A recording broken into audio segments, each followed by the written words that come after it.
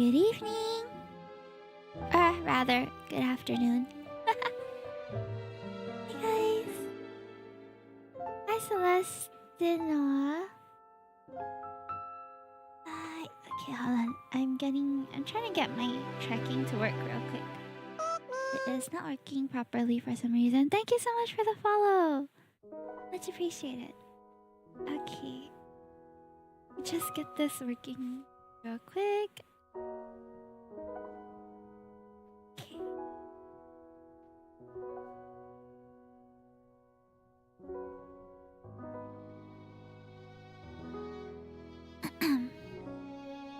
Hello. Sorry for the delay, guys. I was eating my lunch, but I realized that it isn't really lunch. Neither is it really dinner, since it's too late for lunch and too early for dinner. But yeah, I just ate. So I'll probably have my dinner at 10 o'clock. I'm not sure. Sorry for coming by so late. No worries. We just started. It's 5 a.m. for you. Wow, that's early. Are you just starting your day, or do you usually stay up until 5 plus? Big 60. Oh, let's go. 60 stream streak. Thank you so much, Jovian, for your active attendance. Wow. That's a lot. That would have been around 30 weeks or so. Yeah, that's a lot. I really appreciate it. Are you knocking off work now? I'm sleepy. Oh, please go ahead and go and rest if you are tired. Okay, don't let me hold you up from resting. Alright, now before we start today, I'll just briefly show you guys what are the games that we are playing. I only got 2, waiting for the 3. Let's go. No pressure, of course, but I really appreciate the people who do come by. I really do. Alright. So, before we start, I'm just gonna briefly tell you guys what we're doing today. We are actually streaming for the Otome Games Festival, or Otome Games Celebration Festival, which is a third-party festival or Steam festival organized by Crystal Gamework. And we already had day 1 on Monday, where we played Fate's Masquerade, A Date with Death, Your Crown is Mine, and Sweet Valentine Chocolatier. You can also check out all of my reviews. Not quite review, but I guess review, but this is a live blog post. So, oh, not this one. Game Celebration. Where is it? There it is. Good night. Thank you so much for lurking. I really appreciate it. So, if you check out my blog post here, I will have... This is a living blog post, so I'll try to update it as soon as I finish the day. But we have our first 4 games played and sort of shortly reviewed here. And I will be adding on to these after today and Thursday and Saturday as well. So if you want to check out all of the games, let me just craft a message to put on here. So check out this blog post for all the games we'll be playing during this festival. There we go. Will be. Now I'm super sorry if I'm a little slow today, because I hurt my wrist and it's been a little bit difficult to do things that I usually have no problems doing, like controlling stuff and typing. So if I'm a bit slow, I apologize. Hi Blooming Boba, welcome in. Thank you so much for coming in and collecting your biscuit. So today we're playing another 4 super cute Otome. The first is Saintess of the Golden Bow. This one I don't think we'll be able to clear the demo because it's quite long from what the devs told me, but we'll just try to get through as much as possible. We have Pre-Odyssey, Love at First Quack, which is a super cute one. It's got a Greek mythology sort of undertone to it, so we can go check that out. Of the Lilies seems a bit more edgy. It's kind of like Fate's Masquerade, where I think your choices are going to determine whether you can continue the game quite strongly. So there's Of the Lilies. And lastly, we'll be playing Poetry in Purgatory, which in my opinion has one of the most unique art styles of all of the the otomes that we're going to be playing over the festival. So I hope you guys are excited. We're going to be trying to clear Saintess of the Golden Bow and Pre-Odyssey, or at least play about an hour into each one from now until dinner time, which is around 7 o'clock. So hang in there, guys, and I hope you enjoy the stories. If at any point there is any like audio stuff that you think needs to be addressed, or something that might not seem to be working right, or something's too loud or too soft, just let me know, and I will adjust all that accordingly. Okay, so let's start with the Saintess of the Golden Bow first. Oh wait, did I not download it yet? Okay, I might have done an oopsie. I might have forgotten to download some of the demos, so let me get that in while we are greeting the raiders. Hello everybody. Hi everyone, thank you so much for the raid. Lunazuki, how's your stream? You're playing Kuloniku. I love Kuloniku. Oh my gosh. That game is one that I'm definitely going to be revisiting very soon. I actually played about... wait, do I have it here? Yes, in my games blog. I actually have a review of it up as well. We played about 9 hours of Kuloniku last Monday, and I've yet to continue it. I haven't been cheating on you, chat. I have been diligently waiting to find another day to play this, to finish up the story. We were on day 80 when we ended the stream last Monday, but we're definitely going to continue it. So I'm sure those of you who have come from Lunazuki's raid, that you have had a little bit of a taste of Kuloniku already. No pun intended.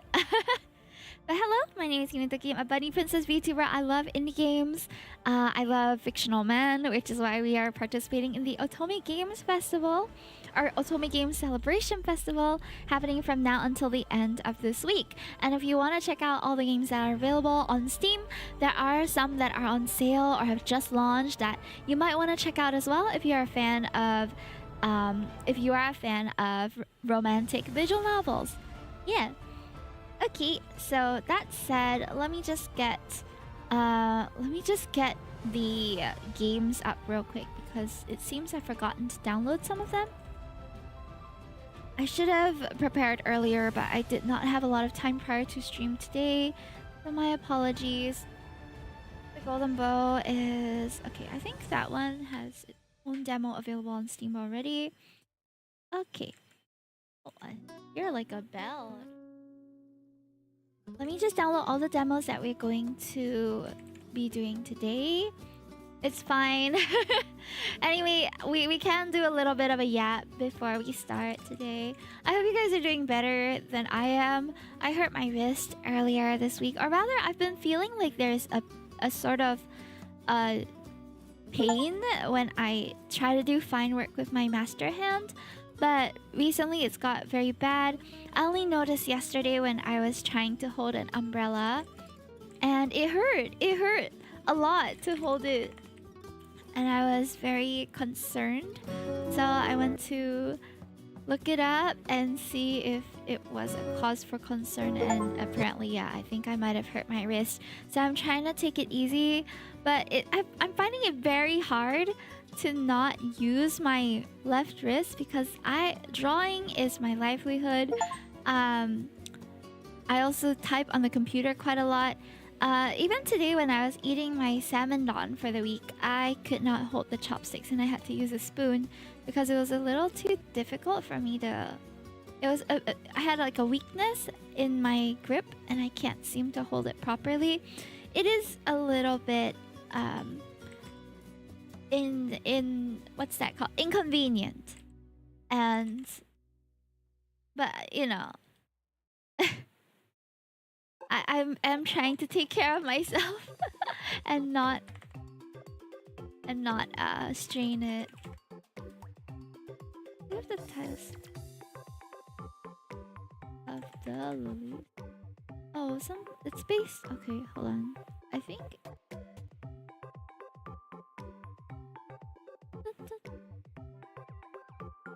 And then desktop app. There we go. Okay. Let me just download. Yeah. So take care of your wrist, guys. I just got my wrist support today. So the good thing about that is now I have some sort of support. But It restricts my movements. It's a little bit difficult to do anything. All right. So before we start, I'm gonna show you guys the trailer for this. We're about to start our first game. So welcome into our first game of day 2 of the Otome Games Celebration. So if you head to any of the games that we are trying today or that is part of the festival, you will see this gorgeous little banner where you can click and check out more than 100 over games that are romantic visual novels that you can try if you are interested. So the first one we're going to play with today is called Saintess of the Golden Bow. It is a bit lengthy of a demo, but we'll try our best to clear what we can before the end of the stream. I lived a different life. Oh, it sounds like we're gonna isekai, chat. From an office lady to a fantasy land. Oh, there's a girl named Celeste in here. We just got a new follower named Celeste today. Elijah, the high priest. Ooh. The art is so nice. Noah, the mad prince. Oh no. I think I like this one. Just off the vibes. Levi, the loyal knight. Aww, Levi seems sweet. Oh, her shocked face. Ah.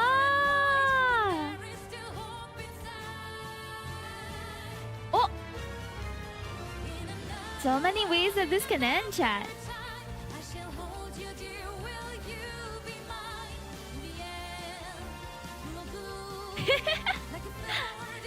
On Monday, we also played a game with a sort of regal tone to it. A whole funeral, a whole wedding. We are going through the full cycle here. She just needs to give birth next.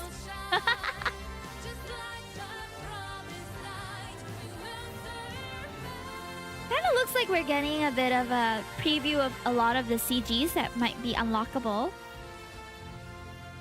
So she's a Saintess? I'm not so certain. So this is Saintess of the Golden Bow by Transparent Games.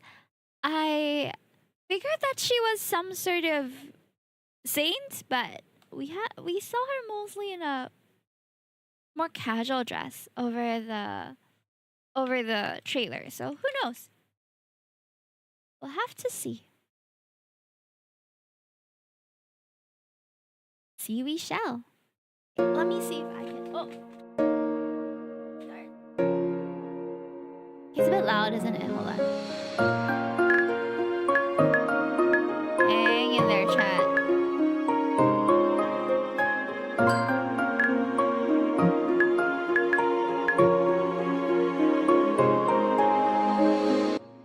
Okay, that's much better. When games start at full volume, it kind of does like give me a bit of a jump scare. Sorry about that. Okay, hold on. We're gonna lag for a bit. Okay. So let's see how this goes. I still don't know how we're gonna get through this, but I'm assuming that we isekai. Okay, notice other than the first 2 scenes, the game is partially voiced during CGs only. Okay. Just my luck. Is that us? Does it have to be pouring now?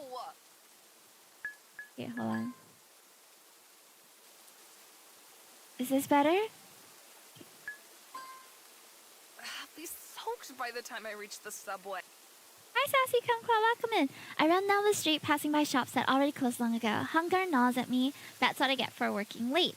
Oh, I just realized I didn't start my YouTube stream. Not YouTube stream. My my TikTok stream. Just get that out of the way real quick. Okay, we're live on TikTok. Hooray! Okay, dokie. Okay, I think that's settled. Hi, Sassy, welcome in. I hold my bag over my head, but my attempts to block the rain from soaking me are futile. Cars speeding down the street kicks up puddles that shower me in rainwater. This morning, the weather report said it wouldn't rain, so I didn't take an umbrella with me or even a hoodie. The damp cold seeps into my body, making me shiver. Hasn't this been us over the past couple days? I was living in Singapore. It's been pouring. Sucks. My thoughts wander back to earlier, yet another workday where my boss yelled at me and I had to cover for my sick coworker on top of doing my own tasks. Oh, poor girl, I feel you. I did manage to complete all my assignments, hence the necessity to stay late at the office. If only I actually got overtime paid every once in a while. Today's Thursday and I've already worked past closing 3 nights this week. Oh, poor thing. An office job sucks. I feel so bad for her. I recently graduated from college and got this boring job where all I do is call people and sell them beauty projects. Not my dream job at all. But in today's job market, I should be grateful to even have a job, shouldn't I? Oh, this is too real, guys. Adult life sucks. You're telling me, girl. I've been an adult for years now. It hadn't taken me long to tire the monotony of getting in the morning, riding the subway to work, spending all day doing boring tasks, and coming home so exhausted that I just curl up under a blanket and read web novels. Speaking of which, I got a notification on the web novel app that my favorite book was updated. Being the heroine of a fantasy romance novel would be such an amazing life. Fighting to save a kingdom from impending doom, wielding magical powers, and falling in love with a hottie. You're telling me. Okay, how's the audio? Do you guys want it a little louder? Is this better? Let me know if this is okay. I should take a look at the app. It's the only solace I get in my sad existence. I pull out my phone and unlock it. I open the app looking at all the updates. I don't care that the droplets of water fall into my screen. I just want to know how many new chapters I like. I've got so much to read on the subway. Yay! 3 new chapters and I'm always at the subway entrance. Oh, just a little bit longer and I'll be able to immerse myself in a much more interesting world than the one I live in. I run through the crosswalk. What? By the time I look up to see, the light was actually red, not green. It's too late. I'm in the middle of the crosswalk with a truck driving straight at me. Should I take a step back, forward, or run? Quick! Think, Celine. I take a step back. We got truck-cooked! It hurts! The pain, it's excruciating. My whole body hurts so much. I'm dying, aren't I? The suffering is too great for me to handle. I need to make it stop. I need to let my life go. The next thing I know, I'm floating in a cotton-like substance. I feel comforted, safe even. Have I really died? Am I in heaven now? Oh, but I wanted to read the last chapter of my favorite author's new web novel. Now I'll never find out what happens to the heroine in the end. A chuckle escapes me, a loud sound in this quiet place. I'm pathetic, aren't I? I died and now I'm just thinking of my hobbies, not my parents or my friends. What is that sound? In the emptiness, I hear someone singing, an angelic voice calling to me. You must fight on. I must? But I'm dead. I don't have to do anything. Here comes Truck-kun, eh? Suddenly, I feel a pull. My soul gets grabbed and yanked towards a golden whirlpool. Story of my life, Truck-kun got her too, yeah! I scream, ah! But no sound comes out my mouth. I close my eyes, the shifting reality around me, making me dizzy. When my senses return, the first thing I notice is the fresh scent of the forest. I open my eyes and look around. Lush canopies of trees above me sway gently in a light breeze. There's something heavy in my hand, and when I look down, I see that I'm holding a simple hunting bow. My feet, clad in riding boots, sink into the damp green moss on the forest floor. I'm out hunting, I realize. Wait, how is this possible? I just died, and it's been ages since I handled a bow. The last time I practiced archery was in middle school, back when my parents could still afford to spoil me. I also hadn't put on such high boots today for work, or these fancy pants, or this jacket. The outfit looks almost like it belongs in a Korean webcomic. Where am I? What is this place? I spin on my heel a few times, taking a better look at my surroundings. Woods as far as the eye can see, a peaceful forest. I take another glance at my outfit and run my hands through my long violet hair. Ooh! Can you imagine just suddenly waking up to like long, beautiful hair? I wish. Who am I? Celeste? Oh. Where are you, Celeste? Someone's looking for us. I realize I'm supposed to be hiding. Hiding from whom or what, I don't understand. I only know I must seek cover. The urge to disappear from sight is so strong that I don't even question it. I find a thicket of bushes and dive into them. From my hiding spot, I observe the situation, holding my breath. A handsome man with a red hair tied back in a ponytail runs toward me. He's wearing some sort of fantasy armor and he has two thin swords by his hips. I recognize this person. Thank you so much for the follow, Miraku. This man is my knight, Levi Parinth. Wait, I don't have a knight. I'm Celine, a 21-year-old simple office worker fresh out of college with a job in sales. Am I still the person I was half an hour ago? Or have I fundamentally changed somehow? No matter how. No matter my outward appearance, I'm still Celine. Levi turns right and left, searching for me. Celeste? Please, come out. Failing to discover me, he runs off. I recognize this guy's looks from somewhere, and the name Celeste is familiar too. No, I couldn't have. Did I get reincarnated here? Out of all the games or books that could have been the setting for my reincarnation, why did I have to end up in the BL tragic fantasy web novel? Why this one? Saint of the Golden Bow is the work's name. It was recently adapted as a webcomic. That's how popular it had become. The book used to be one of my favorites, but the world of this story is not a nice place to live in. There's a war going on with a demon queen, and Celeste. Why did I have to be reincarnated as her? What I just witnessed was the opening scene of the book. Before Levi is chosen to become the titular saint, he goes out hunting with his unrequited love, the lady he's serving. Oh! He's supposed to protect Celeste, but loses sight of her at some point, and an ungodly sound makes the hairs on my skin stand up. The creature that made the sound appears to my right. It's the ugliest thing I've ever seen. An abomination. A demon. The imp's leathery wings flap in the air, then the creature flies towards me. It spotted me. This is the moment when Celeste D'Aquarius dies in a miserable death to become part of Levi's tragic backstory. But I just died from being hit by a truck. I don't want to die again. Especially not in a scripted event where I'm supposed to just fade away so I can serve as part of someone else's tragedy. I may have frozen when the truck was driving at me, but no, I will not let death claim me again so easily. That's not very nice. Maybe he just has a skin condition. Wow! Everyone's subject to their own opinions. The imp is still far away enough for me to attempt to save my life. I have to act quickly, the monstrosity coming closer and closer. My hands are sweaty and my arms are shaking. I refuse to give up. Oh! Let's call for Levi. Levi is my knight. It's his duty to protect me. I scream his name at the top of my lungs, tears rolling down my cheek. The imp gets closer and closer to me and my heart beats erratically.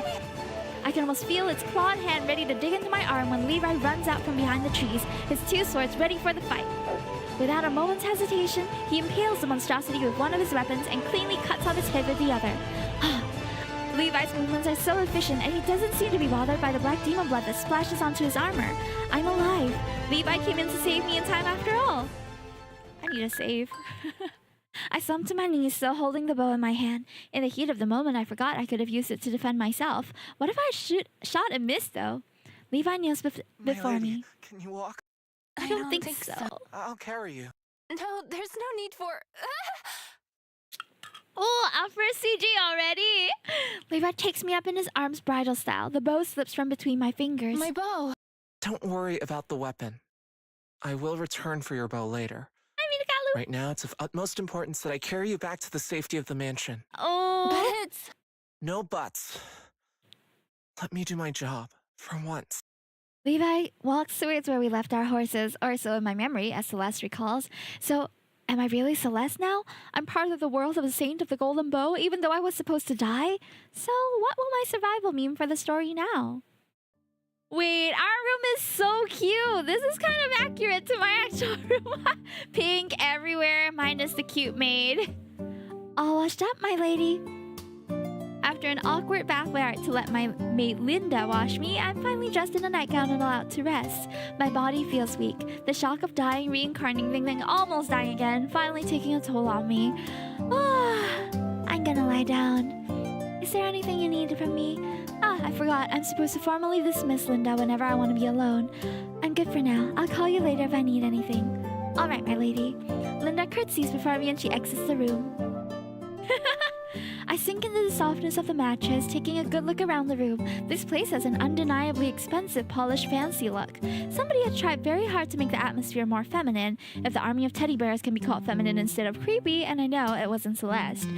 The Celeste the books mention is quite the tomboy, caring little for girly things like dolls and decorations. She doesn't have good social skills, she lacks the proper manners, and she dances like an elephant. Instead, she's great at archery, hunting, and riding horses. However, this society deems all those activities inappropriate for a lady, and thus she doesn't have many friends. Sounds so much like me in my past life. The only two people who really like Celeste are Levi, who for some reason, that isn't really explained in the book, adores this lady, and Eurydice. Celeste, are you alright? Celeste's twin sister, Eurydice? I'm not sure how to... That's such a cute name, though. The book also briefly mentions Eurydice as part of Levi's backstory, simply describing her as a more ladylike twin who loves pink and romance novels. I feel Celeste's emotions for Eurydice in my heart, though. Celeste really cherishes her sister. Celeste? I'm alright, thanks for worrying about me. She rushes over to my bed, fixing the pillow under my head and helping me sit up. Well, of course I'm worried about you. You're my beloved sister. What would I do if I lost you? Levi was with me. Nothing bad could have happened to me under his protection. You think I don't know how you always run off from Levi during your hunts, making excuses that you have to be alone because he's stomping too loud, scaring your prey off? Busted, I knew that is exactly what Celeste had done. I take a glance at Celeste's memories, wondering if she ever really realized Levi was in love with her, and if running off was her way of trying to avoid the awkwardness of his puppy-like adoration. Aww. I feel a touch of awkwardness, unsure of how to deal with the way Levi has always viewed her. The situation wasn't comfortable for Celeste at all. You got me. Did you split from Levi this time too, sister? I did. Figures. I really would like to know what happened today, though. Levi babbled something about a demon. I'd like to know more too, for the matter. Akira Yang, welcome back. Father walked into the room without knocking or otherwise warning us of his presence. The joy I feel at talking to Eurydice momentarily evaporates. What happened today that's left you so disheveled? I looked down at myself. I did get quite roughed up from diving into the bushes earlier. My hair tousled and my skin covered in small scratches. Linda fixed me up though. Now that I'm clean and neat and wearing a fresh nightgown, there's nothing disheveled about me. As you can see, I'm fine. Thank you for asking. Father huffs. You and your sister's 18th birthday is in 3 days. We're leaving for the capital the day after tomorrow. If you're not healed up and in top form by then, I'll be up and running by tomorrow. My body feels tired and heavy, but it's nothing a bit of sleep can't fix. I see Eurydice scoot slightly to the left as if taking a step away from Father's negative energy. You'd better be. I don't want you to ruin the Golden Bow ceremony for your sister. You're forbidden to leave the mansion for the next 3 days. Let's not antagonize Father. I open my mouth to tell him off, but my eyes land on Eurydice. She shakes her head slightly. To honor her wishes, I decided not to agitate Father any further. Alright. I nod. I don't feel like going hunting or horseback riding anyway. Someone would quickly notice that I'm not as good at those activities as Celeste should be. I'm still not sure how much of her skills I can access for myself. Levi sent me in front of himself and his horse to return us to the mansion earlier, so I have no idea if I actually know how to ride a horse. I only rode a horse once or twice as Celine when I was a kid, not nearly enough to match Celeste's expertise. Now tell me what happened. Levi killed a demon. There really was a demon present, not just a rabid animal? So the story he told me was true. What was such a monstrosity doing in the middle of Lokari Empire lands? We're far from the war front. The imp was conveniently there to kill Celeste for Levi's tragic backstory. I want to tell the truth, but of course I won't. Father and Eurydice would take me for a madwoman if I babble about them being characters from a novel. I don't know, but it attacked me, so I screamed loud enough for Levi to come to my side. He killed the imp in 2 blows. Father sits down on the chair next to the entrance of my room and hides his face in his hands. I knew my daughter wasn't much of a noble lady, but this... My sister and I share a smile. Why wasn't your knight at your side when the demon attacked you? I ran off on him again. I wanted to hunt on my own. Oh, of course. A big yawn escapes my lips. I cover my mouth with my hand. Rest. Father gets up and gestures for Eurydice to leave. Eurydice nods and walks behind him out of the room. She turns back to me when she's at my doorway to give me a warm smile. Get some rest. I'll be back later. I sink more deeply into the bed, making myself comfortable. It doesn't take long for me to fall into a dreamless slumber. When I wake up again, the rays of morning sun pour into my room. I get out of the bed and stretch to make sure my body's working properly. I feel refreshed after my long sleep. No more weakness in my limbs. Everything is in order again. I went to the desk to sit down. I take a fresh sheet of paper. I hesitate when I realize there's only a quill for writing, but I won't be stopped. I produce a few scratchy letters. My handwriting looks horrible. It seems I can't directly access Celeste's skills after all. That's quite inconvenient. I can manage to write with a quill, but not very well, and only in English. I have to write down everything I know about the web novel so I can organize my knowledge of the world and line it up with Celeste's memories. Ah, wow, smart! Let's start with the basics. Saint of the Golden Bowl is a romantic tragedy fantasy web novel by the Korean web novelist Haniel Kim. I read the English translation on one of my favorite web novel and comic apps. The story was supposed to be turned into a webcomic and had promo art, which is how I was able to recognize Levi immediately. His design and the artwork even had him in the same outfit he was wearing on the day of the demon attack. Maybe I should also write what boy love is. What boys love is, what a web novel is. Nothing else, I've got the basics. I got up for a moment and wandered over to the mirror. I touch a hand to the glass. The design of Celeste wasn't included in the promo art. I take in my new features, violet hair and pink eyes, a slender figure. There's no denying it, I'm really not Celine anymore. So we were Celine in the real world and now we're Celeste. The understanding that I've reincarnated into the novel finally settles into my mind. I feel calm, calmer than I thought I would be if something out of the novel suddenly changed the course of my life. As strange as the situation is, I'm Celeste and I have her memories. But somehow I'm Celine as well, equipped with knowledge of this world that Celeste never had. I walk back to the desk and sit down. The book Saint of the Golden Bowl starts with Celeste's death event. Levi was in love with his lady for years, but the actual love interest of the story is Prince Noah. Celeste has to die at the beginning of the book to make Levi feel at his lowest when the Golden Bow chooses him as the saint. Why didn't Celeste save herself when she was said to be so great at archery? I'm glad Levi came to help me. I doubt I would have been able to defeat the demon on my own, even though I have some archery skill. Must be book logic. She had to die for the story of the Saint of the Golden Bow to proceed the way it did.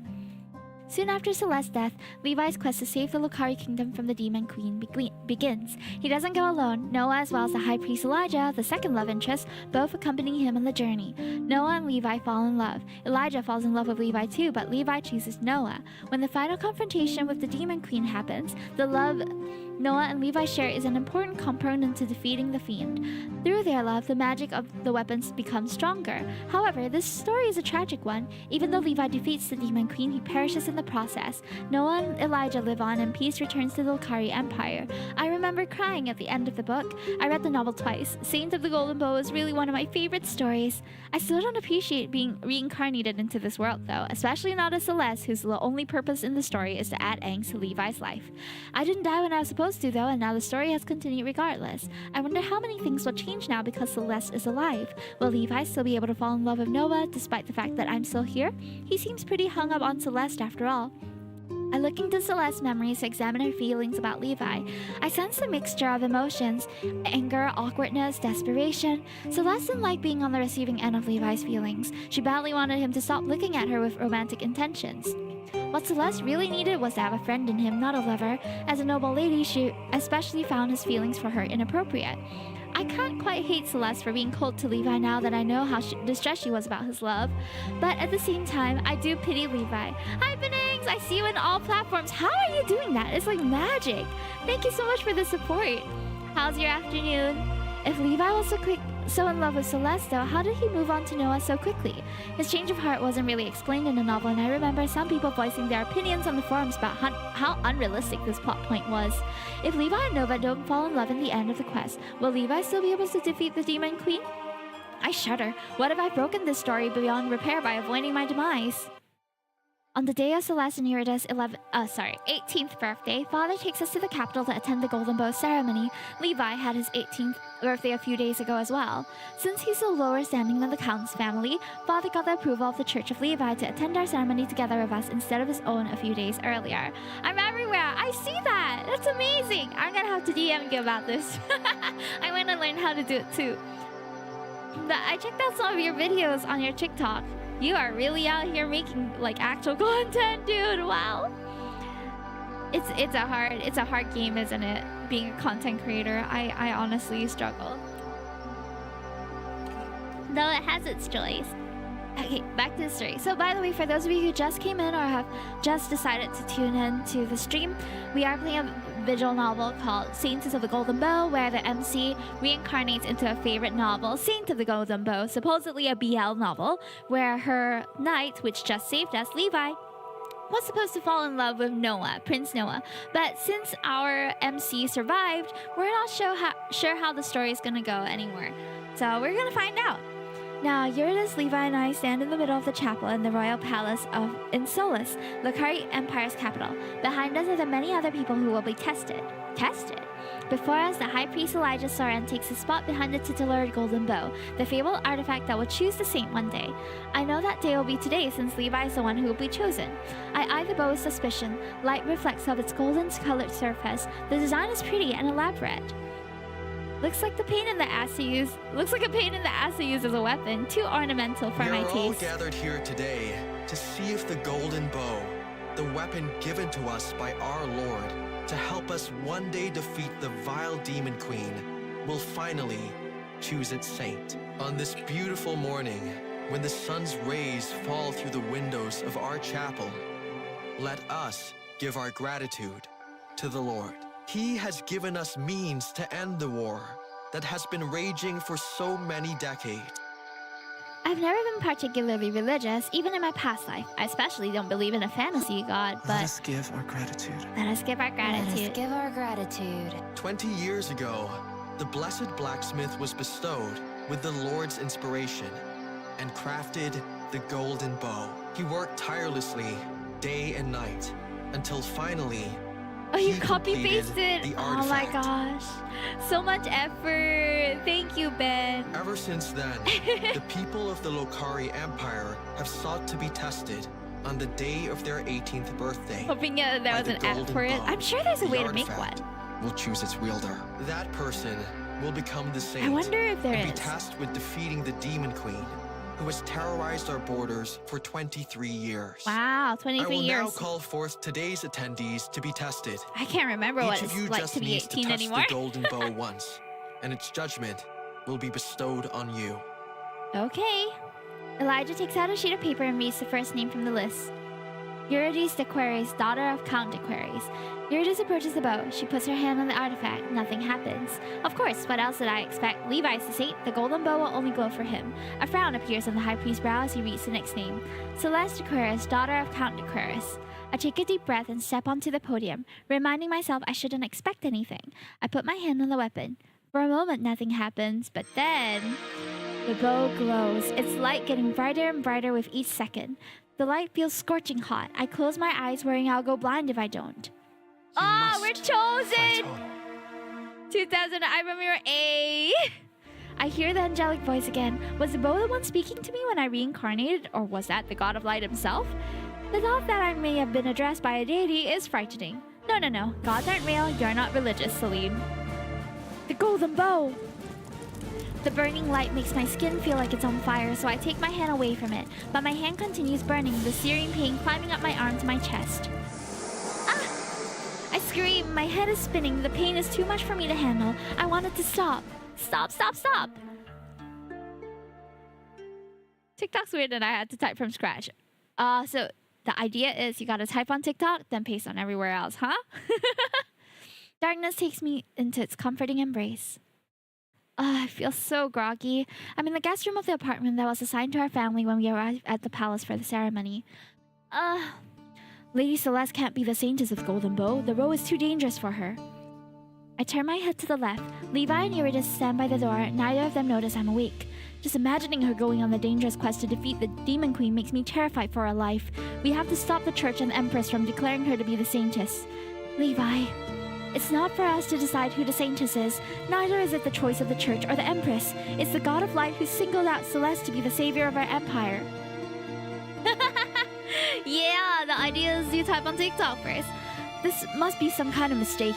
Levi, you're committing blasphemy here. You can't go against the God's wishes. But Lady Celeste is... Look, I know you're worried for my sister, but please mind your words. If someone other than me hears your opinion about God's choice, you may get in trouble. So... I really am the Saintess of the Golden Bow? Levi and Eurydice turn to me. Eurydice runs up to my bed and takes my hand in hers. Celeste, you're awake. How are you feeling? Fine, I think. Just a bit tired. You really scared us in the chapel. You screamed like someone was tearing you apart. The light of the bow entering my body felt like it was burning me. That sounds horrible. I squeezed Eurydice's hand, trying to comfort her. I can't be the Saintess. It was supposed to be. I cut myself off when I realized I'd almost just said that Levi was supposed to be chosen as the saint. Why me? I don't want to be the Saintess.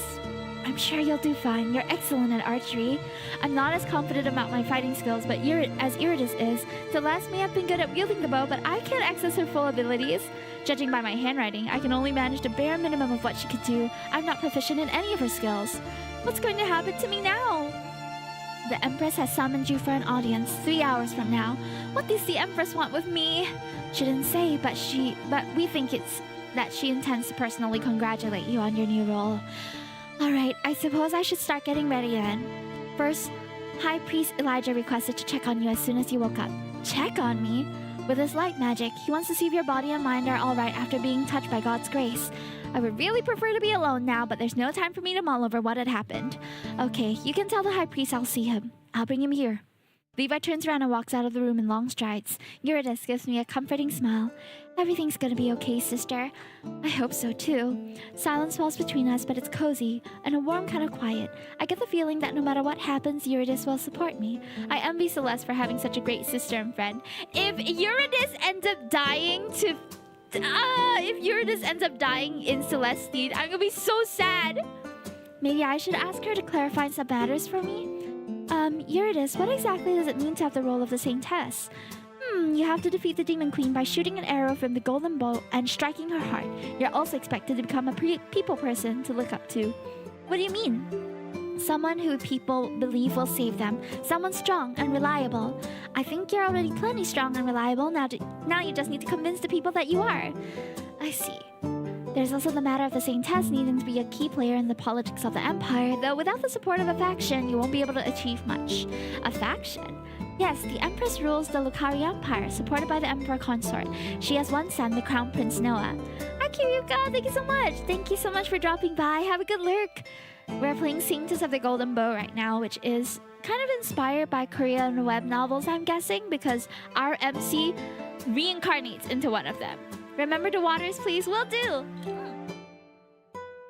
Got it. Then there are 3 factions in court, each one respectively led by a duke, a duchess, and a viscountess. Do these factions have names? The warlike faction is led by Duke George. They want the Empress to increase support for the war efforts of the Empire. The artistic faction is a group of nobles who flock to the Duchess Penelope. They want the Empress to focus on supporting creative patronage and research while diverting financial support from the war. Then there's the conservative faction led by Viscountess Letitia. They pride themselves on not siding with any political opinion outright. They support the position of the other factions as they see fit and try to maintain balance among the politics of the Lucari Empire. Finally, there's the head of the church, High Priest Elijah Soren. He offers the priesthood's opinion and input when it comes to political matters. That's a lot to remember. I would imagine if these two grew up together that they would have studied it, but thanks for filling us in nonetheless. She seems way more, way more inclined to becoming some sort of people figure, but I digress. The political side of being the Saintess will come into play once you complete the mission to defeat the Demon Queen. You don't need to worry about the politics for now. Am I part of the church now? You're not a priestess, if that's what you're asking. You're still a noble, so you can marry someone of noble standing if you like. You're not sworn to the clergy and to only marry within the church. I remember this subplot regarding Elijah. He was unable to be with Levi because Elijah was only allowed to marry someone from the priesthood. Forbidden love, a popular trope. It was an unusual plot point for a web novel to explore, a religious figure falling in love. Still, people had admired the author for bringing something different to the table, even though the main ship had remained Noah and Levi. Marriage feels so far away. We're 18 now, so father will probably help us find suitable suitors soon. I would like to marry for love, if at all possible. Love. Love was one of the components needed to defeat the Demon Queen. Levi and Noah's love. Would I have to fall in love with someone now that I was the Saintess? Do you have someone in mind for marriage? What? Maybe? You can tell me, I'm not gonna tell anybody. Oh, maybe another time. I'm not ready to admit it myself. Alright. Do you have any other questions for me? I'm happy to help. Let's see. I'm just gonna say that that's all the questions we have for now. So if you want to unlock this lore, go and play the demo for yourself, okay? Because it's free to play, the demo. Those are all the questions I have for now, at least. Thank you for helping me sort through everything, sister. That's what I'm here for. One thing's for certain, the people of the Lucari Empire have been waiting for the Saintess for ages. A lot of faith will be put in your abilities. A lot will be expected from you. I don't envy you. If I could, I would share this burden with you. Thank you. I'm really moved by Yurida's dedication to me. High Priest Elijah and Court Dequery have arrived. Oh! Amelia! Hello! Thank you so much for the raid! How satisfactory! Welcome, welcome! Music Q0102. And hello to my dear Amelia, too! Here comes the raid! Yay! Let me give a shout out to my dear Amelia. How's stream? What's got you streaming so early today? Go and follow my moderator and friend Amelia Cajo. We were doing the last achievement. Did you manage to get it? Ah! Congrats! Or good luck next time? Which should I... Not yet. Good luck next time then. But if it is very long grind, then you guys have the chance to probably catch her. We're like 200 tickets short. Probably Friday. Sounds good. Yeah. So welcome and hello everybody. My name is Himetokki. I'm a bunny princess Vtuber and I love playing visual novels. As you can see, I also play a lot of other indie games and things. And if you want a full list of games that I play, you can check out the pinned message in my Twitch chat, and that is where, yeah, that's one of the blog posts, but I also have a list of games that I play, and we can chat about any of them if you want. All of the info about myself is also over there, but feel free to shoot any questions in the chat. Right now we're playing the demo for Saintess of the Golden Bow, a story where the MC reincarnates into a favorite web novel, which was supposed to be a BL novel, where her guard Levi falls in love with Prince Noah, and they end up defeating the Demon Queen with the power of love. But since our character has survived, that might change, because Levi is supposedly already in love with us. I don't know. The demo that we're playing today is going to be about 2 hours long. However, I've only allocated about half that time to the game. So if you would like to know what happens past this, don't forget to download the demo and wishlist it on Steam. The full list of all of the games that we're playing for the Otome Games Celebration, as you can see in my hairpin, is pinned in my Twitch chat. So if you have to go off as well, feel free to go. Thank you so much for sticking around or just hearing me yap for a bit. And let's resume. If anything, just let me know in chat. Otherwise, enjoy the story. They can enter. I like birds. Okay. Gotta have a good dinner. Elijah comes into the room, followed by Father. Levi closes the door behind them, remaining in the living room for our apartment to guard the entrance. When my gaze meets Father's glare, I don't know if I should laugh or cry at the fact that his disposition towards Celeste hasn't changed, even now that she's become the Saintess. I decided not to say anything to Father while Elijah's around. I don't want him to witness a fight between us, and I doubt I can hold my tongue right now. May I sit beside you? Sure. Elijah approaches and sits beside me on the bed. I need to touch you to make sure you're healthy. Is that all right? Is that how light magic works? As someone who reincarnated here before the Earth, I have little knowledge about magic. I don't remember a scene like this one where the High Priest in the book. Come to think of it, Levi didn't faint after touching the golden bow. He must have had a much stronger resistance to pain than I do. Celeste doesn't know much about magic either. She has no magical powers of her own after all. Nobody in our family does. I look at Elijah. He stares back at me with a patient smile. The High Priest is young for his position, but also really attractive. I never thought I could consider a guy with pink hair dashing. I clear my throat, though I can do nothing to stop my cheeks from burning.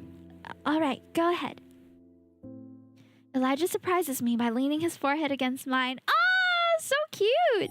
Before I can protest, an aura of light surrounds his body. He's really working his magic on me.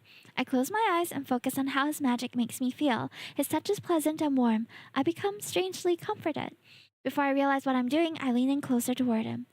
Elijah's nervous and surprised chuckle makes me snap out of the comforting embrace of his magic.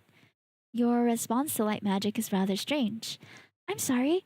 No, don't be sorry. The way you're drawn towards my magic is peculiar, but it's also worth studying. I've never met anybody who reacted this way.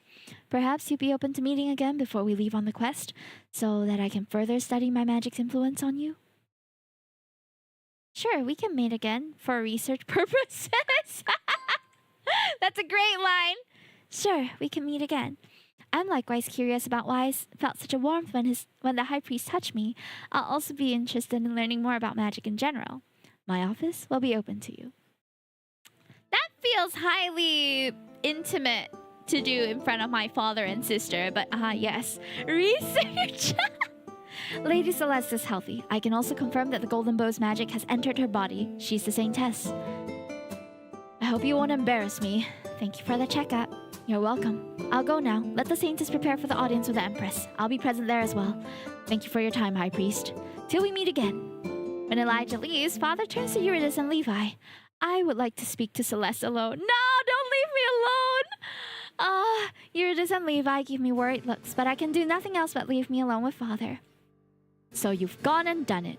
Done what? Made yourself the center of attention again. First you fight with bears and wolves, then a demon, and now you scream like a mad woman in the middle of the grand chapel.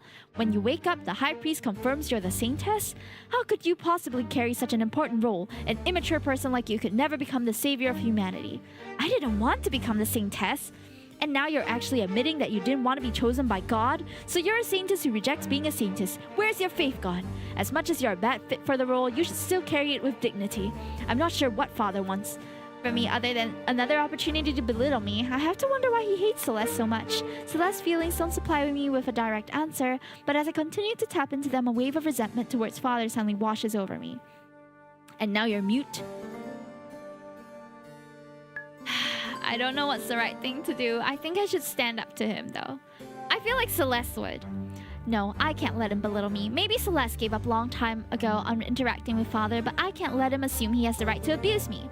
I may not be the best role for the Saintess, but I'm going to do my best at fulfilling it. Just watch me. Father laughs, a mean, unamused sound that chills my bones. If you're going to further embarrass the family as you struggle with being a key player in the Lucari Empire politics, do you think being the Saintess involves only shooting the bow? What about bringing hope to all humanity? What about displaying excellent proprietary to earn the favor of the political factions of the Lucari Empire? The role of the Saintess is wasted on someone as useless as you. His words correspond to the fears that have already bloomed in my soul. What if I really can't fulfill the role of the Saintess properly? What if Father is right? Get ready for the audience with the Empress, and when we're in the throne room, do your best not to demean the Dequirus name. All I can do is nod and watch him leave the room. A moment later, Linda appears in the doorway, ready to prepare me for the audience. Oh, poor thing. 2 hours later, I follow a step behind Father. We walk through the corridors of the palace to the throne room where the Empress and the Emperor consort are waiting for us. We walk in silence, the mood sour thanks to my earlier conversation with him. Maybe I should use this opportunity to ask Levi, or putting my pride aside, Father, more about the Empress. I don't remember her very well from the novel. I know she's the mother of Noah, the main love interest, and that they have a strained relationship, but no matter how hard I try, I can't remember why. Let's just ask. Even though I'm sure Father will be rude towards me when I speak to him again, I think he must be the person with the most information about the Empress. I quicken my step and try to even my walking speed with his. He glances my way and doesn't slow down. What an ass. Father, could you tell me about the Empress? I want to be more prepared. If you had paid attention to your lessons in the Lucari Empire, you wouldn't need to ask me such a question. But you've met the Empress yourself, have you not? Of course I have. The Empress is the son of the Lucari Empire, the greatest ruler in recent history and the faithful follower of the God of Light. Her marriage to the former and current Durendi Prince, the Moon of the Empire, has sealed our alliance with the Kingdom of Durendal in the south. The Radiant Lady rules over our country firmly and lawfully, participating in both matters of peace or war. What about Prince Noah? Prince Noah is the Empress' only son and the Crown Prince. He's often seen fighting with the Empress during noble gatherings, which has netted him the name of the Mad Prince. I wouldn't associate with him if I were you. Why? He's even worse at being a poised noble than you are. Great, thanks for the compliment, Father. Dude, today we get to hit him at some point, right? If the Empress is such an admirable person, then I must have nothing to fear from this audience, right? But why then is Prince Noah in conflict with her all the time? You've got a lot to be afraid of, daughter, since the Empress values impeccable manners, which I don't possess, according to Father. Before I can ask him more questions, Father stops walking. I look ahead to see the High Priest Elijah waiting for us in the front of the huge set of double doors. High Prince Elijah. Hello again, Saintess, Count Query. Are you ready to enter? Father nods in response to Elijah's words before I can protest. I feel like I've barely scratched the surface of what to expect. Let's enter. The guards in front of the throne room entrance open the door, and Father and Elijah enter the hall. I turn to Levi. As a commoner, he won't be allowed to say anything during the audience, but I still want him present at my side. Come in with me. You'll only be able to stay by the door, but I want you to be there for this conversation. All right. I enter the throne room as well now, Levi following behind me. The Empress is sitting on her throne, and Emperor consort is lounging in the smaller chair next to her. A man stands in front of the pair. His clothes are no less colorful than mine, but I feel his outfit is far simpler design than those of the men I've seen in this world so far. The embroidery on his vest is beautiful, though, a tangle of vines and flowers. Is this how commoners of this world dress? When our group moves in closer, I notice tremors have overtaken his body. He clenches his hand at his side. Your Majesty, I beg of you, please help me. The Empress' smile freezes the blood in my veins. She stares at the man with such contempt, and I quickly realize what kind of ruler I'm really up against. My son, he's sick, but I have no money for medicine. Please, please let me use the magic of the priest, free of charge. Elijah's mouth falls open and he takes a step towards the man, but Father grips his shoulder. He shakes his head and says in a low voice, You don't want to antagonize the Empress? Elijah nods and mouths back. I will seek the man out later. Why would I grant you the preferential treatment? Begone, I have more important matters to address. The Empress' gaze lands on us and she beckons with her finger for us to approach. Ignoring the man's protest, 2 guards drag him out of the throne room. Ooh. We are going to have a hard time, I think. When we come closer to the monarch, I can clearly see why the Empress would be called the Sun of the Empire. Her golden dress and crown glisten in the sunlight falling through the floor-to-ceiling windows of the throne room. But no matter how beautifully dressed the Empress is, her smile makes me think I'm a mouse in front of a lion. At last, the prophesied Saintess stands before me in the flesh. I smile and make my best attempt at a curtsy following Celeste's memory. The winsome Father's face tells me I failed the move perfectly. Father and Elijah make smooth bows. Thank you for the chance to have an audience with you, Your Majesty. Grace to be in your presence again, O Radiant Lady. Of course, how can I not gaze upon the chosen heroine of my own 2 eyes? The Empire has been awaiting her for over 20 years, though I'm surprised your daughter is the one who turned out to be the Saintess, Count Alaric. A nervous chuckle escapes Father's lips. She indeed possesses an affinity for archery, Your Majesty. So I've heard. Your daughter doesn't act much like a noble lady, does she? She does have a reputation for enjoying quite boyish activities. Father's face turns beet red. He's embarrassed because of me. It seems the Empress finds me lacking as well, and having her, out of all people, displeased with me is not good. It's known that Count Aquarius has 2 daughters, the one who's a perfect image of a noble lady and one who is a tomboy. I suppose the girl that stands before us, although dressed in finery, is not much of a proper noble? Silence falls in the room. Everyone looks at me, expecting me to answer. Under the sudden attention, my mouth goes dry and I can't find my words. Why did I think I would suddenly gain respect by becoming the Saintess with so less questionable reputation when it's been spreading for years? Father already told me I was lacking. In a sense, it's good that everyone expects Celeste to be quite lousy at etiquette. After all, I have no idea how to curtsy properly or properly use fancy utensils or dance like a graceful noble lady.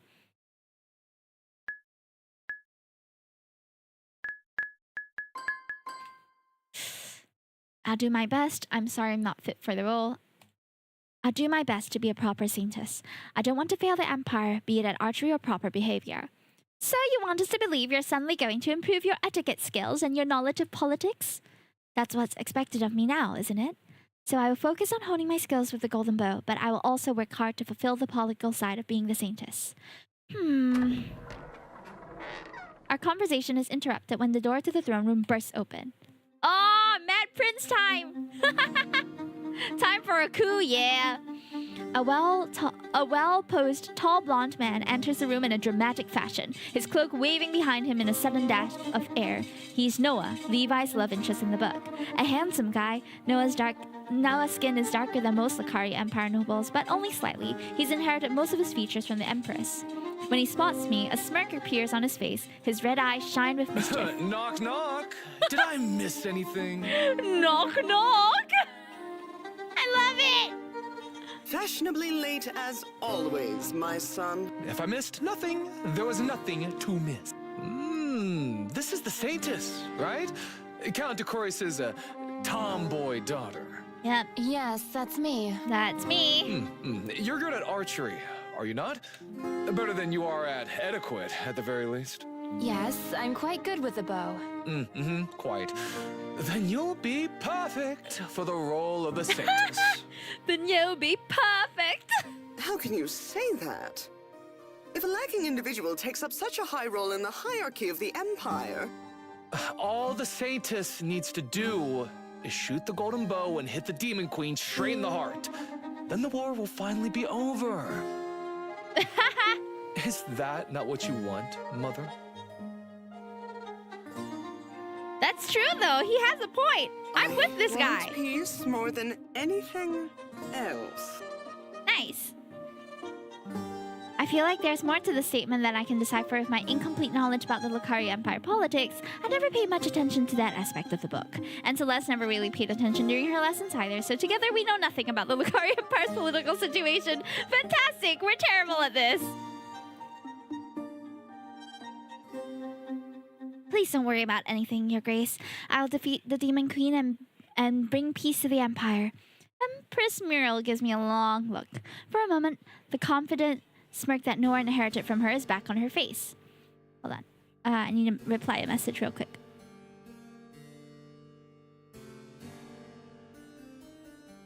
Seems I forgot to collect something. Excellent, then there's nothing stopping us from proceeding with the mission to defeat the Demon Queen, is there? Noah, you'll be the one leading the Saintess quest. Noah's eyes widen. He opens his mouth and closes it. But you will lead the Saintess quest, and you will take the 20 best men from the Palace Guard, the Mage's Tower, and the church to accompany you. And you will leave in a month. In a month? So soon? Shock makes my heartbeat erratic. With my current archery skills, I'm nowhere near ready to defeat a powerful enemy so soon. Is there a problem? You said you're great at using the bow, and that's all you need to be a successful Saintess, right?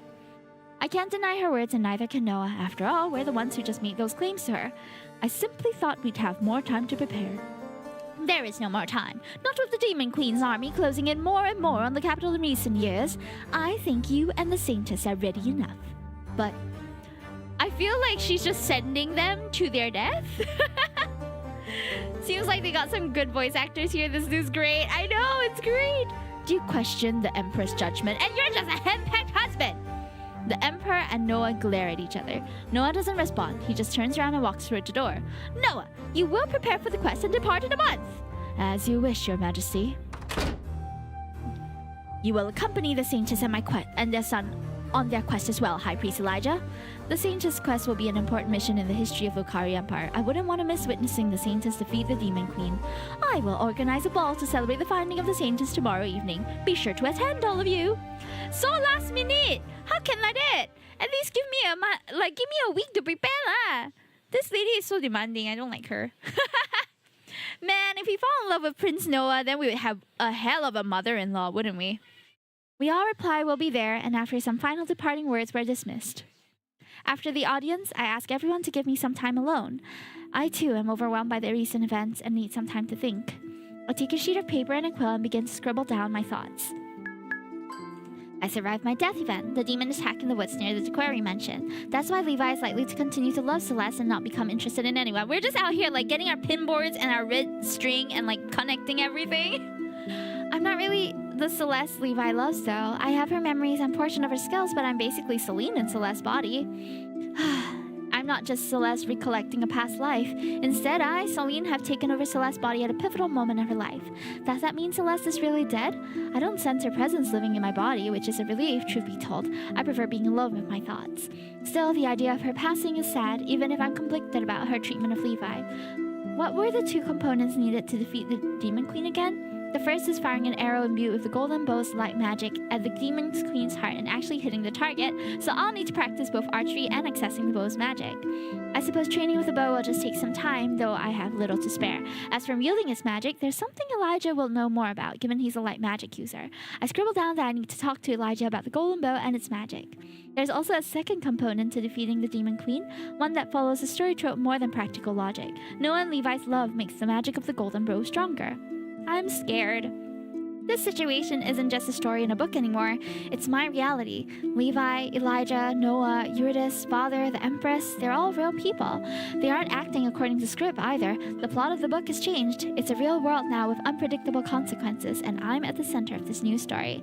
Levi dies at the end of the book despite defeating the Demon Queen, despite Noah's love for him. Will I die again too? If I have to fall in love with someone, who should it be?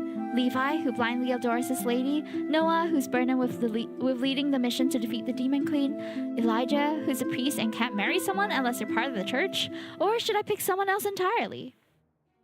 Interesting. Okay, we're running short on time to finish this demo, but we'll just go on for a bit more and see if there is like a pivotal point where we have to start selecting. Otherwise, we'll just end, okay? The next evening, Linda gets me all dolled up for the grand ball. The Empress is throwing in my name. At the ball, I find myself sitting at the table, staring at silverware, and I have no idea how to use properly. Celeste's memories aren't helping me much either. The servant puts a salad fork in front of me. I pick up one of the forks. There's an offended gasp from my left. I look at the noble lady sitting next to me. She's almost purple in the face, staring down at the fork I'm holding. Wrong piece of cutlery then. I put it down and take another in my hand. I steal a sideways glance at the noble lady. She doesn't seem to be offended anymore. This one must be the right fork then. When everyone starts eating, I dig into the salad too, but it tastes like paper to me. I'm nervous. My hands are clammy. So you've become the Saintess, Lady d'Aquarius. The man to my right, Duke George, if Celeste's memory serves me correctly, strikes up a conversation. He's a young duke and a powerful player on the battlefield of the Kari Empire's politics. I'll have to do my best not to say or do anything strange. So despite my surprise, the Golden Bow has chosen me. Well, now that you carry such an important role, do you plan to improve your knowledge of etiquette? He points at my salad. Oh, come on, what am I doing wrong this time? The Duke smiles, but his expression isn't You unkind. have no idea what you're doing wrong, do you? I don't. May I? He extends his hand towards me, and when I don't protest, he touches my hand gently to modify the way I'm holding the fork. Oh, come on, George. You're spoiling the fun. The lady to my left has a cruel smile on her face. I really was eating the salad wrong after all. My cheeks heat up from embarrassment, and suddenly I find it hard to breathe. Now that I'm the Saintess, I'll be watched closely. The nobles are all going to be laughing for weeks about the way I ate the stupid salad. I just know it! Is this real? Do people really value this etiquette thing that highly? Even in today's society? I don't know. Excuse me. There's a tightness in my chest which makes it hard for me to breathe. My heart is beating so quickly, I can't be here anymore. I have to get some fresh air. Duke George calls after me, but I walk quickly to the terrace. Once I'm far away from the throne room, I run into the gardens. I stop only when I reach a small pond. Here, I put my arm around my frame, trying to control my breathing. Breathe, Celine, in and out. In and out. It is real, but valuing it now, I doubt it, right? I don't know. Never been in high society, so who knows? Don't cry, you'll ruin the makeup Linda spent hours putting on you to make you look like a real noble lady. Didn't think I would run into you here. I turn around when I hear the voice. It's Noah. He's drawn his sword, and his usual mocking demeanor is not present. He's completely serious when he suddenly pulls the sword against my throat. My heart is beating so loudly that it feels like it could just jump out of my chest, this time from fear. Does Noah want to kill me? I wish I could just kill you and be done with it. He does, but why? Suddenly I remember the scene. I fangirled over it when I was reading the novel. This is the scene where Noah puts his sword to Levi's throat. It's overly dramatic, and most of the readers of the novel interpret it as a romantic interaction. But now I think this setup is just ridiculous. I could take a step back at any time from the coldness of steel, and my neck would just be safe. I give Noah a long stare. He's looking at me seriously, as if he's really pondering if he should harm me. I don't believe he will. I will entertain his antics for a while longer just to see what he has to say to me. I know how much the scene changes with me here instead of Levi. Why do you want me dead? Because you're the reason I have to go on the mission to kill the Demon Queen. And so soon. If anybody less capable than you had been chosen as the Saintess, Mother wouldn't have told us to leave I'm within glad a your mere router month. is fixed.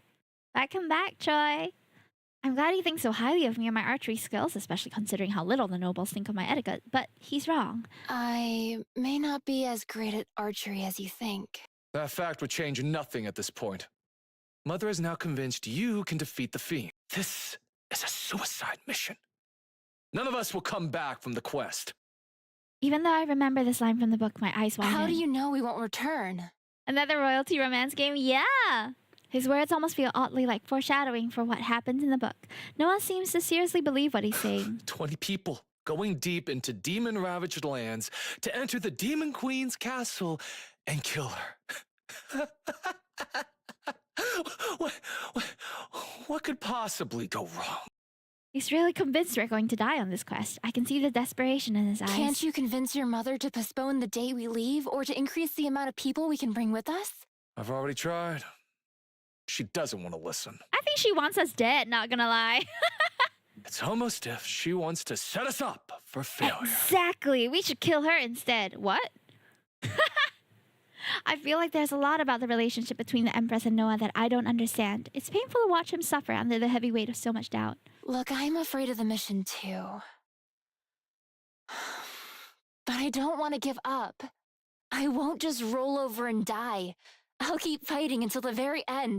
No matter how the mission ends, I want to be sure I've done everything I can to fulfill my role properly. Huh, you think giving your best is going to be enough to defeat the Demon Queen? Are you not afraid of death? I am very afraid, but what else am I supposed to do? What would people think if I just hid in the countryside in my father's mansion? The citizens of the Lucari Empire have waited 2 decades for the Saintess. I may not fully believe in myself, but I simply can't give up. We have a month until we leave. I'll spend that time improving myself. You're the Crown Prince. You should lead by example as well. You're right. I can't just give up. They're just 2 scared children that don't want to die. I really wouldn't even wish this upon my worst enemy. Poor things. They're just 18. I must also see this mission through until the end. I'm sure you'll do great on the quest. I hear you're an impressive fighter. I'm not so sure we'll succeed as you are, but you've given me something to think about. I don't want you to die, Your Highness. Please don't dwell on failure so much. I'll try. Just know it's fine. We're teammates now, I suppose. I like the sound of that. I'll continue trying to get Mother to delay the deadline for us to leave. I would appreciate more time to train. Right. Time to go back to the ball then. Hey, Joe! Welcome in! You forgot to take a screenshot for your 60 stream streak? Oh, no! No worries. But also, welcome back. And happy, like, fangong. Without sparing me another glance, Noah walks past me towards the terrace. I look out at the water of the lake and take a few deep breaths. I really hadn't expected Levi scene with Noah to play out for me. I also didn't end up responding the way Levi would have done. Our encounter didn't turn romantic after all. Yet, my heart is beating quickly regardless because I'm still scared about so many things. The stress is catching up to me. I fall to my knees on the soft grass and can't hold back my tears any longer.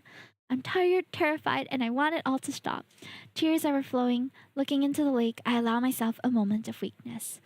Why is this happening to me? I don't want to be Celeste. I never wished to be the Saintess. After a while, I realize, no matter how much I cry, this new reality won't magically change for me. The sooner I accept my fate and put my energy into the few things I can still influence, the better. With renewed purpose, I get up and walk back towards my room. Screw the ball. I'm not going back there if only to be ridiculed further.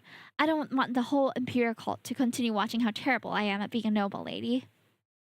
I'm walking down the corridor toward the apartment when I hear someone running behind me. Oh, Celeste! Hi, is it Edwin?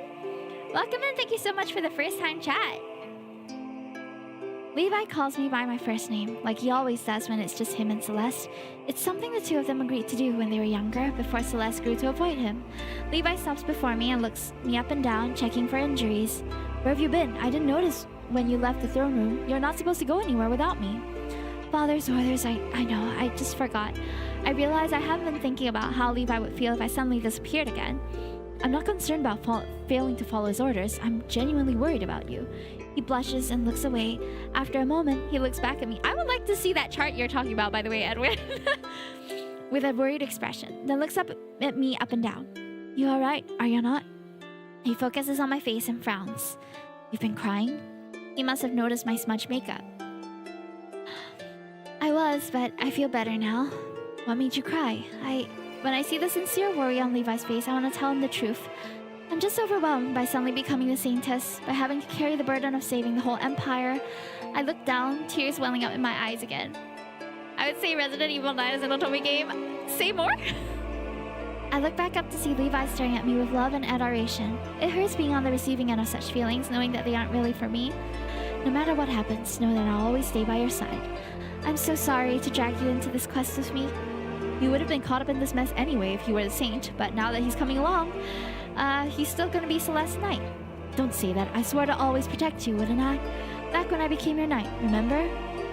Crack shit, what the? I recall Celeste's memory of the time. They were both 14 back then, and Levi took a knee in front of her and swore he would protect her until death did they part. Yet, I'm not the one he swore to always stay behind. The person was Celeste, and he should be free of that oath since Celeste is kinda dead. I can't tell him the truth, though. On the spur of a moment, I gesture towards Levi. Lean down, please. You're too tall. Too tall for what? Levi gives me a puzzled look but complies with my request. I press my toes and kiss him on the cheek, not as Celeste but as Celine, because I genuinely feel grateful to him and don't know how else to express myself right now. Celeste? Levi blushes a deep red and gets flustered. Only when I lean back and smile do I realize I shouldn't be doing something so intimate to a man who loves the woman who once inhabited his body. I might be sending him the wrong message, especially after our earlier conversation. I'm sorry. Don't be sorry. I just wanted to express my gratitude. Aww. I let out a sigh. You always do your very best to protect me. Thank you, Levi. You're welcome, but it's my job to take care of you. No, I know you're not doing it just because Levi's it's a your guy. job. What are you wanting at, Jove? Okay, now we're gonna stop here, but there's a lot more to go on. Giveaway? There's no giveaway for this. We're playing the free demo. So if you guys want to try this game, you can also try it for free on Steam. The ponytail confused me. He kind of looks like Tsubaki from Fire Emblem, who I also married at one of my playthroughs. Alright, so let's just do the quick credits. This is by Transparent Games. We're gonna go through all the credits before we end.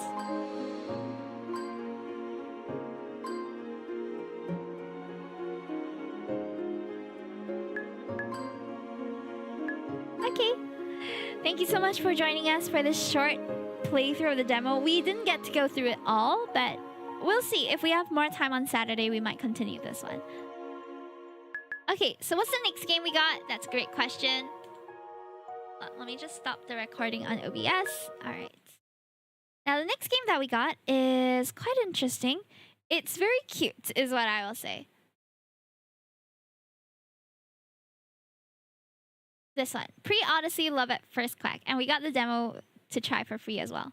Okay, let's go. Tell me, O Muse, of the man of many ways, who was driven far journeys after he had sacked... Huh?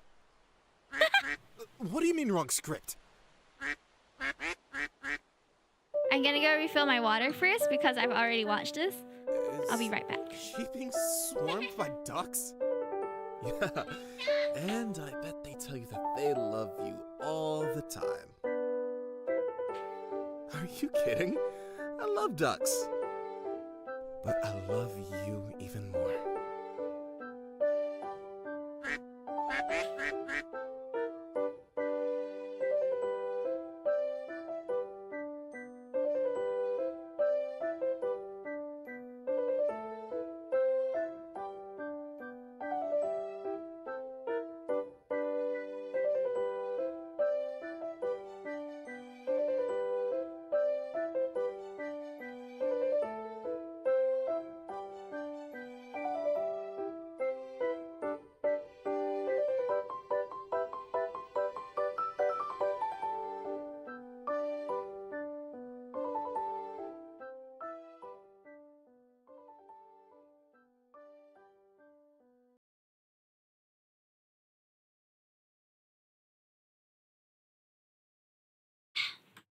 Okay, sorry.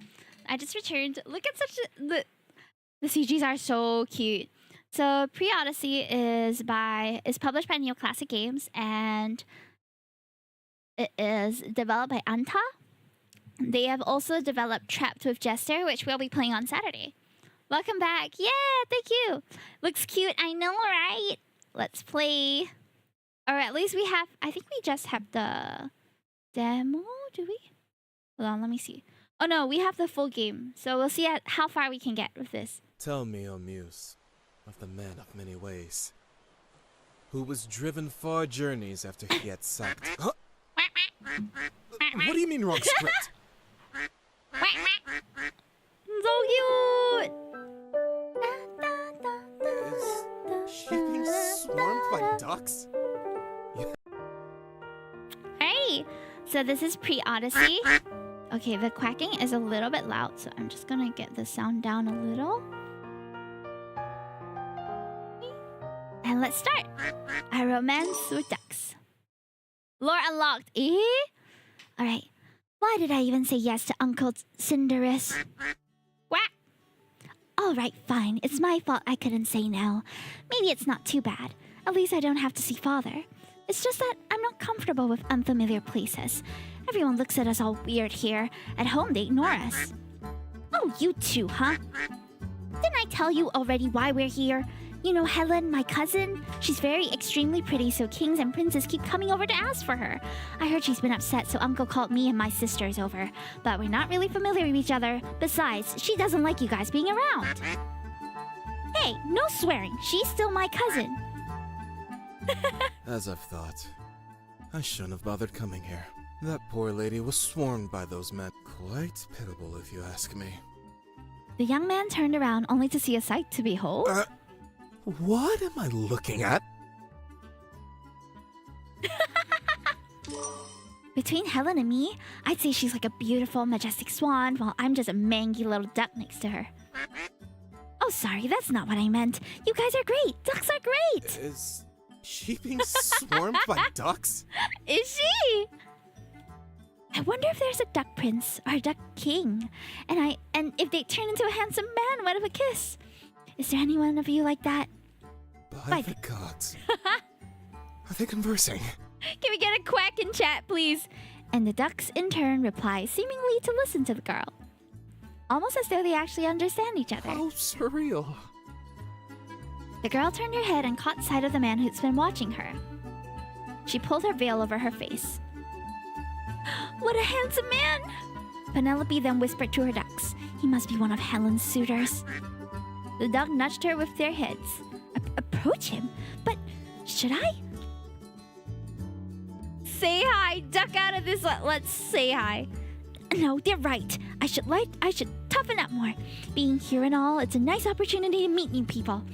Hold on, but what do I say? I can't just walk up to him with no reason, right? Right? The girl took a deep breath to ready herself. All right, we can do this. And she turned around. Ah! Surprised, she almost tripped. Whoa there, are you all right? Thankfully, he managed to catch her. He's holding my hand. I don't smell like duck right now, do I? With her head filled with useless thoughts, the girl could only nod in response. Oh, that's good. Sorry about that. No, it's fine. I mean, I'm fine. Yes, I'm okay. Great first impression, Penelope. Go me! Ah! You don't have to be nervous around me. Who nervous? Me? Not me. Definitely not me. Right.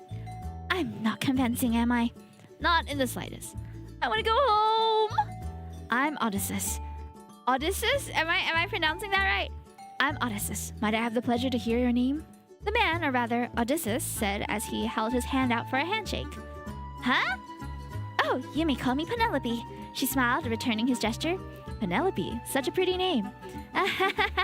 Yes. Honestly, she's not very fond of her name, for various reasons. Anyway, I just came over, since I couldn't help but notice the sight of you and your ducks. Watching you talk to ducks attracted my attention. Huh? Did she just call me attractive? No, he didn't. But we'll leave her to misunderstand. So I was wondering, what's with the ducks? At that, the ducks who had all been keeping quiet suddenly started quacking. Hold on. My TikTok is trying to... asking me to verify things. Okay, we're back. Almost as if they wanted their presence to be known. It has some, like, Greek mythology influence, but I'm not sure from which tale exactly. They're my friends. These little guys have always followed me around. It's been like that since I was a child. At that, one of the ducks leaped into her arms. They're good kids. I see. Wait, did I just say what I said? He must think I'm a freak, a duck weirdo. While Penelope was wallowing in self-induced despair, the man had picked up one of the ducks and cradled it in his arms. Fascinating. They are very well behaved. At that comment, the duck in his arms held their head up as if showing off. Aw, who's a good boy? Yes, you are. You are. He began stroking the duck, which the bird seemed to enjoy. Having seen the sight, Penelope, who'd been forgotten, perked up. Ah, he's not making fun of me. Odysseus. Odysseus? Odysseus seems like a nice man. Hi, Star Calls VT. Thank you so much for the clarification. I don't know how to pronounce this name. Odysseus? Odysseus? Odysseus.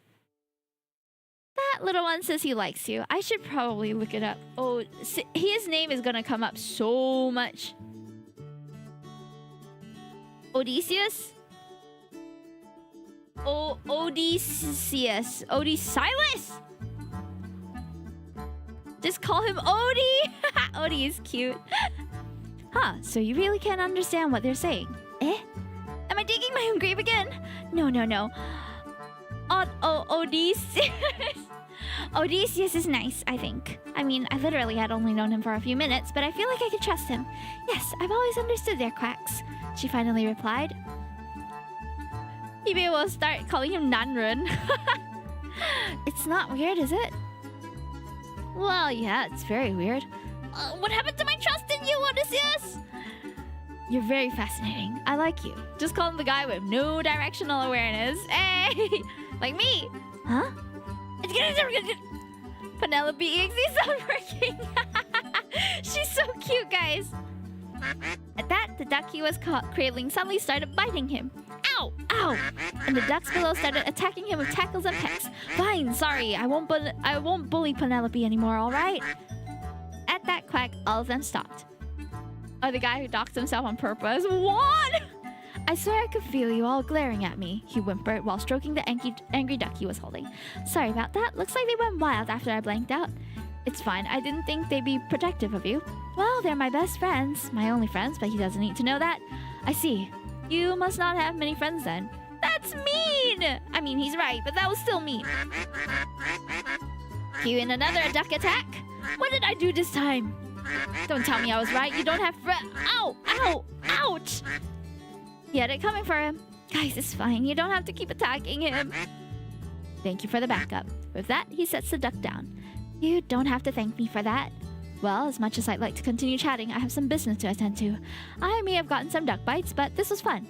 I'll drop by here again tomorrow. See ya. Wait!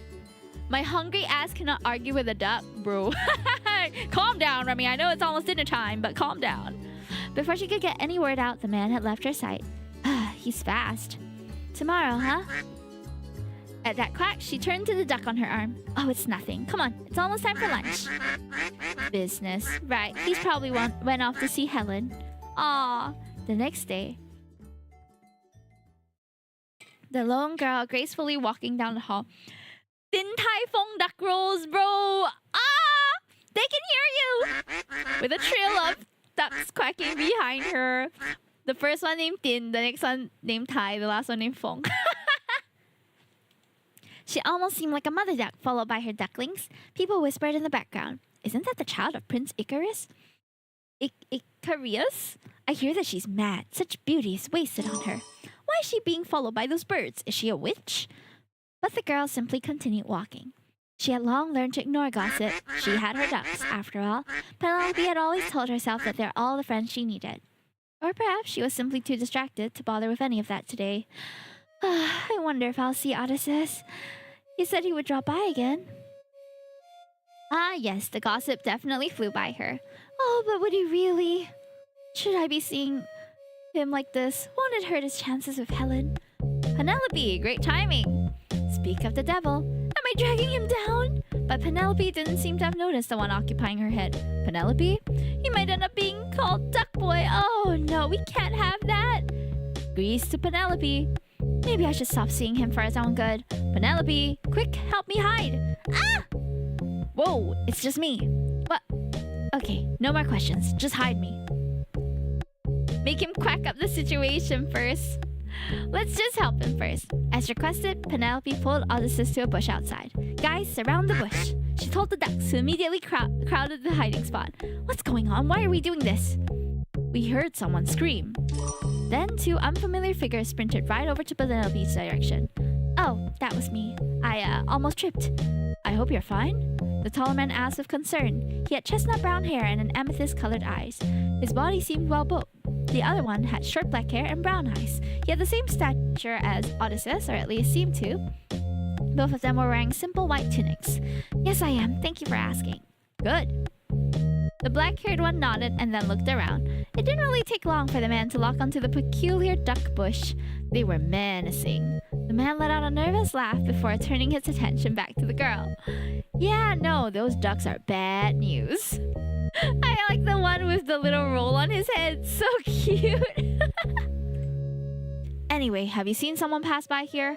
Our companion, brown hair about this length. He went on to gesture on his shoulder, similar to Odysseus' hair. Red eyes, scary red eyes, impossible to miss. He added in deadpan. Have you seen him? Her eyes unconsciously trailed over to the bush's direction. Quack a lie. He passed by. He ran that way. She pointed further along the hallway. He bumped into me earlier, that's why I screamed. He was the one who made me scream, that part wasn't a lie. The two looked at each other almost as though they were doubtful. Run along now, you might lose him. Her smile made them step back for a moment. Both nodded before finally following the direction she pointed toward. That was nerve-wracking. Sorry I made you deal with those two. Oh, it's fine, they were nice. They were worried about me. Those jerks. Hey, I'm not scary, am I? No? So yeah, they're jerks. Stupid Ajax, stupid Antilochus. He nodded to himself sagely. Thank you for cooperating with me back there. I could tell you struggled with lying. You didn't need to point that out. Why were you running from them anyway? Because they wanted to drag me off to drink in broad daylight. I'm fine if it was only that, but we all know they just wanted to complain about their love life. They got dumped by Helen like a sad sack of olives, you see. Sounds like you three are good friends, she chuckled. Did you even listen to me talk? Which part of what I said make it sound like we're friends? Oh, am I being presumptuous? You sounded fond of them, so I thought, it's not like I have friends. I really wouldn't know. Sorry, I guess I was mistaken. Right, you don't have other friends, huh? You didn't have to point that out. You in another duck attack. Ow, ow, ow. Okay, I'm sorry. I was just ruffling her feathers. That's even meaner. Well, you better get used to it. That's how friends are. Sometimes. So you're not exactly wrong about those guys, I guess. Wait, but are you implying that we're friends? Huh? Yeah, aren't we already? I mean, sure, I guess you're a different kind of friend compared to the blockheads who normally surround me. But you're a man, and I'm... Huh?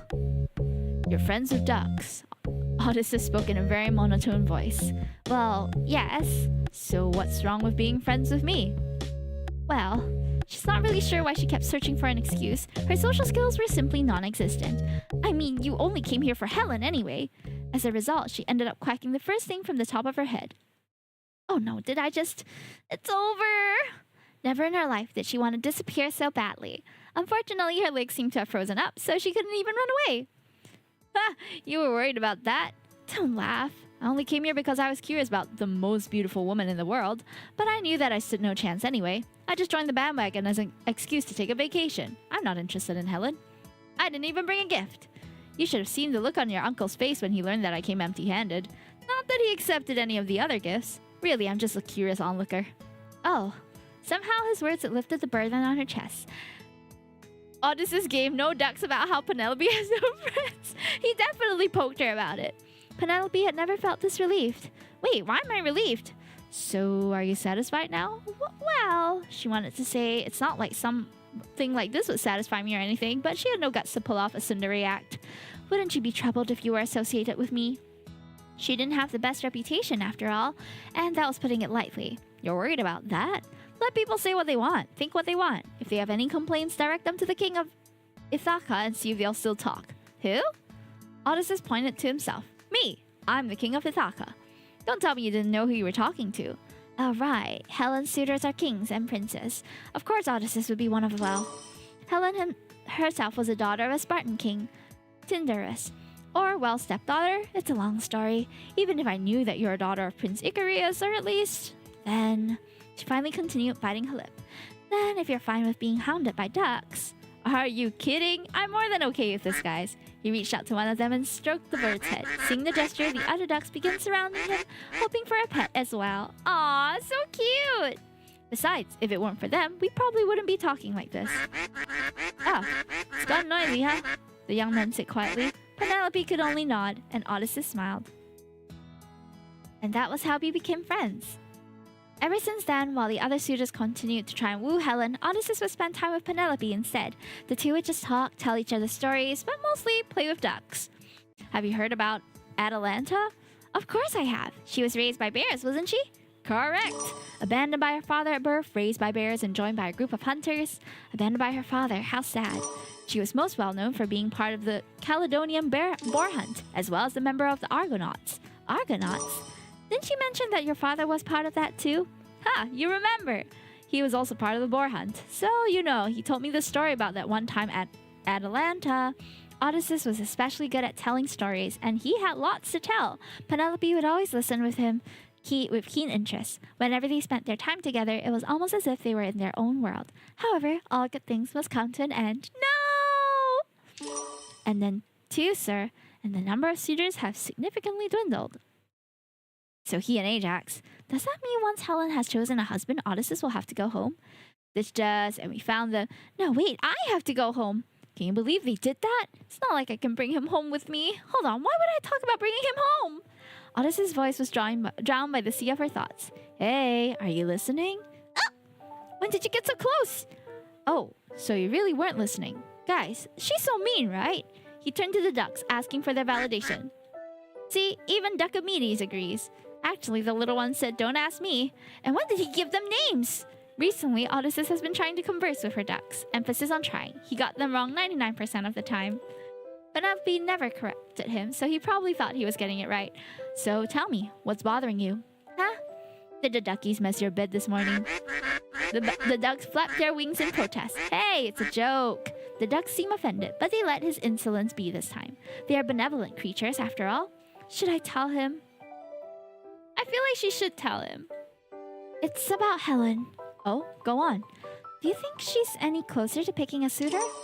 Yeah, my bet is Menelaus. Oh, then Odysseus will be going home soon.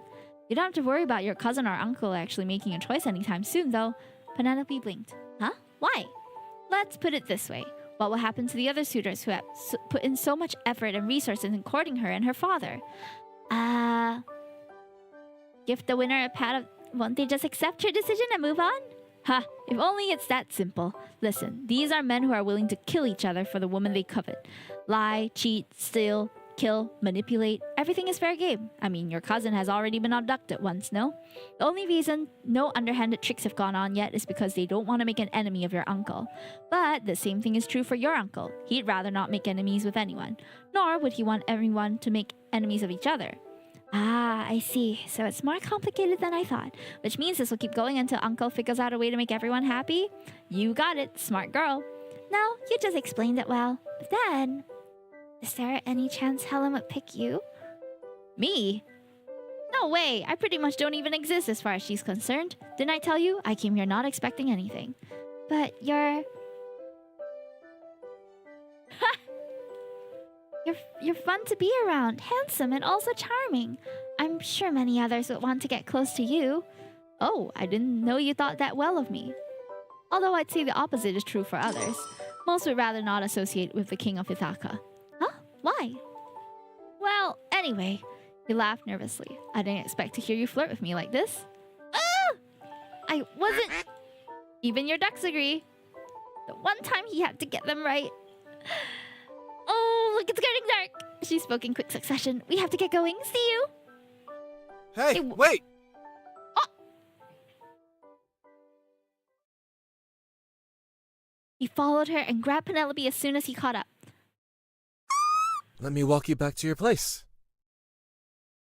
It's okay. I can go on my own. Besides, don't you have other business to attend to? None at all.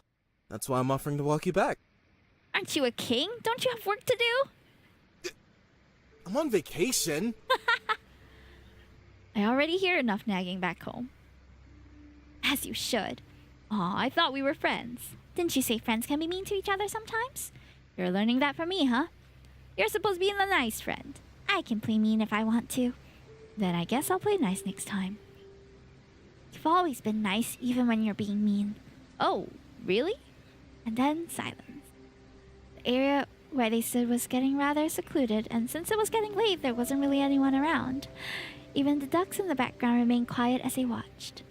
If their feathery companions could talk, they would have screamed, "Just kiss already!" The awkward silence between them was almost unbearable, if not for the occasional soft whispers of the wind or the frequent chirps of insects. Penelope? Just then, a deep voice broke the silence. Oh no! Both their attention immediately snapped towards the new arrival. Father? Penelope froze. The man was of towering height, about a head and a half taller than Odysseus. He had the same hair color as Penelope, with hair tied to the back and the length that rested a little past his shoulders. Some of you may want to date this guy. The wrinkles on his face reflected his age, coupled with bushy facial hair that covered them. Duck's the best wingman, yeah. His eyes were sharp and unwelcoming, dark and deep blue like the ocean. Oh, Icarus, Before Odysseus could finish his words, the man had marched by Penelope's side, pushed Odysseus away, and pulled the girl behind him. The girl quivered at his presence. Some of you, me. To an untrained eye, it may seem the ducks were just being noisy, but to both Penelope and Odysseus, they could tell that the birds had become agitated. They never really liked father. What were you planning to do with my daughter? Hold on, aren't you king of Ithaca, Odysseus?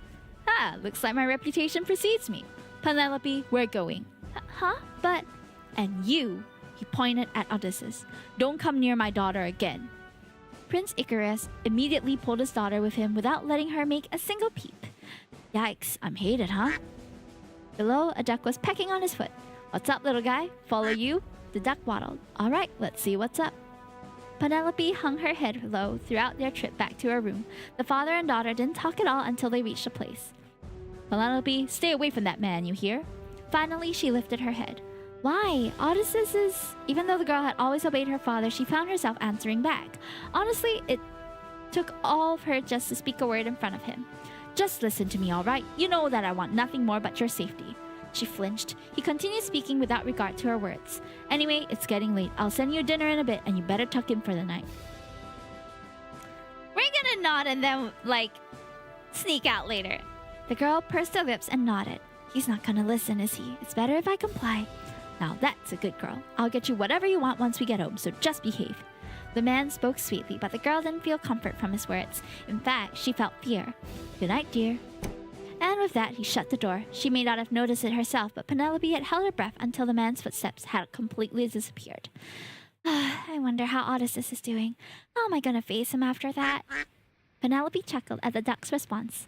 Thanks. I guess he'll brush it off like usual, huh? I do wonder why father was especially hostile towards him. Penelope sat by her bedside and sighed. Earlier, she was just wondering about not seeing Odysseus again because they both had to go home eventually, but she didn't expect her father to find them the way he did and be opposed to seeing each other completely.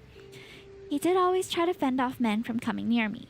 Somehow, things had gotten from not that bad to actually bad. Even though she had other sisters, her father was especially protective of her. In the eyes of many, Penelope would be considered as Prince Icarus' favorite daughter. Just then, she heard a tapping sound coming from the window. Ooh! Play Taylor Swift's Love Story right now! Oh, why are you upset? One of the ducks was knocking on her window. Penelope got up to let the bird in. Down here. Below was Odysseus, waving at her. Odysseus? She gasped in a hushed voice. The man looked around, making sure nobody was nearby, and then started scaling the walls up to her room. Odysseus, what are you... Shh, just keep quiet. He winked as he climbed up one of the building's pillars. Whew, actually, that was easy. The man wiped an imaginary sweat off his forehead. What are you doing here? You'll get in trouble if they catch you. He just shrugged. I always get in trouble. More importantly, I couldn't have just left you like that. You looked like you were about to cry. I did? Yeah. Odysseus nodded, holding up his hand to cup her cheeks. Even right now, you look like you're about to cry. Now, you look red as an apple. Just pick one. Do you want to be sweet or do you want to tease? Well, I hope you feel better now. Thanks for coming over. It's nothing. If anything, I feel like I'm the one intruding here. And I apologize about my father. He can be oversensitive sometimes. Well, he was overbearing, but don't sweat it. Besides, it's not like I haven't heard about him. It's widely known that Prince Icarus dotes on his favorite daughter. I just didn't know that was you out of all your sisters, he said, playfully booping her nose with his finger. Penelope pushed his hand away. Favorite, right. Well, I've got to go before I end up getting busted and kicked out of here. Odysseus gave the girl a single gentle pat on the head. If I don't see you at the garden tomorrow, you better get this window ready again. At that comment, the girl perked up. All right. There we go. The sunshine smile I wanted to see. Take care of her, guys, he added, addressing the words to the ducks. And with that, he climbed down from her window. Penelope watched from her room as he waved one last time before scurrying off. Tomorrow I'll have to figure out how to slip out. Only 3 ducks accompanied her today. 1 cradled in her arm, 2 trailing her behind. We're almost to the garden. The duck was about to quack when Penelope gestured at the bird to keep it down. Her ducks were usually the noisy lot, so Penelope was never particularly difficult to find. Where there were quacks, the duck girl would be there. Oh hey, we meet again, a familiar male voice called out from behind. Penelope turned around to see the tall man and his friend. Hello there, Penelope just smiled. If she wasn't mistaken, they were Odyssey's friends. Wait, does that make them her friends too? What was that saying? A friend of mine is a friend of a friend is a friend of mine too? Just let her dream. We haven't introduced ourselves, have we? Name's Ajax. This one's, he pointed to the black-haired man, Antilochus. I'm Penelope. His expression twisted into a grin. Hey, by any chance do you know an Odysseus? Yes, I'm actually on my way to meet him. Antilochus' expression remained the same poker face, though his brows had noticeably furrowed. Then you must be the rumored duck girl who's received his attention. His attention? I thought it was a joke, but she really is followed by ducks. He mauled as he eyed her 3 ducky companions. So it's true? Man, I can't believe that guy. He really went up and switched his targets, huh? I mean, he never did seem interested when he came here. I can never understand what's going on in that guy's head. Penelope simply watched the 2 talk about Odysseus behind his back. This might be a good chance to ask them about him. Yeah, let's ask! Excuse me. Immediately they stopped talking and turned to the girl. Would you mind telling me about him? More about him, like what is he like as a king? The 2 of them looked at each other, then back at her. Guess that explains why Penelope here even bothers with him. She doesn't know, huh? Poor girl, she probably fell into his trap.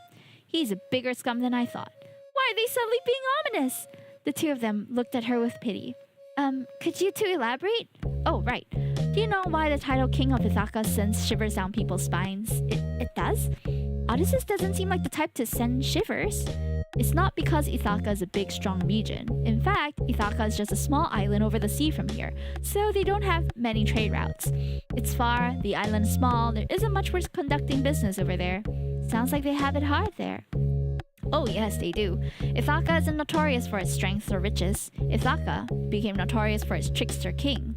Penelope blinked. Trickster king? Ajax nodded. Back then, many were against Odysseus taking over the throne since he was young, but one day, the opposition disappeared. It didn't help that Ithaca was a far-off island, so news about the happenings there took a while to travel to the other islands. By the time news spread, the stories had already been twisted, so no one could tell what really went on.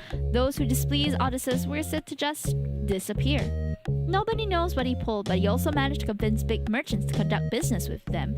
We tried asking him, but he often dodges the question. That guy is careful, even when he's drunk. I swear, everything he does is calculated.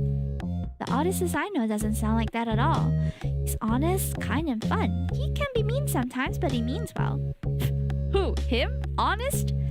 He sounds like he was holding back his laughter. He's one of the biggest liars we know. Antilochus adds bluntly. He's also cranky and sarcastic. The only one I can probably agree with is that he's fun. He makes the most entertaining stories, he added in argument.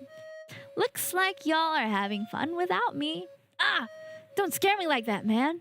Didn't you say some weeks back that my eyes were scary? So fear me. Holy, do you have ears everywhere? He muttered. I just happened to hear it. Yes, and I was there. He really did just happen to hear it. Anyone else think that one of those ducks could be Zeus on the prowl? No! He and his 2 other friends just stared at each other uncomfortably. See you, Penangs! Have a good dinner! Go, enjoy. It's not like they knew that he really did just coincidentally hear it, but they seemed convinced that he might have had other means. Anyway, nice meeting you, Penelope. He held out his hand. And in turn, Penelope returned his handshake. It was nice knowing you too. Antilochus was next. Penelope also shook his hand as soon as she finished with Ajax. Let's drink tonight, Odysseus! He waved before leaving with Antilochus. Odysseus sighed. They didn't trouble you, did they? Not at all. Like I said before, they were nice. I'm glad you're making more friends. Well, I figured since they're your friends, then they're mine too. How could you be so cute? Well, wait, what? What's mine is yours, is it? I guess I don't mind if it's you. You can take anything of mine. But why is he suddenly so relentless? Let's just go. Okay, okay. Come here. He held out his hand to her. Oh, hand holding? So lewd? Penelope pursed her lips and took up Odysseus' offer. His hands were large and warm. She could tell that he practiced weapons. Her father's hands had the same roughness to them. I'd like to see how he wields them. Does he use swords, or perhaps he practices archery? She thought to herself. All right, let's go, he exclaimed with a bright and cheerful voice. She couldn't help but smile. The girl stared at their linked hands. Actually, I'd like to see when he's working, or how he's like with his other friends. Hand holding, we can't put this on Twitch. Yeah, guys, I gotta delete the bot now, chat. I'd like to see other sides of him. Oh, we can select how she feels. I'm in love with him, aren't I? I've been meaning to ask, where are your other duckies? Usually you have about 10 of them trailing you, he said, watching with 3 waddle away into their own corner, as though giving the 2 some space. Huh? Oh, I left them back in my room. Are you feeling well? You look really red today. Yeah, I'm fine. Uh-huh. He took her hand to put her closer. The young man then placed a hand over her forehead. Too close! You're looking better by the minute. Maybe we should call it a day for now and have you rest. Maybe he's right. My thoughts are all jumbled right now, but I do want to spend more time with him. Up! Heep! Suddenly, Odysseus carried the girl in his arms. The 3 ducks, who were off on their own, must have heard the girl's squeal, so they waddled back. Don't worry, guys. I'm just taking her back to your place. Glad you agree. Actually, they told you to put me down. It's fine. He's just worried. She addressed the ducks. Well then, let's get you back. I hope no one sees us like this. There we go. Careful now.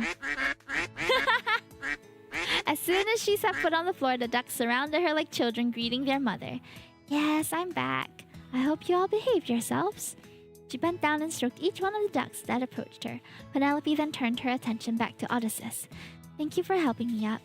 Better than you getting into an accident climbing up here. I'll just drop by again tomorrow to pick you up. Oh, actually, maybe not tomorrow. I would like to take the day off. Yeah, that's it. Alright, I guess you don't exactly look well right now. She nodded a little too enthusiastically. He proceeds to ruffle her head. Get that well-deserved rest. Next time, I'd like to hear about you. Me? I want to know more about you too, you know. Oh, well, there's nothing interesting about me. Really? A girl who can understand duck language is not interesting? There's not much I can tell you about that. There. Fine, I promise I'll think of something. Great, looking forward to it. Oh, I guess see you the day after tomorrow? Bye. Each bird said their goodbyes too. Odysseus gave each one of the ducks a head pat before climbing back down. Penelope maintained a smile until he was really gone. And then she collapsed on her bed. Children, what do I do? I think I'm in love with Odysseus. At one of the ducks' replies, she quickly sat up from the bed. What? You knew? The bird replied in a matter-of-factly. It's obvious? But that can't be. I only fell in love today. The other duck replied, unamused. What do you mean I fell in love at first sight? Heart in my eyes? That's why y'all urged me to talk to him? Have you been playing matchmaker all along? They played as her literal wingmen. Aww! I can't believe the ducks figured it out before I did. She plopped backwards and buried her face on the bed and screamed to her heart's content. After a short moment of wallowing in self-induced despair, the girls started an important meeting with her ducks. So, I'm in love. What now? There's no way Odysseus would like me back. Tell me what? Ow! Suddenly one of the ducks slapped her with its wing. Yes, you're right. Once Helen chooses a suitor, it might be unlikely for us to see each other again, and I could regret this forever. But what do I do? Excuse me? Find his weakness? Knowing your enemy is the first rule in love and war? No pain, no gain? Sounds Reasonable. The next day. There he is, she whispered while hiding behind a pillar. He was accompanied by Ajax and Anticulus. You did well finding him. It sure is convenient being able to access the skies. This time, she only had one duck accompanying her. Operation Odyssey's survey, commence! Have you received reports from the others? Oh, good. Make sure to report if anyone else is nearby. The bird did a salute somehow. Penelope nodded before finally turning her attention back to Odysseus and friends. I really didn't think this through. What exactly were we looking for here? Meanwhile, I'm still surprised you agreed to hang out with us today. We never see you lately. Well, I'd rather not see your ugly mugs. Man, you're always so mean. Ajax put on an annoyingly sly smile on his face. Ooh, I get it. You got dumped by Penelope, didn't you? She barely managed to keep herself from making a sound. Looks like you got it right. Antilochus clapped unenthusiastically. Welcome to the club. He wrapped an arm around Odysseus' neck. Tonight we drink. You treat, of course. Odysseus pulled away from Ajax while wearing a very annoyed expression, which, by the way, was the first time for Penelope to see from him. He's usually smiling around me, so I never see him this upset. I didn't get dumped, you little shits. He hissed. Just mind your own business. Instead of prying into my affairs, shouldn't you worry about the one you're actually courting? Is it just me or does he sound different? Ajax just chuckled once again, making an annoying expression. One that screamed, sure, you didn't get dumped. If it make you shut your trap, she wasn't feeling well yesterday, so she's resting today. But she looked fine yesterday. Antilochus broke his silence only to land a critical hit. Yikes, she was obviously avoiding you then. Big oof, man. Still up for that drink? His tone was definitely not consoling. He was rubbing it in Odysseus' face. And Penelope wasn't picking any of their not-so-subtle jabs at him. They weren't wrong, though. She wanted to avoid him because she needed to collect her thoughts. Look, he scratched the back of his head. There's nothing going on between us. We're just friends. So he only thinks of me as a friend. Of course. What else did I expect? Ajax and Anticulus blinked. That's an unusual friendship, especially coming from you. In retrospect, I also do wonder why I'm even friends with you two. I wonder that too. You're a terrible person. And Antilochus raised a hand. I also wonder about that. You two are terrible people. Well, I guess we're just stuck with each other. A bunch of terrible guys. Let's drink our sorrows away. You really didn't plan on dropping that, do you? Hey, any day is a good day to drink, especially when we're celebrating the pain of someone else. Terrible human indeed. Less than human, more like trash. You guys are mean. That's what friends are for. Are you like that to poor Penelope too then? Well, he's also mean to me sometimes, but he's nice most of the time. She said I'm nice even when I'm being mean to her. He says, matter-of-factly. The two of them stared at him in disgust. What? He snarled, obviously annoyed by their sudden silence. Oh, I was just trying to imagine you being nice, but you're scary when you're acting nice. You shitheads, I'm not acting. At least not in front of her. I'm nice to her because she makes me want to be nice. And if I'm being shitty to the two of you, it's because you two are shitheads. So he's only being nice to me? You disgusting two-faced trickster. Empty-headed brute. Biggest scum of Greece. Good-for-nothing drunkard. I've been forgotten. Somehow, watching them like that could only make Penelope smile. The Odysseus in front of her right now was different from the one she knew. She liked him even more now. But she didn't dislike it. In fact, it was endearing. So, he can't be cranky like that. Cute. Oh, we have to move.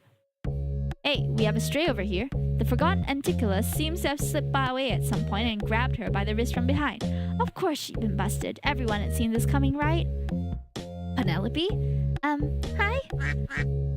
This little one says hi too. She's interpreting the duck. That's precious.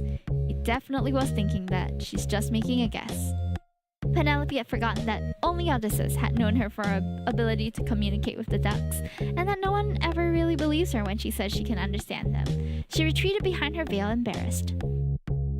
He marched over to Antilochus and pulled off his hand from Penelope's. Sorry. Don't tease her, he said bluntly. Ajax and Antilochus suddenly pursed their lips. Sorry about those two. They don't have the tact. Hey! Do you have anything to say? No, nothing, he said quietly, pursing his lips again. It's okay, I'm okay, I'm fine. Good. He placed his hand over her shoulder and gently pushed her with him. So, we're going now. Looks like she was feeling well after all. Ha, but... The duck also chimed in confused. Already? But I'd like to have a chat with the little lady. You know, have a drink, get to know each other. I always thought that you're rather pretty. He winked at Penelope. What? She let out a tiny squeak, flustered. Odysseus frowned. No. Odysseus stood before the girl protectively. Antilochus is fine, but Ajax is just gonna make her feel uncomfortable. Thanks for the vouch. Antilochus raised a thumbs up. Why just me? Figure it out yourself, he sneered. Let's just go, Odysseus whispered close to her ear. The girl felt his warm breath pass her cheek. Her face flushed while she tried to hide with her veil, so she just ended up nodding. Having seen her confirm, Odysseus took her hand and pulled her along. And the two plus the duck left. What just happened? Antilochus shrugs. We got ditched. I think the ship will sail. I'm betting on it sinking. You really are a terrible friend. Either way, I do wish them luck. Penelope had covered her face all throughout the walk to the garden. Her head was swimming with thoughts. Was he angry over her for lying about not feeling well? Was he upset that she was listening in on them? Will this be the end of their friendship? Obviously not, but she couldn't help but be consumed by her anxiety. Breathe. Suddenly they stopped, and that was all Odysseus said. Breathe, he repeated. The second one made Penelope snap out of her trance and had her take a deep breath. That's it. In and out. Just relax. Following his voice, the girl managed to calm down after a couple more sessions. There we go. You looked so pale for a moment there, you know. She could only hang her head low. I'm sorry for trailing you. I was planning to drop that topic and pretend it never happened. The girl shook her head. No, that was wrong of me, wasn't it? Well, it doesn't bother me much. Or I guess it does. You saw it, didn't you? Ah, shit, that was embarrassing. Huh? I was in a terrible mood. People say I get really cranky when I do. I already ate a late lunch, so I might not be eating dinner, actually. You were? You really did see. Well, I thought you were cute. What? I found you cute? I saw a new side of you, and I found it endearing. Well, that shut him up. I wonder if I should... Oh, I think we should confess, chat. I love you. Whoa, what? That was straightforward. She just blurted it out. Huh? I said I love you. I think I've fallen in love with you. I know you just think of me as a friend, but I want you to know how I feel, because I know I'd regret it if I... Oh! Cute! Suddenly, he threw his arms around her. How are you always able to make me this happy? I thought I had no chance. What? I couldn't make a read of you. You seem so happy to have friends, so I thought it'd be fine to stay that way. I didn't want to ruin it for you. Odysseus. It's funny, I thought the same. I thought I had no chance with you and that you only saw me as a friend. Cute! At least you didn't wait 20 years. Who waited 20 years? Huh? Odysseus then finally let her go. Well, birds of a feather. I suppose. So, what now? I talked to your father to arrange our engagement, I guess. Oh, dear, right. Oh, in Actor mythology. There's no way he'd approve of this, especially when I'd been disobeying him. He did ask her to stop meeting with Odysseus, which was exactly what she's doing now. Don't worry, I'll take care of it. Penelope looked up. You would? I got this. You've got nothing to worry about. So, don't cry. You cry easily, huh? It's not my fault. My mother was a water nymph, so I can't help it. Oh, is that how it works? I think. Is that why you can talk to ducks, too? They said Penelope is Penelope, so she can talk to ducks. And then they can fall in love over and over again after all that waiting. Aww. Wait, that sounds kind of sad and tragic. I'm hardly the only child of a water nymph, so... Then I'll guess we'll leave it at that. Either way, I'm glad to learn something new about you. Oh, right. I did promise to talk about myself. There's just something we have to agree on, though. I'd like you to bring you home to Ithaca. Huh? You don't want to stay here? In this time, it was more common for the man to move in with the woman rather than the other way around, and in turn, the man would inherit the throne from his wife's father. Odysseus was practically relinquishing his right to the Spartan throne. Well, I'd like to make you Queen of Ithaka instead. I only have a sister, and my father has already retired, so I'd like to continue being their king. I hope you understand. I know I might be asking a lot, since it would mean that you would be away from your family and... Oh wait, you don't have the latter. It's fine. Penelope pouted, but she answered almost immediately, ignoring the extra comment. I'm actually not close to my father or siblings. Besides, I'll have you. Well, if you say so. I wouldn't have thought, though. I mean, your father is quite attached to you. Well, this and that. I guess that's a story for another time, then. Either way, you have no idea how happy I am right now. Not happier than I am. Okay, fine. You win. You'll always be the winner in my book. Aww!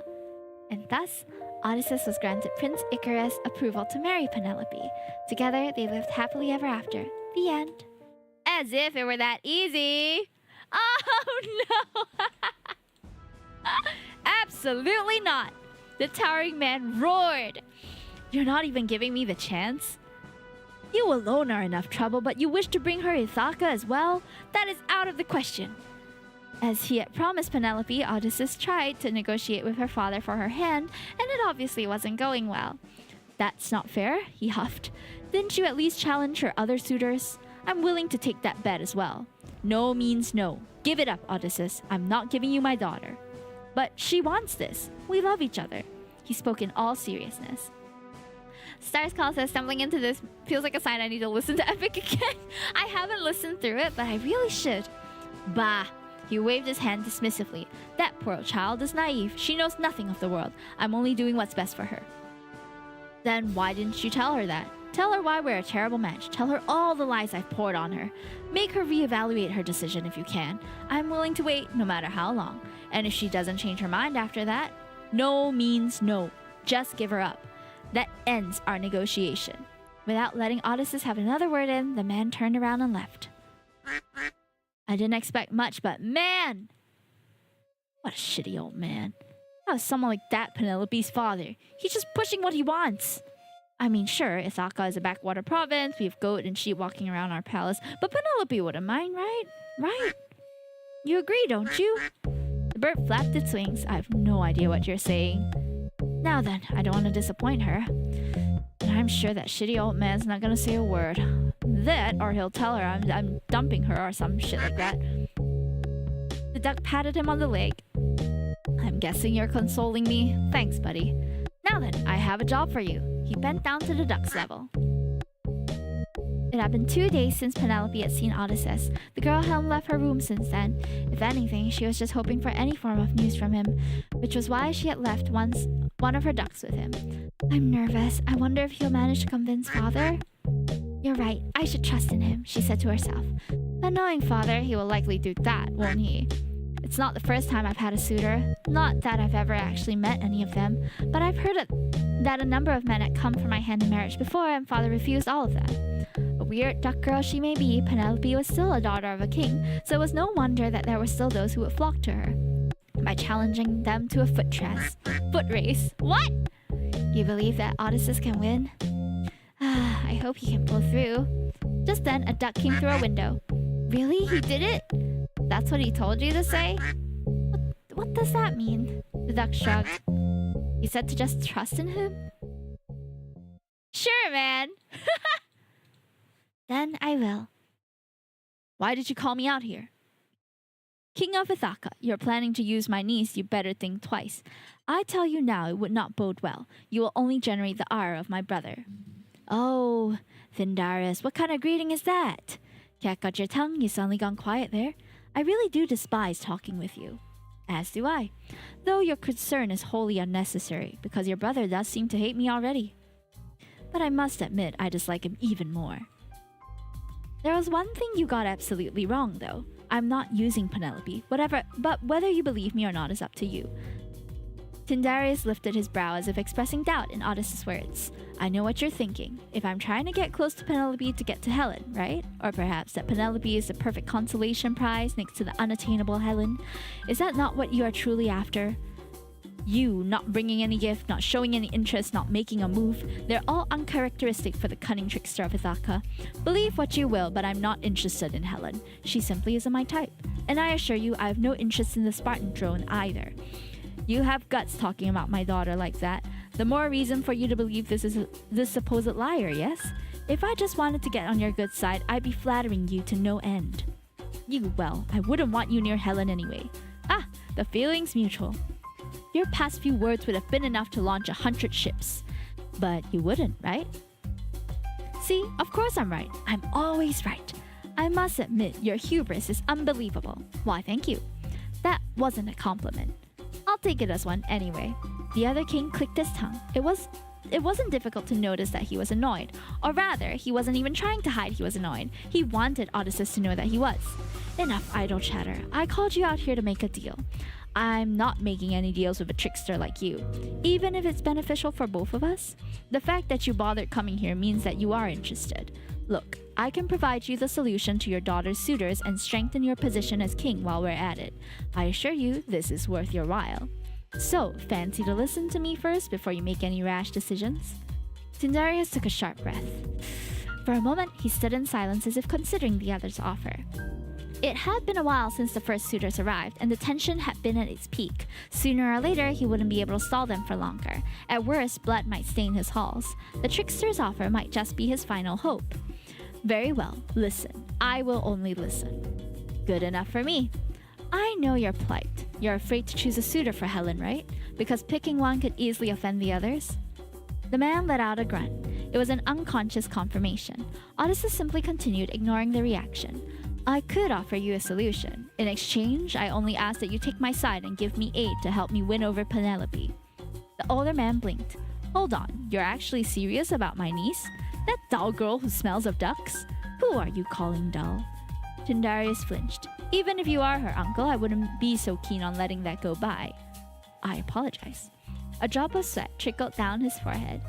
Why then? Why are you so pressed on pursuing her? Is it not obvious? I've fallen in love with her. You're serious?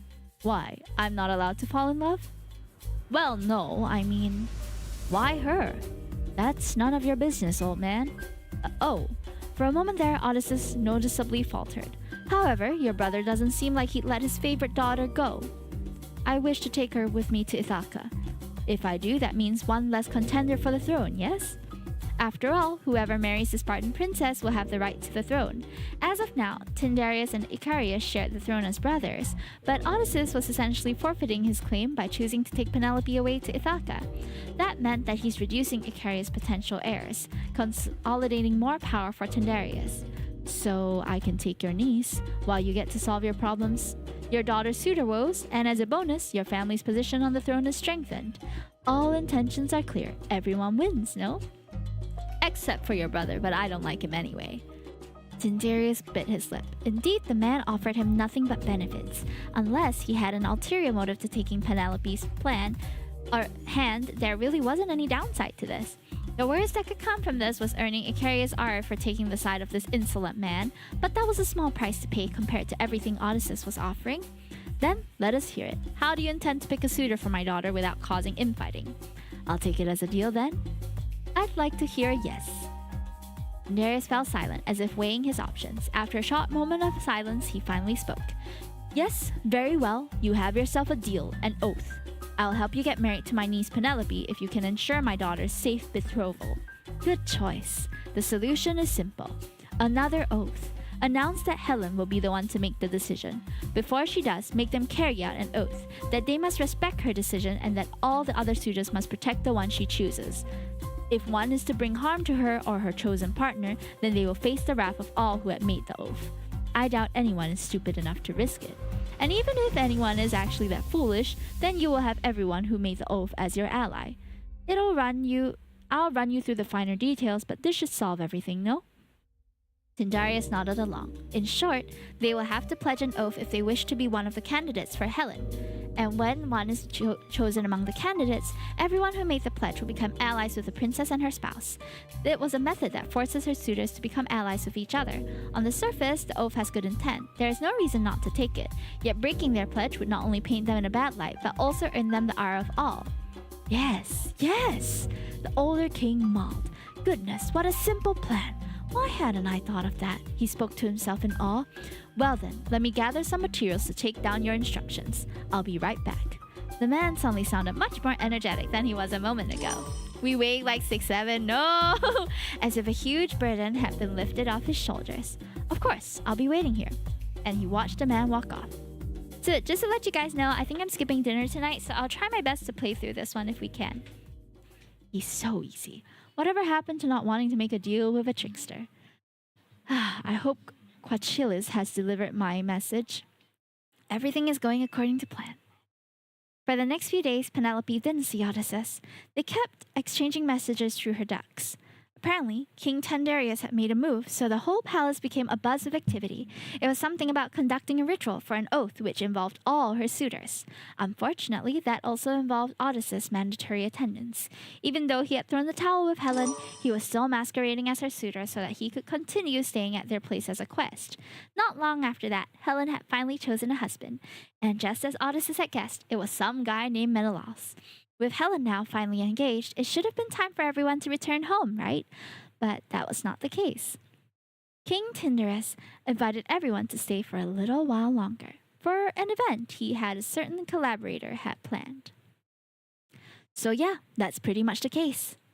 Let me get this straight. You cut a deal with Uncle to help with Helen's engagement so he'd vouch to father for you? Pretty much. And you solved the problem he'd had for months in just a few days? Uh-huh. I'm sorry, I can do anything if I put my mind to it. Come on, praise me. See, Decamedes gets it. The little one said you had a terrible ego, but I should probably keep quiet on that. Still, your father sure is stubborn. I got Tyndareus to talk to him about handing you over, but he wouldn't settle for it without me beating him in a foot race. I'm sorry about that. Aw, don't be. I'm more frustrated over not being able to take you home sooner.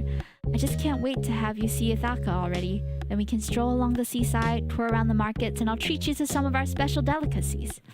Don't you have work to do? Why do you have to remind me of that? I'll be your wife, so isn't it my responsibility to keep you in line? Wife, right. Wife. This still feels like a dream. Then, if this really were just a dream, it's a dream I wouldn't want to wake up from. The two of them spoke in unison. They stared at each other and laughed. Even Aphrodite would have winced at that, huh? You started it. No, you. It was you! The duck then waddled off somewhere. It wasn't difficult to translate this one. I'll give you two some space. Anyway, the race should be in 3 days. Your uncle and I have talked about it, and he will be sponsoring the event, so your father can't make excuses to get away from it, lest he will make a fool of his brother.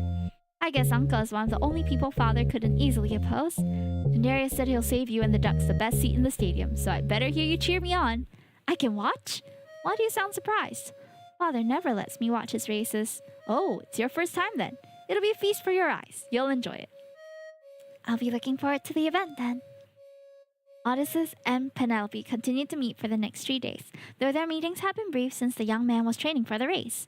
Icarius, Penelope's father, made himself scarce. From the rumors that she had heard, it seemed that he was upset over his brother taking Odysseus' side.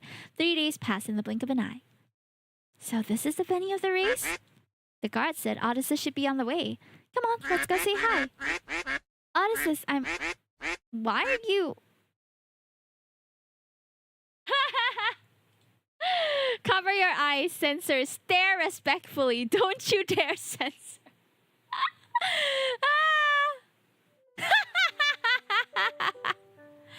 I'm sorry, are you changing right now? Oh, you're here.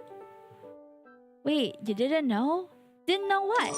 Foot races are done naked. Even your old man will be out here with a chest bare and proud. Oh, I guess I need to get used to it. Yeah, you better. You're coming home with me, remember? You have a point.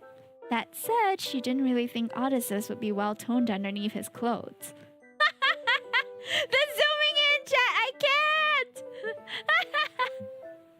It's true, though. In ancient Greece, they did have their races naked, huh? I don't know what's going on here, but if this was an eye-tracking device, it would be so funny. Can you imagine if they accessed your webcam to see where your eyes were looking?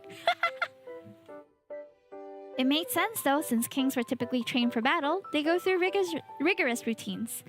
When I said you better get used to it, I didn't mean to admire me. I can't. Of course you can. Her sight caught a noticeable mark on his leg. Looking closer, it seemed to be an old wound. What are you looking at? Oh, Odysseus traced her line of sight. Ah, that. It's a wound I got from a boar hunt. Pretty nasty, ain't it? Penelope could only shake her head. It looked like it would have been painful. I was 15 back then, just a little before I inherited the throne. Oh, so you're good at hunting? Shh, of course I'm good at hunting. What about bows? Swords? I'd say I'm pretty handy with a bow. I even have one that I could string. Between you and me, it has a little secret to it, so brute force won't cut it. Hi, Daryl. Welcome in. At least they're not doing wrestling. Oh, God. You're quite talkative today, though, aren't you? Well, I guess I'm just nervous. What if you lose? I won't. How can you be so sure? Because I make things happen? I told you, didn't I? I can do anything if I put my mind to it. I wish I could be more like you. I am going to Dojima on Saturday, probably. When you say something, you really make it sound believable. It's no wonder I fell in love with you. Ah, cute! It scares me how straightforward you can get sometimes. But let me tell you, you don't have to be like me. I like you for being you. So just keep being yourself. Even if you strive to grow, you're free to find your own path. You don't have to copy me. You can be strong in your own way. You are strong in your own way. Thanks. Well, and here I thought I couldn't love you even more. You're relentless today. I do hope you'll keep finding more reasons to keep loving me more and more. We'll see. Whatever happened to that adorable, dense little lady I once knew? Anything, huh? I think the gods might have something to say about that at some point. Yeah. Penelope turned around, ready to leave. She fell in love. Aww. Penelope sat by the special area her uncle had provided. It was right down at the stadium, practically front row seats to the race. Even her ducks were given special seating. Odysseus mentioned before that he got her uncle to procure the best duck bedding they could find in Greece. Cute! While happy that Odysseus cared for them so much, Penelope honestly thought it was overboard. You can send me through DM. Still, seeing how her ducks were enjoying their makeshift seats, it was probably worth it. That said, there were a lot more people than she expected. Her uncle likely invited even the common folk to attend. Penelope wasn't accustomed to being around huge crowds, so she was actually quite anxious. The only saving grace being that she had a special seating away from them. They even had a makeshift sun shield and servants fanning them. Isn't this a little too much, Uncle?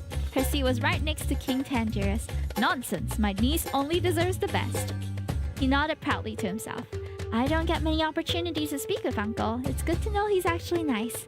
Still, your father is a little too much, don't you think? I've heard you've been spending time with that young lad, Odysseus, yes? Oh, yes. I'm glad my home served as a place for your love story. Uncle sure is in a good mood, but this is kind of embarrassing. Anyway, I wish Icarus would stop being so stubborn. His dear daughter is obviously smitten. He should just let her be. It's rare for youth today to marry for love, you know? He sure is passionate about this. Just then, a man finally walks up to the center stadium. And now, we're about to begin the competition for Lady Penelope's hand in marriage. The host at the center broadcasted with a booming voice and then pointed at her. People from the audience brought their eyes towards her direction. Penelope just couldn't help but sink in her seat.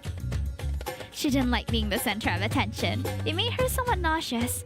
Today, we have 10 contenders vying for Prince Icarus' daughter. Who will come out victorious? 10?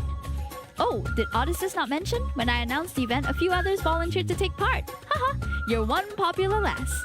Uncle, you were just saying how you supported me and Odysseus. Why did you bring in other people?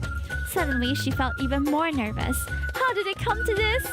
As per usual, Hold on, I don't know why this song in particular is just a little bit louder.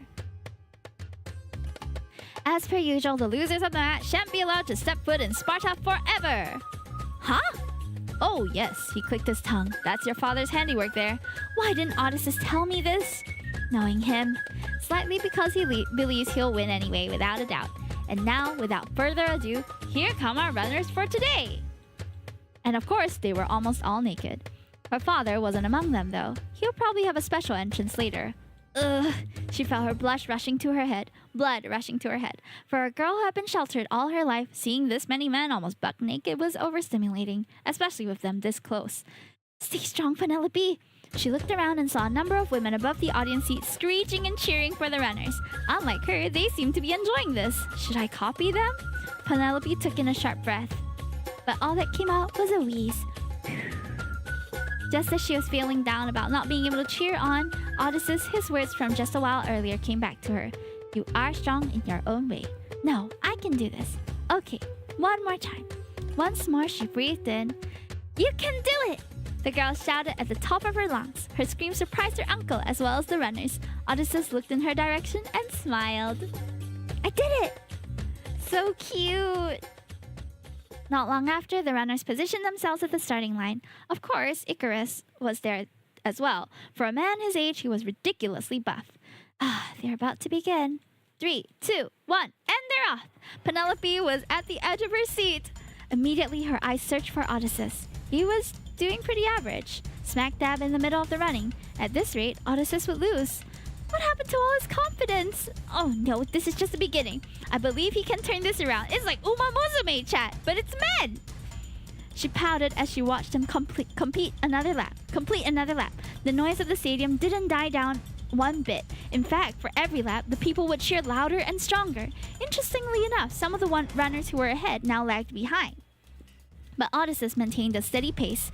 Still, this was nothing to praise about. Her father was still far ahead, and he was also keeping his pace. I never imagined father being this formidable. Penelope held her breath, hoping for Odysseus to turn the tides. Just then, one of the runners caught up to the attacking king and tried to swipe Odysseus with his arm. What? Uncle, did you see that? That runner tried to hit him. Well, you can't really avoid accidents in these events. Accidents? I'm pretty sure that was intentional. Huh, what can I do? We don't have any rule against this. You know what? We should probably enforce more rules next time. Why is Uncle so calm? Odysseus can get hurt. Just as she was thinking that, another runner comes up to him from behind. Odysseus, watch out! Just as she screamed, the young man managed to dodge by speeding up and making a forward dash. The one behind him slid across the floor when he missed his tackle. Penelope sighed in relief and wiped her forehead. Still, this is strange. Why are they all going after him when he's not even in the lead? Penelope's eyes hovered over to her father. Could it be? Uncle Tyndareus, I don't wish to speak ill of father, but is there a possibility that he was the one who asked the other contestants to target Odysseus? Her uncle raised a brow. Nonsense, child. Icarus doesn't need to do something like that. He's a champion runner and he has pride in his skills. Besides, none of his other competitions had this kind of thing happen. Then it isn't father? Maybe people have a grudge against Odysseus? She groaned, so worried and frustrated about the situation. No, hold on. Father does have a reason not to let Odysseus out of anyone else win. I'm betting every other contestant is only after the throne. But Odysseus is the only one who wants to take me back to his homeland. She purses her lips. If that really was the case, then Odysseus will continue to be targeted. Excuse me, Uncle. Her uncle smiled and gestured she's allowed to go. I don't understand how Uncle can remain calm despite this. With that, she scurried over to her ducks. Meanwhile, at the stadium track, they're being more annoying pests than I expected. I should have gotten a couple people to assist me with this. I mean, I expected this, but still. He sighed. Well, no use complaining. They'll be the first to start dropping like flies. Little ones? The ducks were happily bouncing on their VIP nests when she approached. So cute! Quack, quack. Please help Odysseus. Some runners are trying to attack him, and I'm worried he might get badly hurt. What's this? Permission to act on your accord? Sure. Having given her consent, the bird flew off somewhere. Hey, where are you? At the moment, Penelope had no idea what she just unleashed. Back at the stadium track... Yo there, future father-in-law! Odysseus caught up next to Icarus, though the older man was still a whole lap around ahead of him. If you have time to chat, it'd do you better to save it for actually trying to win. I don't have to try. I will win. The old king let out a snort. Big words for someone who's a lap behind. You mean only a lap behind. Has anyone ever told you you're quite maddening? Oh, that's a new one. No one had ever expected what happened next. It was said on that day, the sky went dark, and the air was filled with endless quacks and wing flaps. What the duck? Icarus was left speechless. In the moment he paused in awe of the duck-filled sky, time almost seemed as though it had come to a complete halt. Everyone probably stopped what they were doing, with the exception of Odysseus, who kept running. The humans had gotten quiet, pointing and watching the waves of fowl in the sky. Achilles, what the duck is going on? I have no idea what you're saying. However, the ducks only kept circling the stadium without really doing anything but quack. It was simply ominous. The humans? Is this a sign from the gods? Must we call over a seer for interpretation? The king muttered to himself as he watched the darkened sky. Should we suspend the competition? I think you guys overdid it. You didn't call all the ducks of Greece here, did you? What do you mean not yet? Send them back, please! And the duck flew up. Not long after, the darkened sky began to clear and the sea of ducks subsided. Thank goodness. Oh, they're gone. What was that about? Huh, maybe those birds just dropped by to watch? Her uncle joked. His mood had clearly brightened up now that the omen was gone. People whispered. Some say it must have been the gods. Others say it was a sign. This event would come to be the talk of the land for years to come. But it would soon be forgotten, lost in time. I don't think the other runners will try anything against Odysseus anymore. She smiled at him and waved. You can do it! Odysseus waved back. A few continued to run, but the other contestants seemed to have been in too much shock that they bowed out of the race. Those who attacked him before, in particular, had withdrawn. If Odysseus hadn't continued doing his laps, no one else probably would have resumed doing theirs. Unfortunately, Icarus was one of those who had resumed. Thus, the race was back on. Back to Odysseus. That's a duck apocalypse if I've ever seen one. You can do it! He turned to the voice and waved. Either way, that gave me some unexpected leverage. I've gotten past Icarus somehow. He paused on his thoughts for a moment to mull. That was Penelope's doing, isn't it? Man, she's so fun. Well then, time to get through this final stretch. Wouldn't want her efforts to go to waste. The race was reaching its finale. Because of the short, quacky intermission, Odysseus somehow gotten in the lead. Penelope talked about it with her uncle. What if her father uses the ducks as an excuse to make her race results invalid? Her duck reassured her that he wouldn't allow such things since Odysseus kept running, so there technically wasn't an excuse to stop. That said, despite the leverage he had gotten, Icarus was still indeed formidable. He had managed to catch up with Odysseus and was toe-to-toe with the young man. They're currently taking a water break. Odysseus only stopped by the water station for a bit, but he still found time to wave at her once again. This is the final stretch. You can do it! She silently cheered him on. Back at the stadium track. Are you sure your bones aren't given out yet? Huh, your tactics won't work on me. Final lap. The two men ran side by side with each one continuously overtaking the other. This really is like Umamusume, chat. Odysseus was young and he had saved up most of his stamina, so what he lacked in speed, he made up with his endurance. However, Icarus was nothing to sneeze at. Power, speed, endurance, he was at the top of it all. Had he not been distracted by the duck-filled sky, he would have been in the lead right now. Or so Odysseus would refute. Hey, see that? Your daughter is cheering for me, he pointed out as they passed by her. Couldn't you just let her go already? You know that this is what she wants. Why would you deny her of it? Ha! You don't know anything, young man. Nor does she. Penelope is a sheltered, naive child. She doesn't know what you're dragging her into. Oh? It seems to me you're just making excuses. I told you, didn't I? I don't mind waiting. I don't mind if you tell her. Tell her what I'm dragging her to then. I'll gladly arrange a visit tour of Ithaca just to give me the date. Or you can even visit without notice. I bet she'll have fun. I refuse. Ha! Thought so. Well then, if you're not gonna budge, I'll just win this myself. I do hope you know that she isn't an object for you to own. The older king winced and just fell silent. Before he could say any more, Odysseus kicked up his speed and ran past Icarus. Icarus tried to catch up, but his speed had somewhat fallen. Perhaps the fatigue was catching up to him? Or perhaps. Either way, the finish line was within sight. 1 week after the race. Odysseus, are you sure you don't want to stay here and become a new king of Sparta? The Ithacan king just shrugged. Nah, too much work.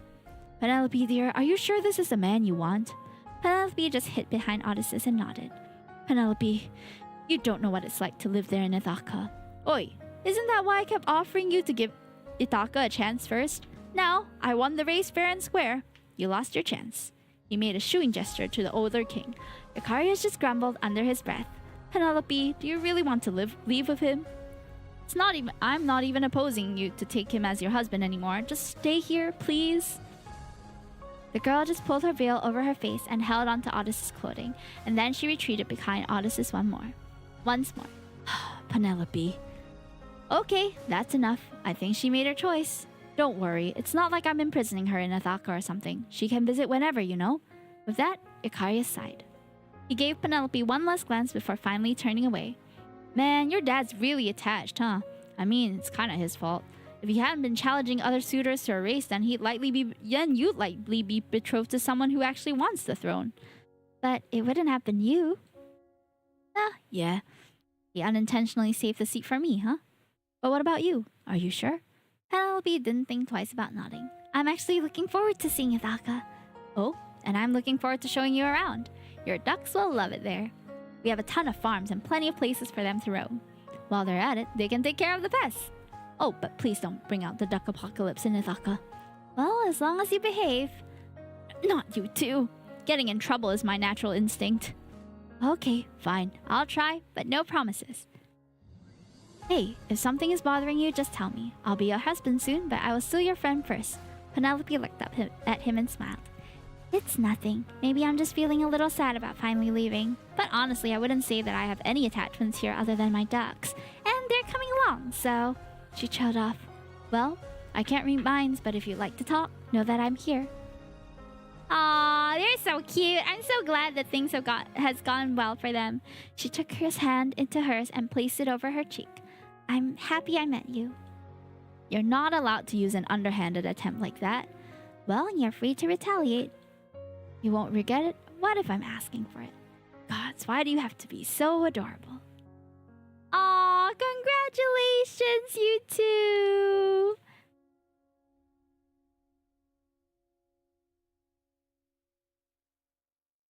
I love you, Penelope. Where's that coming From my heart? May Aphrodite smite you. Hey, I'm kidding. But seriously, I love you a lot. Aww, they're so cute, Chad. I can't wait to bring you home. I can't wait to be home. A chance encounter that began with a quack, thus marked the start of their long odyssey. There may be a cruel fate in store for them, an ordeal that will last for decades, but as long as they continue to fight, as long as they continue to remain strong, as long as they continue to love one another, they will definitely find each other once again. Yay! Congratulations, Odysseus and Penelope! Aw, I'm so happy for these two. Like, y'all have no idea. They're so cute. I'm guessing this is the credits now. Let's see.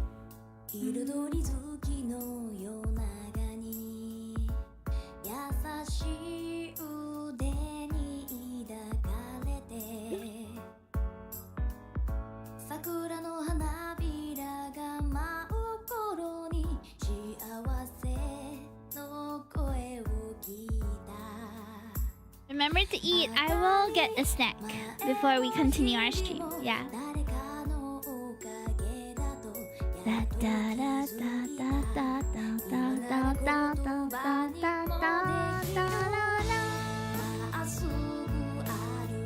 Oh, look at all the farms!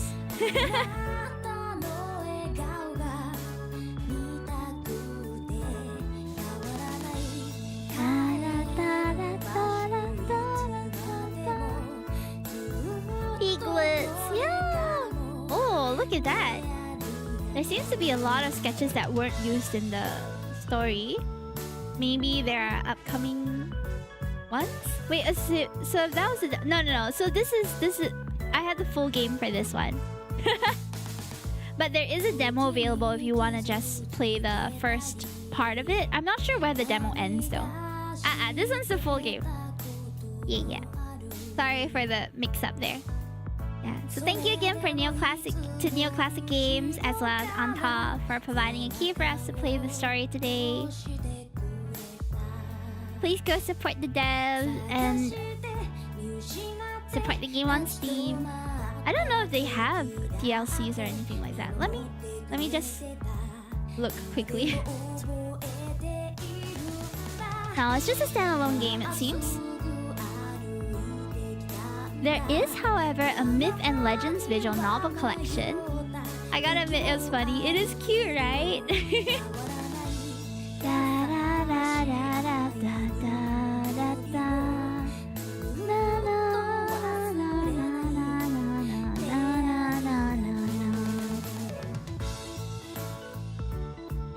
Oh, look at that! They had a kid! Aww! I love it. So would enjoy it more if I knew the story behind Penelope and Odysseus. Unfortunately, I'm not familiar with their story.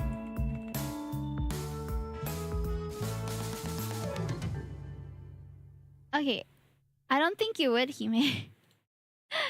Like, appreciate the story? I think I would appreciate the story. Oh, Pre-Odyssey Theater and Gallery unlocked? Walkthrough unlocked? Oh. Read the lore. Music. Oh, look at that! Wow, they've got a lot of lore in here.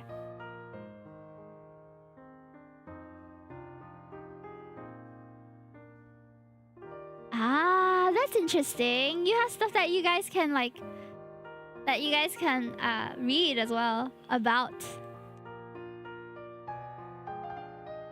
the context. Wait, so how do I unlock the rest?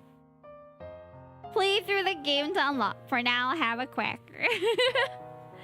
Cute. Interesting. Wait, how are we? I thought we picked mostly the good route already, right? Telecommunications. Their son's name is Telemachus, and we've just given him silly nicknames. I mean, it's not what you would call the happiest of stories. I guess so, but a lot of mythologies come with. Oh wait, we can. I guess some stuff happens. Oh, we can get a different ending too. I'm guessing if we don't root for him as much, we'll get some of the different endings and different CGs. And if you guys would like to discover that on your own, go support Pre-Odyssey. Now available on Steam. The music is gorgeous. Oh my gosh. Wait, where's the bonus music? Oh, there's music that we didn't unlock too. No way. There's a quack that you can press endlessly. Best track. But I really did enjoy the music though in this game. Oh, welcome to Pre-Odyssey Theater. If you're here, that means you've bitten one of the main endings. Thank you for joining us on your journey. By the way, I don't see your ducks today. Oh, they're on leave. Those children also enjoy their alone time after all. Thank you, Duckamedes, for giving us this alone time. What was that? Oh, just thanking the gods. Speaking of gods, don't you have a favor of the goddess Athena? You're so lucky to have the goddess of wisdom on your side. Oh, that. I'd rather not rely on the gods' favors. They're just so fickle. One moment they can be your ally, then your enemy the next. I wouldn't say so. You have to end up incurring their wrath at least. Like for desecrating their temples. Anyway, what do you want to talk about? Ah. Oh, there might be a sequel, chat. Maybe? Question mark? There is no sequel. That thing is non-canon. We're not talking about that one. Oh, good. It doesn't exist, by the way. I deny its existence. We lived happy ever after, and that's the end. Okay, we did. But we're talking about a possible Otome sequel. Eh? What else is there to tell? Well, what about your friends? Ajax, Antilochus? I never even got to see their faces. Let them be single and faceless forever. But think about it. They kind of helped us get together. Why don't we do the same for them? Because those two are hopeless. Besides, never mind. And what about our boy, Telemachus? Ah, is that their baby? So cute. I'm so glad we get to see him. There was art of him after all. He does grow up to be a good boy. Odysseus nods to himself sagely. He has your beautiful hair. He looks just like you. I wouldn't have it any other way. But no, he's too young. But he's past 20 by the time you return home. Don't remind me. Let him be my baby boy until just a little while. Sorry, Telemachus, I tried. Anyway, no sequels. Aw, I wanted to play one about Iliad with your friends, or the Odyssey with your shipmates. Penelope? That won't end well. But if the main character is from the modern day who ends up in our world, where are you learning those? Anyway, what do you want to talk about? Ah, okay, so lots of cute little tidbits here. I'm not sure if there will be a sequel in the future. You guys will have to ask Anta on this. Cookies, do I get a birthday cookie? Happy birthday, Lord Devour, how are you? if you want a basic kind of understanding of the Odyssey, The Simpsons did an episode on it. What? Oh, an Odyssey movie is coming out soon too? Exciting. All right, I'm just gonna go read up on it during my break, and we'll be back at 8 o'clock to play 2 Otomes. Hold on. Okay, we'll end the recording for the VOD here. Thank you so much for watching. For those on YouTube, see you again. Okay, so for the rest of the night, we do have 2 more games that we are going to play. I'm glad we got through one at least. On Monday, we also managed to go through one.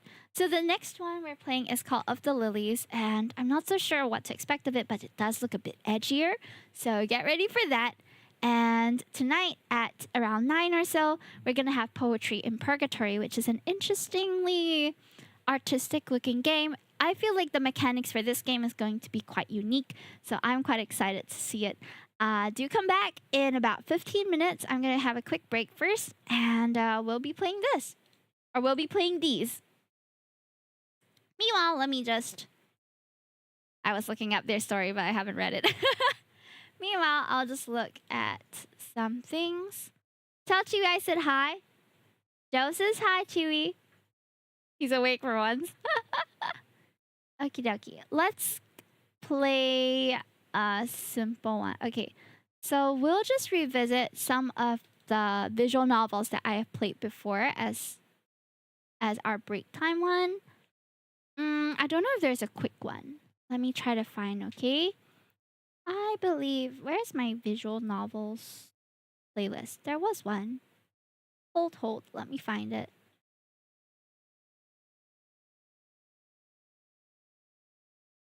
Visual novels.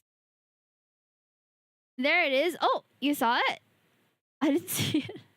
Oh, there it is. Visual novels. Streak is growing. Let's go. Okay, you guys have seen this one. Let's go with the seafood one. I thought this was quite funny.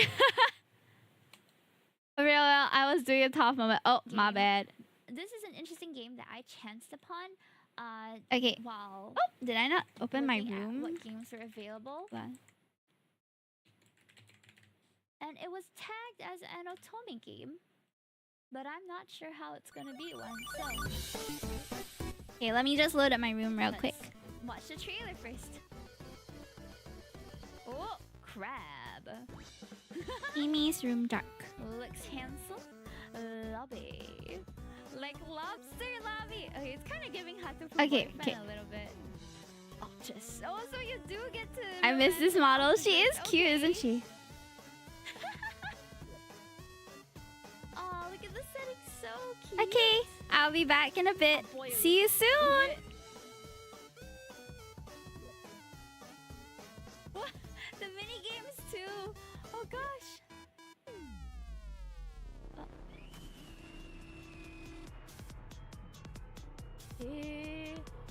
What? Why is Octus's intro so interesting?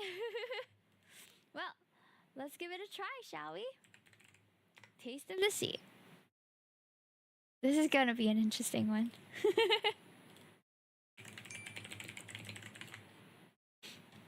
Okay. There's some elements of psychological horror. I guess we'll have to be prepared for that.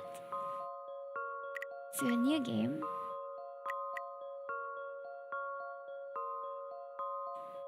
What is your name? Kime?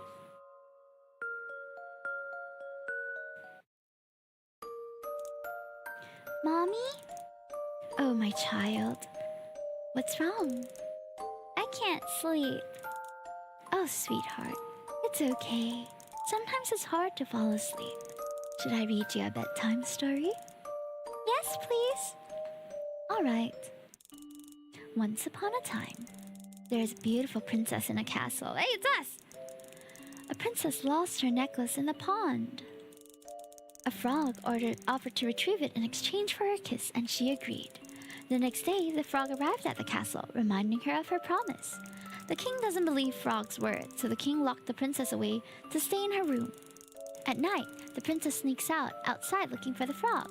As the princess promised to the frog, they kissed and the frog turned into a prince. A witch had cursed him, and the princess's kindness broke the spell. They married and lived happily ever after. But Mommy, why did the witch curse the prince? Oh. You open your bedroom door and throw your bag on the floor. You sit down on your chair and check your phone. You look at the time in the corner of your phone screen. Again, you came home late. All these assignments and group projects are getting crazier the closer you are to the end of the semester. You can't wait for it all to be over. You can't wait for everything to be over. I'm tired and hungry. I'm bored of instant noodles. Your eyes scan your phone screen again. So many notifications from your college friends. It's almost covered your wallpaper. It's your selfie. In the background, you can see your fish tank. I miss Nora. Well, let me get the...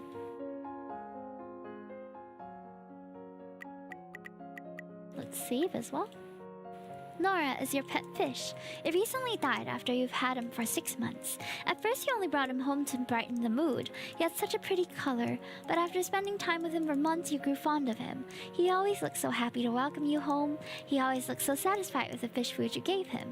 And he would make splashing noises to protest if you forgot to feed him. But whenever you feel exhausted, looking at him swimming happily in his tank always cheers you up. Ayo, Raphael. At first talking to a pet fish felt weird. If anyone saw you, they might call you crazy or pathetic. But it was actually very relaxing to talk to Nora about all the things you couldn't say to others. He wouldn't judge you or scold you. You can just unwind without feeling like you're burdening anyone. And maybe if it was only your imagination. But it almost felt like he understood you. The way he stops in front of you and stares right at you when you talk to him. And then swimming happily when you're done, almost like dancing. Ah, Nora... You can feel overwhelming sadness. You miss your pet fish. Since he died, you had no one to talk with. Nobody would understand your grief for a mere pet fish. You think there was no use trying to explain it to them anyway. Can you finish it tonight? I need it ASAP. You sighed and closed your phone. You just feel so tired. You're sad and have no energy left. But exam week is coming. You have no time to rest. There's no time to be sad, but you can't help it. You heard another notification, a different sound from before. You know it's your mom's notification tone. You remember that she called you before, but she didn't pick up the phone, and you also didn't text her afterwards. You're so busy that it completely slipped your mind. Hime, you didn't pick up my call. Are you busy? Call me when you can. Let's call Mom. You press the call icon on your phone. The phone rings 2 times before she picks up.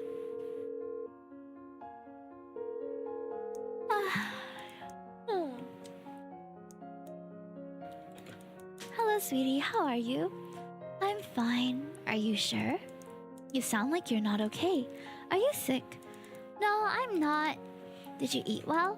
You pause and contemplate whether to tell her the truth or not. No, not really. I've been busy with exams and everything. Do you want me to come over? I can cook for you. But Mom, I don't think... Mom didn't give you any time to reject her. She was already planning her trip.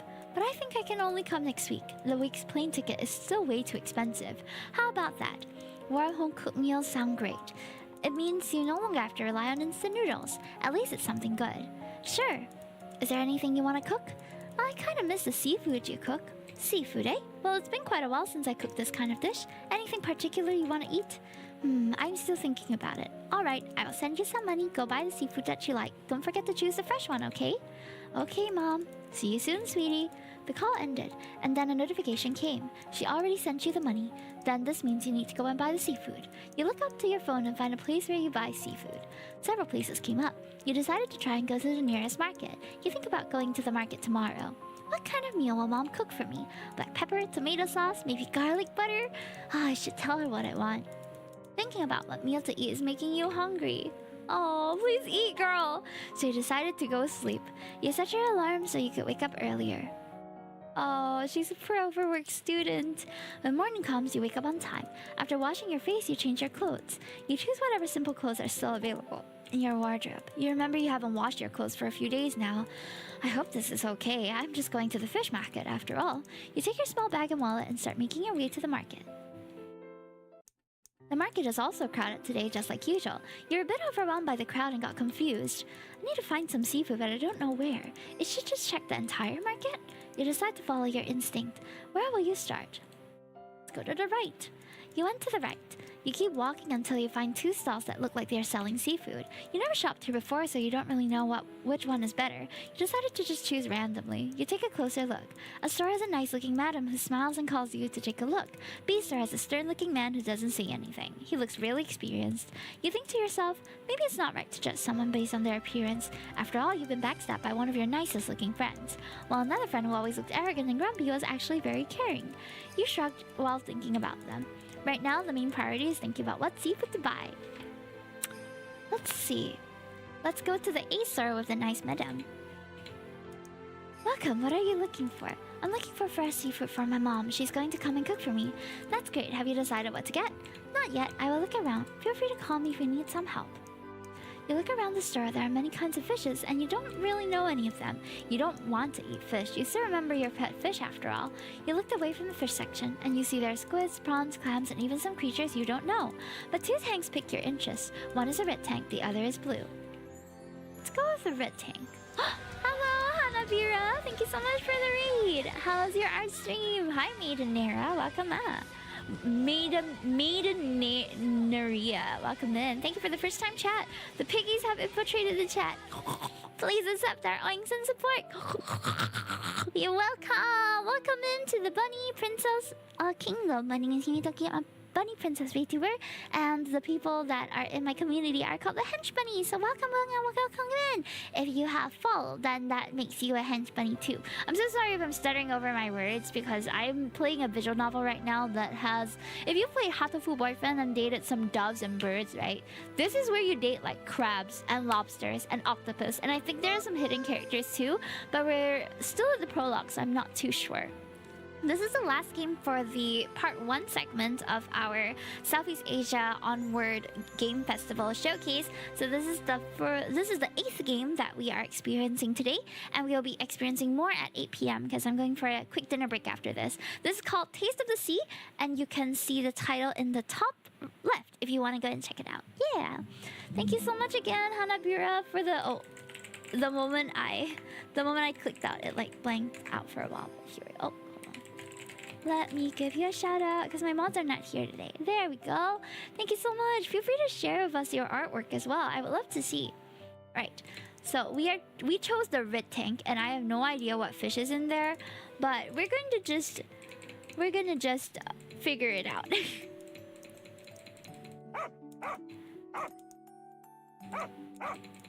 Okay, so the protagonist here, she also has a fish that died, and she was very attached to that fish, so she was very sad and she didn't want to eat any fish. So I have no idea what live ingredient that we've I have no idea what live ingredient that we've bought, but we're gonna find out because it was like randomized. Oh, day 1.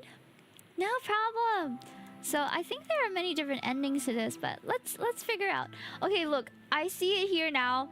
There's a Hatofu. This is one of the Hatofu boyfriend. This is one of the Hatofu boyfriend love interest, guys. So there was, I think, some inspiration, I would say. Okay, what we have brought home has 2 nice big claws. The color is grayish, and the store owner promised that this crab will have lots of tasty meat. You experienced it. You expected it would be more expensive, but this quality, it's surprisingly cheap. Maybe the store owner is kind enough to give you a discount. When was the last time you ate a crab? You don't even remember. Oh, we brought home a crab. You decided to put it in your fish tank for now and keep it alive until your mom comes to your place. It's better if they stay fresh for longer, right? You look at the fish tank that used to house your pet fish. You couldn't help but remember your pet fish. You decided to take a bath because you were gross and stinky after going to the market. Okay, after that a message came in. They need your help for the project you're working on again, so you decided to work on it and completely forgot about the crab. But just when you're about to sit down, you hear a loud knock. It's almost like a bang. Oi! You jumped in your seat. We're on crab's route now. Let's just do a quick save. What was that sound? You look around in your room trying to find the source of the noise. Maybe it's your phone? Oh, have a good dinner. See you. Please feel free to come back at 8 p.m., which is about an hour away, because we're going to be continuing the showcase then. You picked up your phone and checked if there was a video or an ad, if an ad was playing there? Nothing. Oi, are you deaf or something? You hear it again, a loud, angry male voice. Where did it come from? You hear knocking on the glass again. It can't be. You take a glance at your fish tank. There you see your crab knocking at the glass angrily. You frown. What is happening? Oi, look here! You will continue to ignore me, stupid human? You blink once. You blink twice. What? Are you talking right now? To me? You're talking to me? Am I dreaming? Why is there a talking crab? Of course I'm talking to you. There's nobody else in this room, is there? Stupid. Whoa, a talking crab. An angry one at that. I think I'm too tired, huh? Too tired I ended up hallucinating. What are you talking about? You're weird. You're pretty, but weird. Whatever. Let me go now. You plan to torture me and then eat me, right?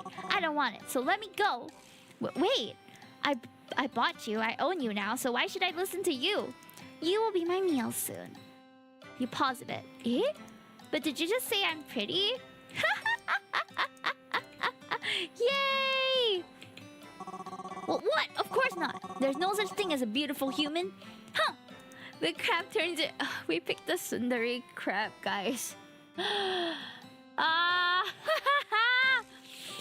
A Sundari crab has been added to the Hime harem. Can you imagine? You start to think that this crab is a little interesting. What's his deal? I'm not gonna let you go. You smirk. I used my money to buy you. Just letting you go would be my loss. How are you going to compensate me? The crab got silent for a few moments. He looks troubled. I can help you. I'm a great crab, you know. And what can a crab do for me, a human? You'll see later. Just give me time. I'll prove to you that I'm a great crab like no other. And who's the name of this great crab? Proudly, he says, it's Crabian. My name is Crabian. Remember that name, human. I say, come in. We are dating a crab right now, so that's how stream's been. Well, nice to meet you, Crabian. And you can't just keep calling me human. My name is Hime. That crab looks you up and down. I will call you that if I feel like it. Huh. A human like you deserves to earn my approval. Well, if we can't be friends, I can always cook you now. He looks panicked. No, fine. What a bad human. Hime, right? I understand. I will call you that. Ha. This crab is kind of amusing to tease. You start to enjoy this. Let's have a nice relationship, Crabian. Yeah. You chuckle again. Then, for now, be good, okay? I need to go back to my study. I have exam weeks coming, so don't bang on the glass anymore, please. I can't study if you're being rowdy. It's your fault for putting me in this cramped, ugly tank. Huh? Ugly? I can always put you in the pan. Fine. You're so mean. I won't protest anymore. Go back to your study.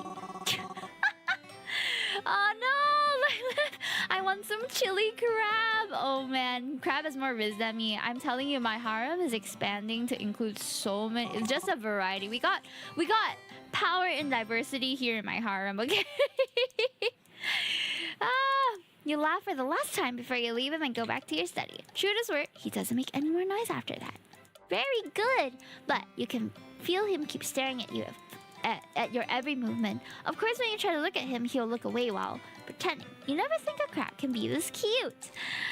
Caleb, but a crab. Oh, I would like to see that. You know when you turn crabs like upside down and then you see like the tummy of the crab and they have those lines, right? I mean, Loki looks like abs, no? I think Crabian's gonna have some mad abs if he turns human, which in the trailer it looks like they do eventually. Okay guys, so I'm going to stop here for this because I believe I have to go for dinner before I run out of time. However, you can... Oh, okay, he's mad at us. You can be late if you keep sleeping. Okay, but this is super cute. You know what? We're gonna end off by just watching the trailer. Okay. Hold on. We'll watch the trailer together one last time so that you guys can have a taste of the game a little more. Alright, here's the trailer for you. Oh, it's a bit loud. There we go. So this is what's installed. Unfortunately, I didn't allocate a lot of time to play through this, but I will definitely allocate another stream to play through this because it looks so interesting. Can't skip dinner, exactly. Crab for dinner, honestly making me kind of crave crab. Look at Octus. Octus looking like Silas, guys. He's got that long hair, everything. That is Silas Myth right there. But look at the options. You have quite a lot of like interesting options here. Apparently some mini games to play as well. Hello, I'm back. Hold on. My tracking isn't so cute. Alrighty, we're back. We are resuming the Otome Festival. Yay!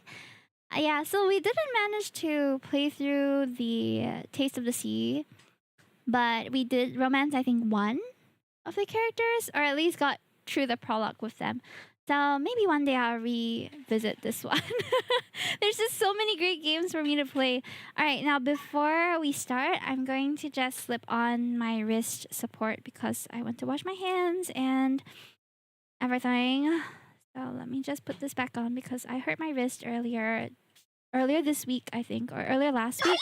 I'd already been feeling sort of like a soreness around my wrist when I was working on some commissions and just like general holding work, but yesterday was when it really started hurting because I was trying to hold an umbrella. It was raining, and I realized that it hurt to hold the umbrella.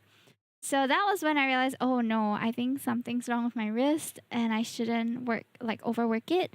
I put on a wrist support and I'm trying not to like do too much fine work on my master hand, though it pains me because I love to draw and I love to game, and all of that kind of uses the wrist, right? So hopefully it recovers soon, and then we can resume all the stuff that we want to do. All right, so we are back, and we are going to be playing 2 more Otomes for the night. The first being from the Lilies. To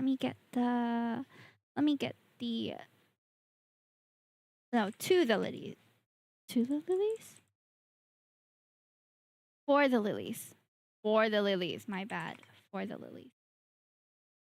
There it is. Okay, we're gonna watch the trailer together. Alright, here we go. Trailer time. When your world is destroyed, who will you kill to save it? Whoa. Whoa.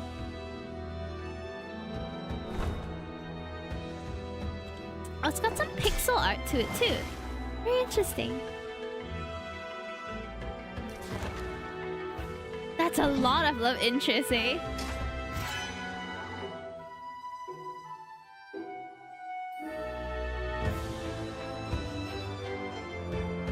Five love interests to choose from, chat. How are we gonna decide?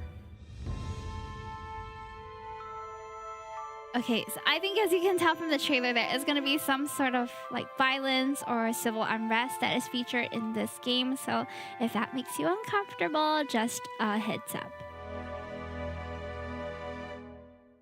It looks so good though. Let me just... It's by Starship Studio. And let's start up the game, chat.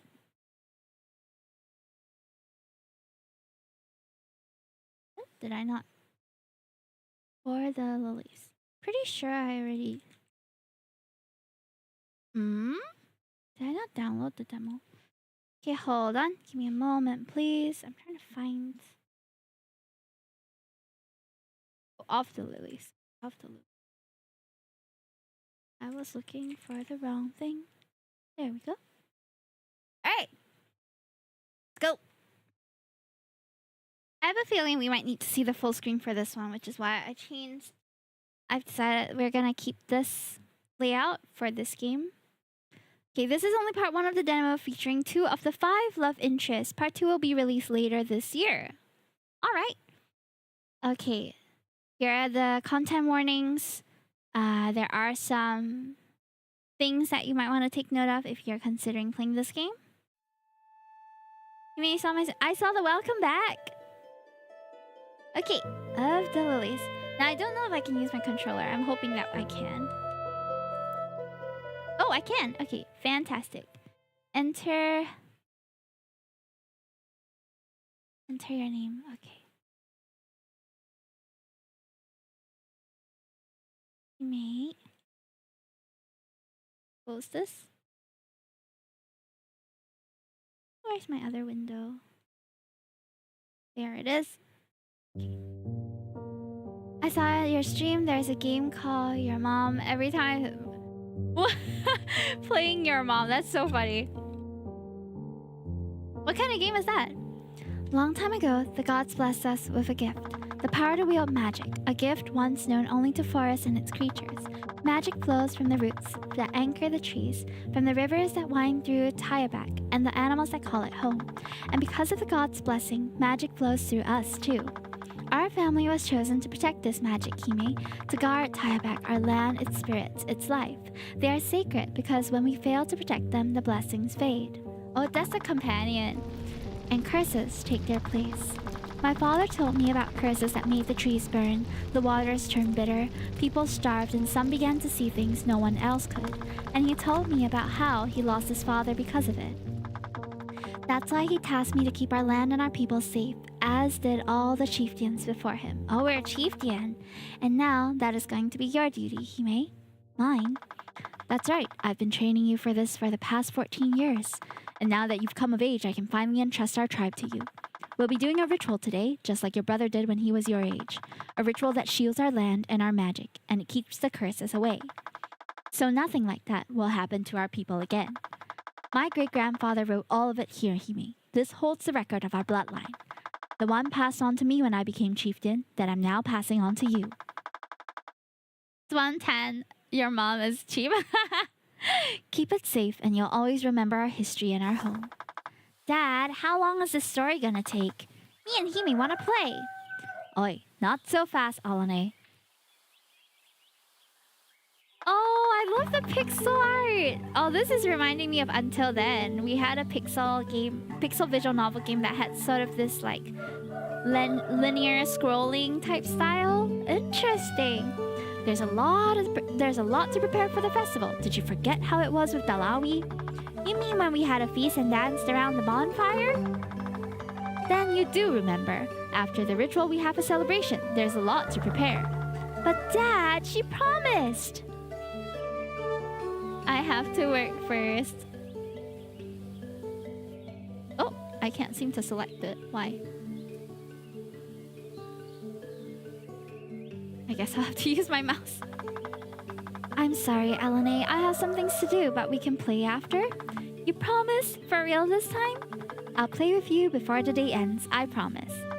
Being a good chieftain means having a good relationship with your people, Hime. Talk to them, help them, and meet me at the top of the cliff when you're done. I'll be doing the ritual there. Oh, okay. It's like all this happened before. They're right here, but why does it feel like I haven't seen my family in a long time?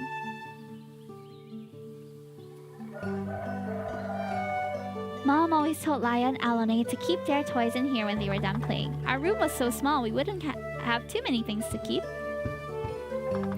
Oh, Hime, isn't she just adorable? We named her after the brightness of the day, Liwani.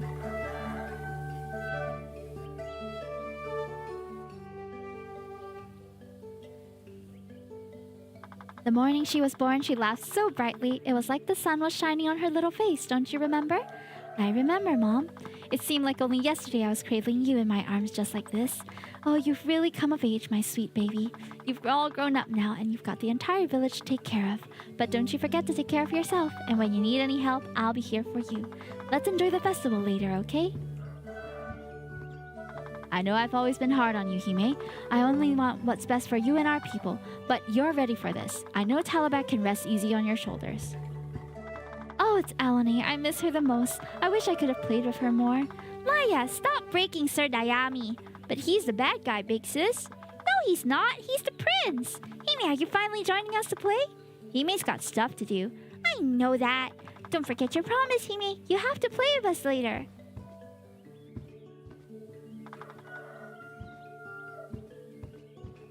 Oh, happy birthday, Hime. You finally come of age. But you can always tell me if you can't handle being the chief. Haha. Of course I can handle it. Just watch me. I'm waiting then. Ah, but really, Dad chose you to be the next chieftain for a reason, you know? Good luck at the ritual. You need it. And just let your big brother know if you need any help. Aw. I guess we have to talk with all the townsfolk first? I remember how our family would come together to eat here.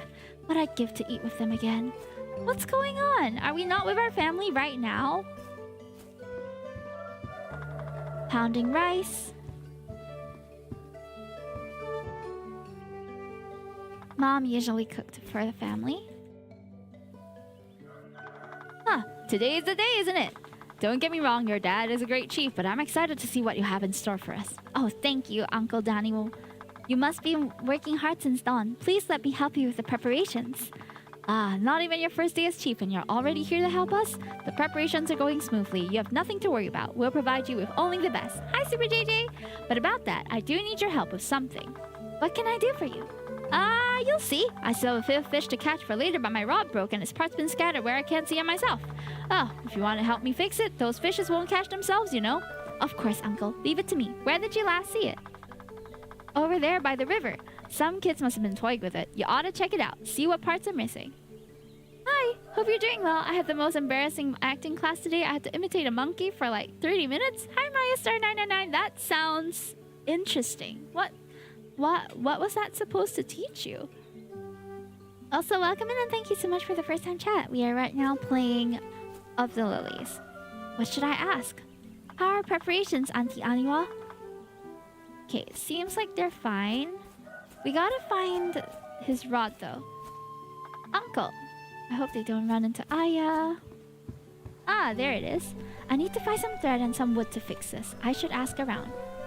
Fine wood, fine fishing thread. I can't go to the cliffside yet. Okay. We've gotta find some thread and stuff. Can we ask?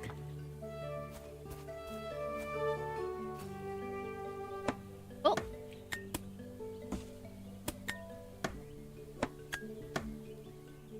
Okay, we got some wood. We need to find thread though. New emote! Yeah! We got the clipped emote.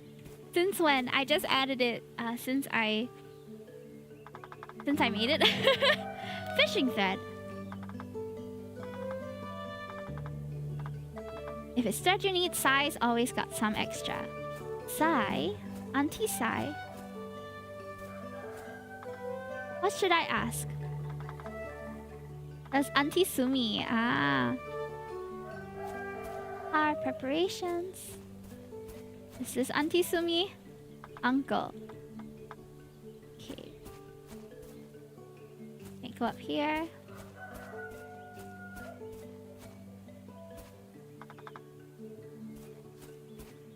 This Auntie Sai? Our preparations. No, this is another uncle. Very common in acting classes is to get over the things that cringe you out. And for other stuff too.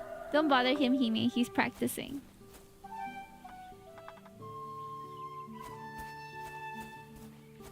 I can't go in, meh. Why? Is she even home? Sure, you would have laughed seeing me making monkey noises. I took some drama classes myself, but we've never done that. We did do like acting big actions and stuff though, but my class was generally not shy at all, so it was quite easy. Lots of cabbages. Where am I supposed to find the thread?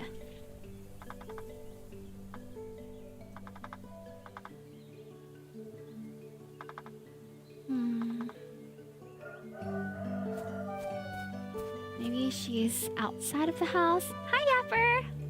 I'm trying to look for Auntie Sai.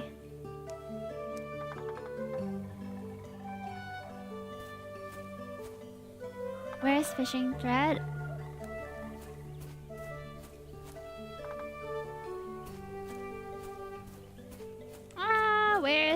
Where can we go? Okay, we're just gonna explore. Or, did you ever make monkey noises? No, we have not.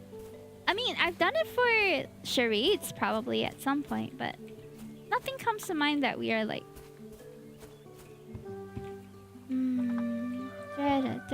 Thread.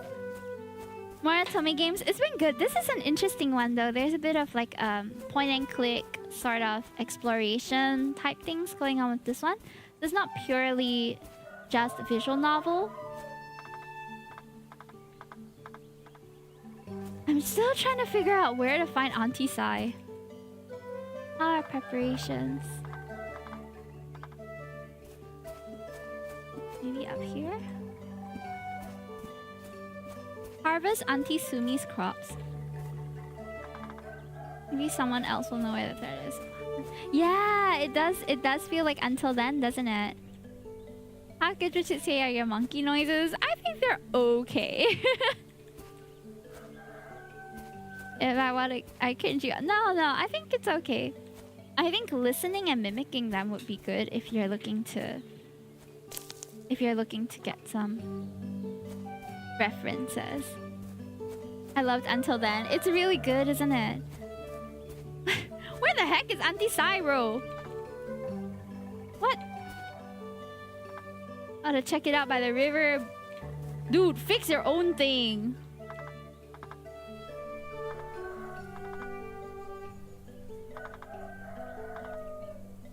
Guys always got some extra. Yeah, but where is she? Where is my auntie?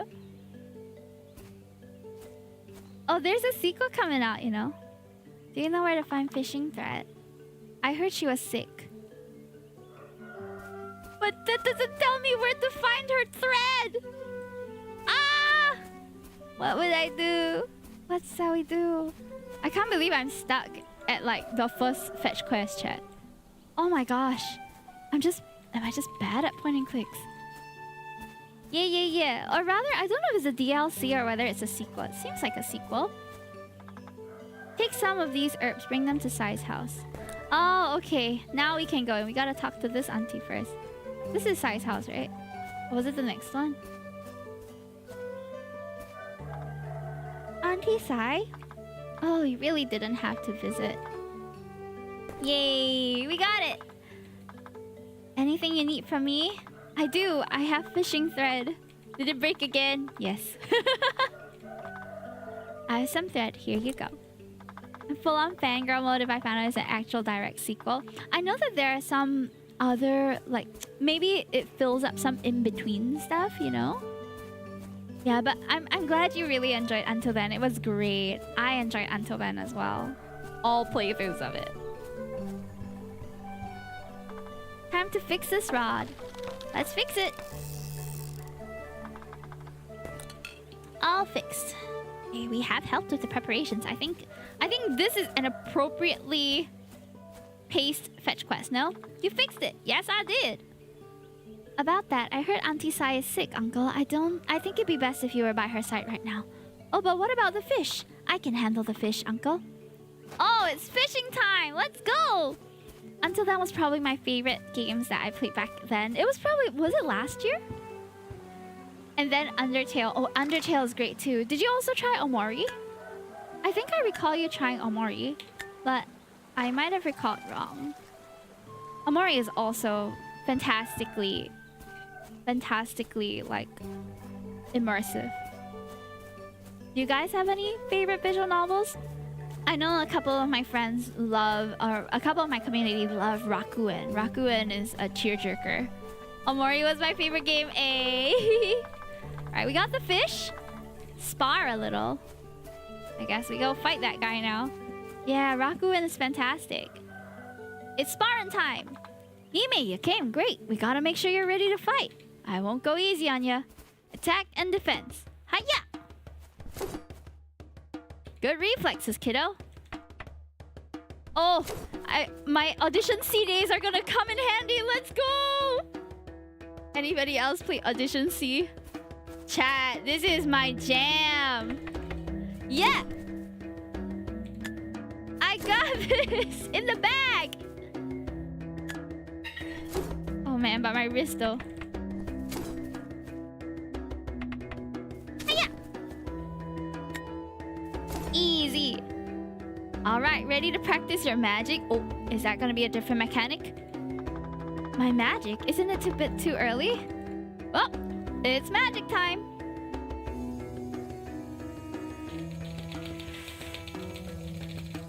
Am I supposed to spam? Ah, wow, that was difficult. All right, Hime, good work. You gotta work on that magic of yours, but that'll do for today. We're rooting for you. There'll be a grand celebration waiting for you when you come down. Meet Dad at the top of the cliff. Okay, cliffside is all the way on the left, if I recall correctly. Raku and I did a lot of voice acting in that one. I know you got friends to play with you, if I'm not mistaken. Same in Undertale, gave Sans the voice of Patrick and Papyrus the Poncho's voice. Oh, man. I don't know how that would pan out, but it sounds like an interesting time. Here goes nothing. Dad's not here yet. Where is he? I should find the coconut for the ritual. I feel like this isn't gonna end well. Wait, can we save? I don't see a save. Ruh-roh. Uh-oh. There's no save option, chat. Oh, no. Oh, Amari. An Aya? That can't be a good sign. Amari's a long game, though. I think I haven't completed it. I got stuck finding Basil. It might be nothing. Let's just move forward. Oh, this really does give Until Then vibes. This feels dreadfully familiar. I just can't shake the feeling that this has happened before to me. Is it really my first time doing the ritual? Find a coconut. Get the coconut. Yes. Very nice. Maybe Dad's already at the top of the cliff? I would hope so. There's some tragedy waiting for us, isn't there? The setting sun casts a warm glow over all of Tayabak. It was so beautiful. The Tayabak that Dad worked so hard to protect. This had to be it. 32 hours. Oh, that's a long time. But Dad, where was he? Huh? Dad! Oh no! Amori is a bit too long though, Yapper. I'm sorry. Because I only stream about 2 hours per stream nowadays. I don't think I'll be able to have the stamina to play through Amori. I did it when I was having a school holiday back then.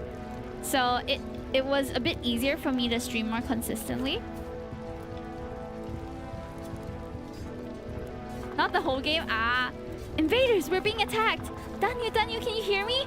No, please don't leave me. Run, they want our land, our men, our women, our children. My poor crops, my house, it's all burning. Is this really happening? No, it can't be happening. What is going on here? Dad! Hime, you made it back. My heart began pounding in my chest, the smoke from the fire making my vision blurry. It felt all too familiar, like I was getting closer to what I was dreading the most. I caught a glimpse of my dad. Dad, he's bleeding? How long was I up there on the cliff? They told me there were 5 of you. You must be the village's successor. His deep voice cut through my trance and pierced my ears. The fire, the screams, the clashing of weapons. It was all so loud, but I could hear him clearly. I turned my attention toward him for the first time. He looked very wary. Dad must have given him a fight before I got here. But the bloodstains on his otherwise pristine uniform didn't stop him from standing proudly. Southeast Asian simulator, everything on fire. Oh my god. That's certainly what it feels like. There was no warmth left in his gaze, only the stillness of someone who had long forgotten mercy. What do you want with us? You and your family must come with us. This land shall henceforth belong to the Says Lane Empire. I suggest you do not stand in our way. I will not repeat myself again. Don't listen to his lies, my child. Tayabek is our home. We cannot let them take it from us. Chief, we need you over here. I hope I've trained you enough. Fight for your people. Uh-oh. Our first actual fight? Listen to me. I do not want to hurt you. Stand down. I froze. Beneath all the fierceness, those cold, unflinching eyes, I thought I saw something else. He looked conflicted. Why are you doing this? There's nothing I can do about it. It has already been decided. I'm only doing what is necessary. What good could this possibly do for our tribe? You possess a power that must be controlled. The Empire is here for your protection, for your sake and for the sake of our nation. My magic? You're here for our magic? Is this what they taught you? To claim power? Power that doesn't belong to you through force? He didn't seem sure of himself. It was like there was something within him telling him this was all wrong. It's not too late to walk away from this. Take your army and leave this land. Give me back my family and leave us alone. There was a moment of hesitation. I hoped he was actually considering. I saw hope for tomorrow, that I could go back to the peaceful days training with my dad. I should have spent more time training, but that moment was over. He stood proudly, gripping the sheath of his sword, determined for what he planned to do next. I shivered, readying my axe. Looks like I don't have a choice. I apologize. This has to be done. Oh no! That must have given him a fight. He doesn't seem to be at his best. I can take him. Come on, Hime, you got this! He's slow. I'll show him what the people of Tyabek are made of. Hiya! Oh, I missed. No! Okay, I gotta fully focus on this one. Oh, that's so fast! Oh, does it come back? I feel like it comes back. He won't draw his sword. Am I not much of a challenge for him? Or was that all about not wanting to hurt me true? No, focus, Hime. He is here to take everything away from you. Oh my god, I couldn't even do that! Ah! Oh, that's so quick, chat. He's not backing down. Is my magic the only way out of this? No, I can't. Uncle said I needed more practice. He's panting. He couldn't have had any more to give than this. This might be my only chance. I literally can't summon it, chat. I am tapping it so fast despite my aching wrist. This is as good as it goes. I'll never forget the cruel smile on his face.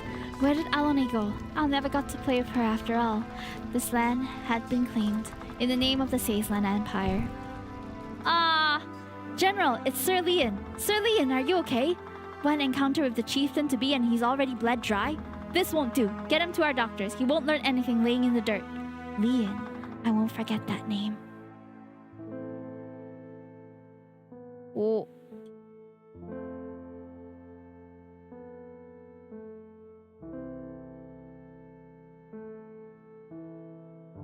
Very tense start to this, chat. Ooh. Oh. Of the Lilies by Startress Studio.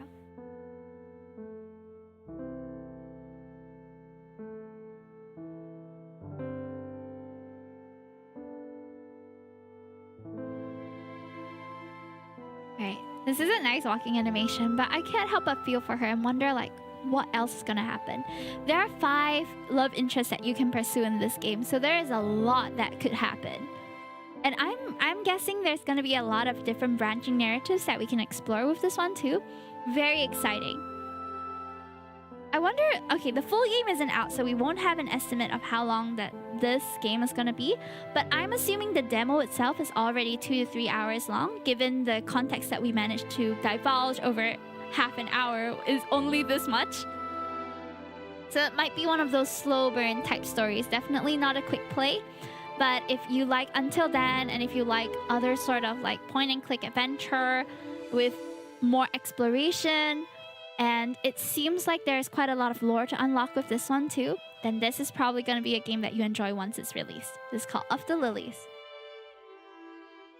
I kept spelling the title wrong though. It's Liles. I remember it all like it was yesterday. Our land was taken from us, our homes destroyed, our people killed. And slowly my family disappeared too. No, you can't take him away. Take me instead. The family needs you, my heart. I can find a way. If I just find a way, huh? Tell that to your new owner. Too bad he's not looking for a new woman. Not if she's some old hag with too many mouths to feed. You can't. How cruel. How dare you speak to her that way? You've already taken everything from us. No, let them say what they want. I don't care for their words. I just can't let them take you. I can't be without you. The kids need you. Sir, please have mercy. We'll do anything. Just let us stay together. This is their chieftain, isn't it? Man went and bloodied up a few of us, didn't he? We can just make an example out of him like the rest. Maybe we can even present him to the Logresh Empire. Don't worry, his life won't be in vain. So, no package deal with the wife? Pfft, no, one's enough. The businessmen from Haripura have been looking around for house help. Surely they would love to have you.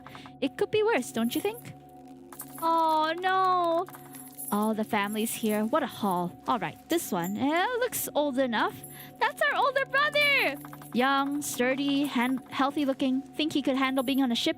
The Garatan Empire have been outsourcing their men lately. I don't know. If none of the lords here want him, sure, ship him off. Damn it, no. No, I'm not leaving. I'm not getting shipped off. Let go. Big brother, no. Don't take him. Don't take him. What about this one? That one, the kid? Send him down to the mines. He's a scrawny little stick. He could use the exercise. Nowhere near good enough to even hand off to our trade partners.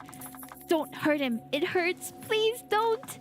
You said not to hurt him. What are you doing? He's a child, damn it. Don't hurt him or I'm going to... No, don't touch me. Help me, Hime. I'm scared. Don't worry. You're just the prettiest little girl, aren't you? There's a place for you too. I'll take good care of you. Alone. No! It was dark and cold. I was being kept captive in a room I'd never been in before. There was no one left but me. The voices outside were getting louder. They've already taken my family to places I didn't know about, and I was next. That one looks strong. I hear it was in line to be the next chief? Good. Very well. Seems like she could be a fine addition to my servants. Oh, for sure, lady, but I'm afraid you're too late. Someone else is taking them, and well, they have the money for it too. Yeah, this is dark, chat. I hope that if there is a happy ending to this after multiple playthroughs or whatever, that there is a way that she can get her family back together, because I feel so heartbroken for her. They have the money, you say? Then how about I offer you more? Lovely. Now hand her to me. Lady. The chain around my arms kept me from using what little magic I had left. I was pathetic, a mess. We lost Hayabek because of me. But the woman in front of me didn't sneer. Unlike all the others, she stared at me with an intensity that brought shivers down my spine. She wasn't afraid of me, but I wasn't afraid of her either. Who are you? Don't worry, child. I'm here to help you. You can call me Lady Sabina. What do you want with me? Where did they take my family? I was too late for them. I'm sorry, but it's not too late for you. You must have been through a lot. It's over now. I'll protect you. Maybe you didn't hear me the first time. What do you want with me? Do you know why your family was taken away? How do you know about that? I'm here representing an organization, the Order of Lalirio. You have a power we'd like to protect. You want to protect my magic, huh? Funny, the people here always seem to say the same thing. You are more powerful than you know, which is why I want to take you in, nurture your power and help you use it to protect others. What are you talking about? The Order has foreseen a great calamity approaching, curses that come only once every 100 years. If we don't do anything, the entire world will be at stake, and there will be nothing left. Any hope of finding your family again will be lost. You mean you know where they are? The Order's connections run deep, my dear. We supply magic throughout the entire empire. If you join us and stop these curses, I'll help you look for them. And if it doesn't seem like you have any other place to be, you want to be saved, yes? Why should... these are great options, all of them. Why should I believe you? Prove it. I trust you. I feel like trusting her is probably the best option, but we're gonna ask her to prove it just to see what happens. Prove it then. Show me that I can trust you. Her gaze was steady, and there was no doubt in her eyes. Those chains are holding you back, aren't they? She knelt before me, key in her hand, and I finally broke free, the magic in the chains no longer restricting my essence. I grabbed her and my palms began glowing as I focused all my energy on her. But she remained still. She waited for me to do my worst. Her eyes never wavered. She was defenseless, but she wasn't doing anything to stop me. I'm not like them. It was like she never expected me to go through with it. Her eyes softened. I know you're hurting, child. I'll let you take your time to process everything that's happened. What's important is that you're all right now. You're alive, and as long as you're alive, you can try to make things right. Don't you worry. I'll be sure to keep you safe. It's been 10 years since that day. So that makes us 24 now, since it was our 14th birthday. Hime? Hime, wake up, please. Seiji, it's an all too familiar face. The tension in my shoulders ease as I look into his tender, worried eyes. Was it another nightmare? Yes, I dreamt about... your family? I chuckle softly. The nightmares never end, but Seiji's always there when I need him. I figured. You don't have to pretend you're okay. I know you're still hurting. He's standing by my bedside, leaning in close so I can see his face clearly. I'm so used to seeing him every morning that the closeness doesn't bother me anymore. Is there anything I can do to help? He gently brushes away a strand of hair on my face as if he noticed my discomfort without having me say a word. Being here is enough for me, Seiji. I'm alright now. Did Lady Sabina ask you to check up on me? She did, but I came down because I was worried about you. You know, I'll always be here if you need someone to talk to, right? About what happened 10 years ago, your family. Seiji and I have been together since I entered the order. Whenever I had a nightmare, he'd climb up to my bed and stay with me until I fell back asleep.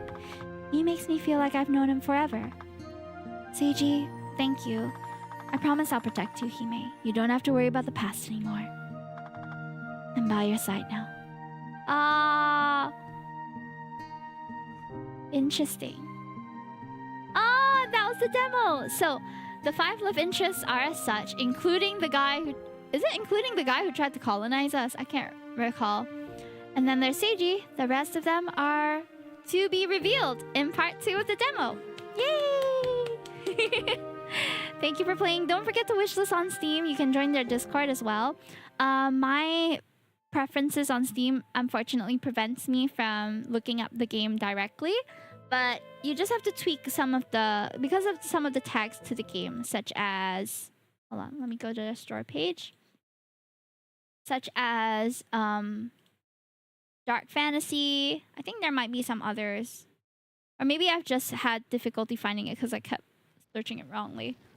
Let me try to search it properly. Ah, there it is. So, okay, it should be fine. What the... Okay, there are some other interesting recommendations there, chat. And by the way, if you guys want to check out the rest of the titles, you can see the games I'm playing in the pinned message on Twitch. And you can also click on this banner to check out all the games that are available. So that is the Of the Lilies demo. I'm super excited for it. It does give me Until Then vibes. And I loved Until Then, so I can't wait. Looks fun. Might have to give this one a go, right? I'm not sure when the release is going to be. I think it's to be announced.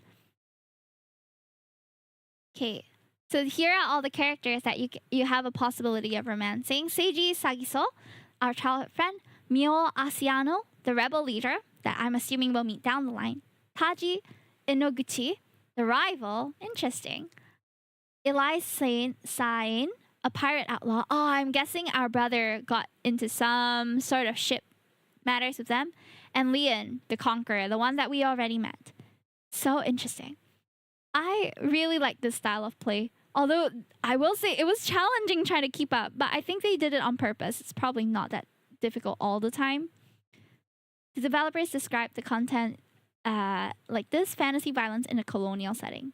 But it's a very strong story from the get-go already. So, really looking forward to this one. All right, we have some time... I don't know if we should start the other one early, or we could also head to the banner. And since we are here, we can just check out some of the games that are here.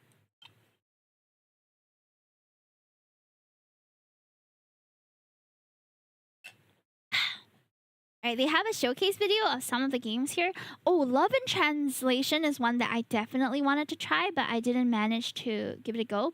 This one is interesting because I'm trying to learn Japanese now, right? And in this game, you are sort of communicating with someone whose language you're not so familiar with, so you get to practice Japanese at the same time. Super interesting.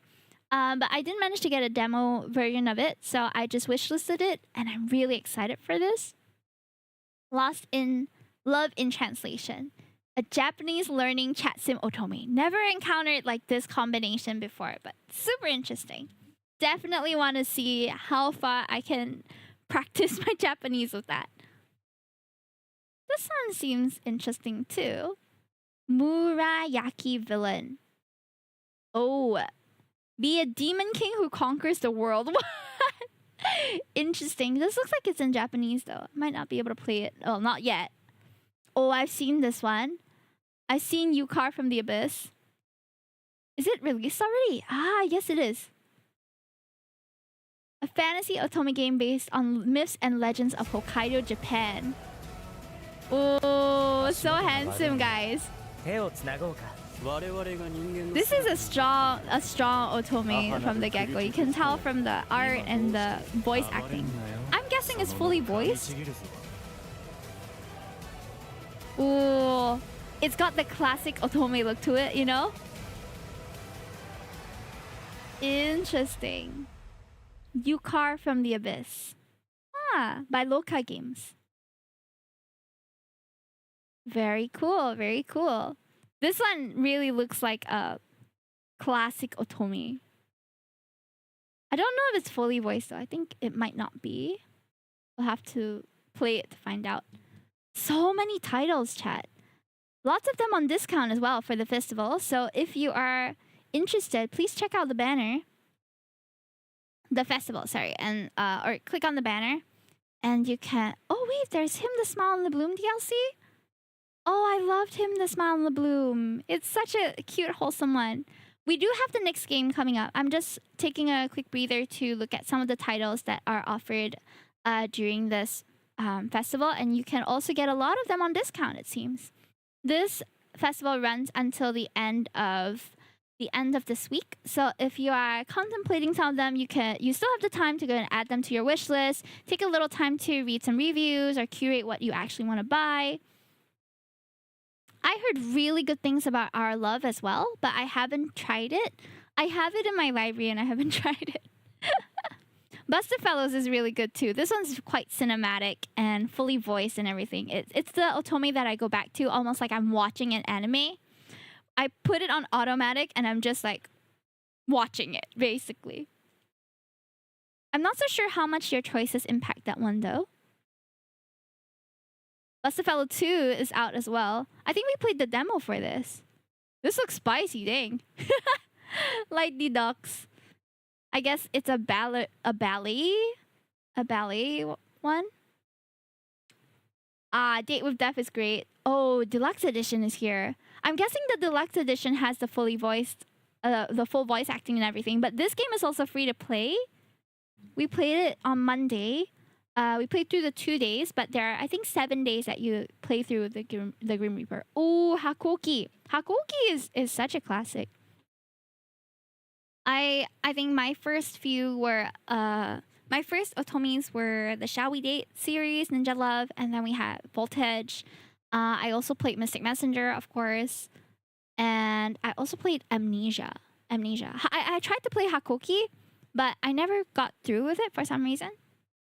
Just didn't have the time. I think I was just busy with exams that time. All right, our next game is Poetry in Purgatory.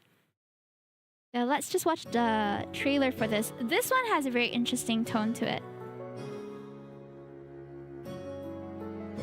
The art style is also very cool.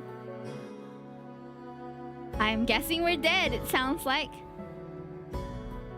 Explore the interactive world of Purgatory by day and by night. Navigate the afterlife as a good-natured paragon of an ill-willed renegade. Ooh! Fully fleshed out characters, many of which you may romance, and watch as the story adapts to your decisions.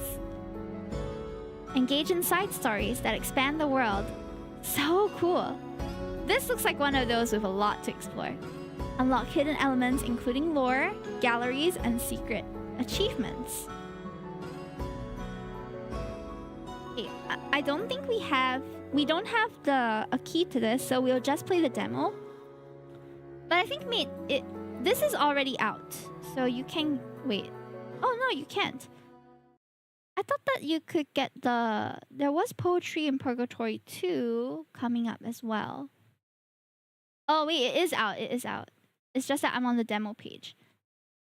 I think I already downloaded it. Let's check. There we go. Alright, so we're gonna give Poetry in Purgatory a go.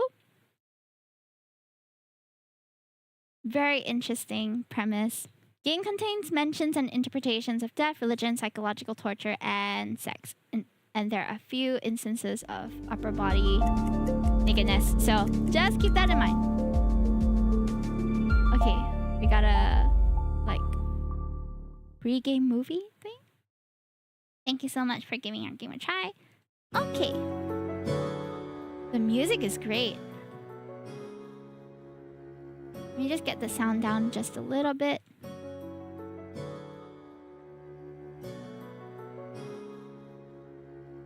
Okay, let's go. They say that when you die, your whole life flashes before your eyes. I need to adjust the screen a little bit. Yep. Someone, send for help.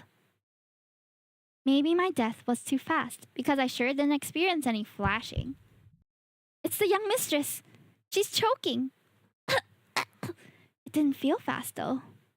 It felt excruciating, endless. Where's her father? I clawed wildly at my throat.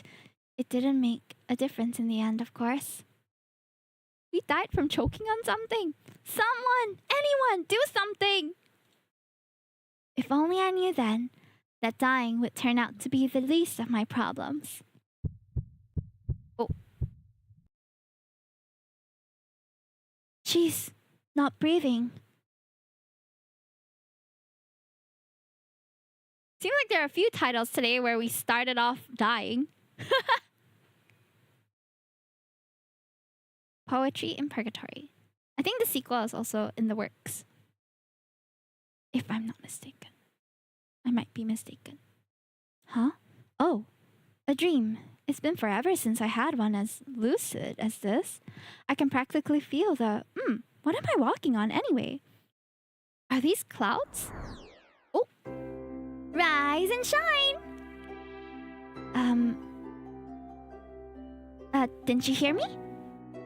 What are you doing? I'm pinching myself, obviously. How else would I wake up from this ridiculous reverie? Reverie? Is it reverie or reverie? I can't... never mind. You're using fancy pants words. What an interesting choicey choice. Very well then. Pinch away, human. Who is this person? Well, now I don't feel like it anymore. Oh? Shame there was no truck hood. Aww. Changing your mind just like that, are ya? It's for the best, I see. No matter what you do, you're stuck here from now, you see? I don't understand. Wait, is he? Only my friends call me that. Oh, I'd love to be your friend. That's not what I... Stop screwing with me. You don't know who you're messing with. You name-knowing stalker? My father will punish you once he finds out where I am. Alright, let's cool off just a little bit, okay? I feel like we've gotten off on the wrong foot here. Or is it gotten off on the wrong foot? Some of these human things are still tough to get right for little old me, even with all my fantastic knowledge. That's the second time you say human like that. Who are you? Wanna guess? Taking that as a no. I'm God, is he? But since we're friends, you can call me Rem. Rem? The god? Capricious God Queen Extraordinaire. I'm European, I'm new here. Hi European, nice to meet you. Thank you for the first time chat. Can you hold on a second? Today we're playing some Otome games and we are on Poetry in Purgatory, which is a game where we explore the afterlife. We had just gotten to the gate, so y'all are not late, okay? Can you hold on just a second? Rem, was it? What are you doing now? What the? My phone is not here. Did she steal it while I was unconscious or something? How am I supposed to call for help now? What a mean thing to accuse someone of. We just met and already you're calling me a thief. You're definitely suspicious, so can you blame me? Wait, how did you know what I was thinking? Isabel Salvi, 20 years of age and daughter of world-famous businessman Reen Salvi, and only child born on New Year's Eve. Hi, Hoshiko. You love licorice and you love eating it while sorting through your impressive collection of expensive jewelry. And you're extremely proud of that one time you managed to do 25 jump ropes under 1 minute. Blah, blah, exposition, blah, blah. The reason why I can read your mind is the same reason why I know all these things about you, is he? It's because I am God. Get it? You can't possibly be serious. You went from confident to angry to mellow awfully quick, little friend. But it's okay, because today is very important after all. It's your first day in heaven! Woohoo! You don't seem excited. Heaven? But I'm not dead. Ah, yes, well, correction. You are dead! Death actually being one of 2 pesky prerequisites of getting here in the first place, you know? What is the second one? Being special? Special? Let's put a pin in that for now, shall we? How about you follow me beyond these pearly gates? I'll show you the old office and just how lucky you are to be here. I suppose. I can't believe any of this. I'm dead? And I'm talking to God? What is going on? Not hell, is he? Heaven! Get out of my head. Okay. Rem is so cute. Welcome to my little hidey hole, Izzy. Sorry about the mess. It seems like my sweet boy has been neglecting his cleaning duties. But I do keep him awfully busy, so I guess that's okay. Sweet boy? Yeah, you'll meet him soon enough. Are you from China or somewhere in West Asia? I'm Singaporean. I'm Southeast Asian. One thing at a time. But I'm Singaporean Chinese, if that clarifies. I'm not sure if you were asking my nationality or ethnicity, but it doesn't matter. You're the one who brought him up. Anywho, this is where all the magic happens. Magic? Oh, you know, all the godly thingies I do as God, I do them from here. God's seat of power is this cozy little room? Aw, you really think it's cozy? That's so nice of you. I knew we were gonna make such great friends if you just keep proving me right. I'm just trying to take this all in. It's, not going very well. Honestly, I think I'm still in shock. You want some tea? God drinks tea? Of course! What else would I drink? I don't know, like nectar or something? Isn't that what deities drink in most stories? I'll have to write that down. Thank you kindly for the tippy tip. If you really are God, I have to say you're nothing like how I imagined you to be. Oh? Am I disappointing you, Issy? Oh, yeah, I'm in GMT +8. What about you? No, I don't know. It's just a lot. 1 minute I'm eating dinner and... Hold on a second. How did I die? Oh, you were poisoned. What? How? What? How? 3 excellent questions. Don't you know? I do. But I'm a bit fuzzy on the details. It's probably better if you figure that out for yourself. How am I supposed to do that? Oh, Spain, so what time is it for you? Don't you worry about that, Issy. It'll come back to you in time. What does that mean? It means that everything will be fine in the end, I think. You think? We're getting off track again. This isn't showing you how lucky you are at all. Let's switch the subject. It's quiz time. Huh? Don't be grumpy, Issy. I promise you it'll be fun. Just answer my little questions and then we'll take it from there, okay? Do I have a choice? Well, that depends. Do you think it's a good idea to keep saying no to God? Pomerino, welcome in. Oh, it's 3 o'clock for you. That's early. I wish it was still afternoon for me. I want the whole day ahead, but after this, it's gonna be nighty-night for me. I'll play along. Yay! First question. This one should be easy for you because I know you're used to having servants around you. You catch one of your little mates stealing food from your house. When caught, the poor underpaid servant says it's to provide for her starving children. What do you do? Oh, interesting. I'll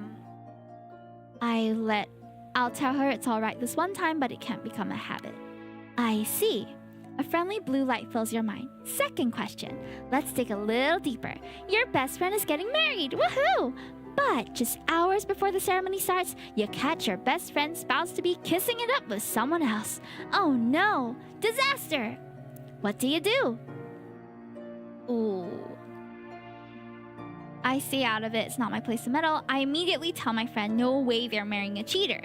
A friendly blue light fills your mind. I see. Third question. Now it's getting fun for real. You take your new car for a drive and accidentally kill a pedestrian with it. Oops. Luckily for you, though, there's another person there, and for some reason, he thinks he's the one who killed the poor walker. He's even ready to take the blame, even though he's innocent. What do you do? Well, that's tough. Marry a cheater, kick him aside, right, Midoriha? I agree. Otome Games, you say, does date everything? I'm not sure if it's an Otome specifically. If we're going by the strict, like, traditional definitions of Otome, it has to be like a female MC, and most of the love interests are either are male. But that's just the traditional definition. I'd say date everything has a lot more mechanics than just the dating part of it and choice part of it. I don't even know if some people would classify it as a dating sim, so it kind of stretches over a few different categories, in my opinion. Yeah. I take the blame. I tell him we should both walk away. It was an accident. Well, it was an accident. But I am the guilty one, huh? I thought as much. Fourth question. Let me clear the old throat a bit. 46F. What is this?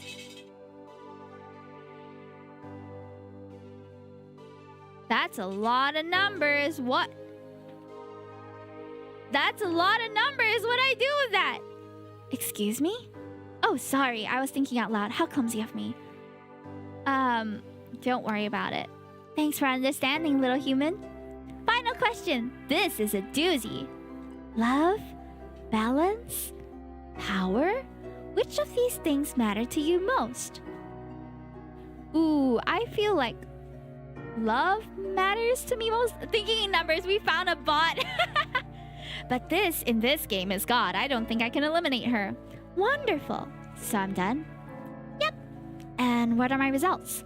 Well, the quiz definitely proves that you deserve to be here. Meaning what exactly? I can't tell you that. Why not? I can't tell you that either. But I can tell you the following. I know you're having a tough day, and in my own way, I'm trying to make things as easy as possible for you. You'll forgive sweet little Remy for trying to lighten the mood a little bit, won't you? Based on your answers to Rem's questions, Isabel's morality has been determined to be that of a good-natured paragon. Your morality affects several aspects of gameplay, such as available dialogue options, Isabel's reaction to things she investigates, and the outcomes of certain game events. Oh! That is so interesting, chat. So depending on how you answer Rem's questions, you might get a different experience altogether. Huh. Being altruistic, compassionate, and understanding, a paragon generally sees the good over the bad. So, can you do it? Can you forgive little Remy? I guess there's no harm in trying to make things a bit fun. Oh, look at that! Ah, yes. That's what I'm saying. No worries, no worries. I'll give you the access to the Discord in a bit. I still have to verify you. I knew you'd get it, Issy. Anywho, I'd like you to imagine this. Heaven! A place where you can have anything you want at any time. A place where all your dreams come true over and over.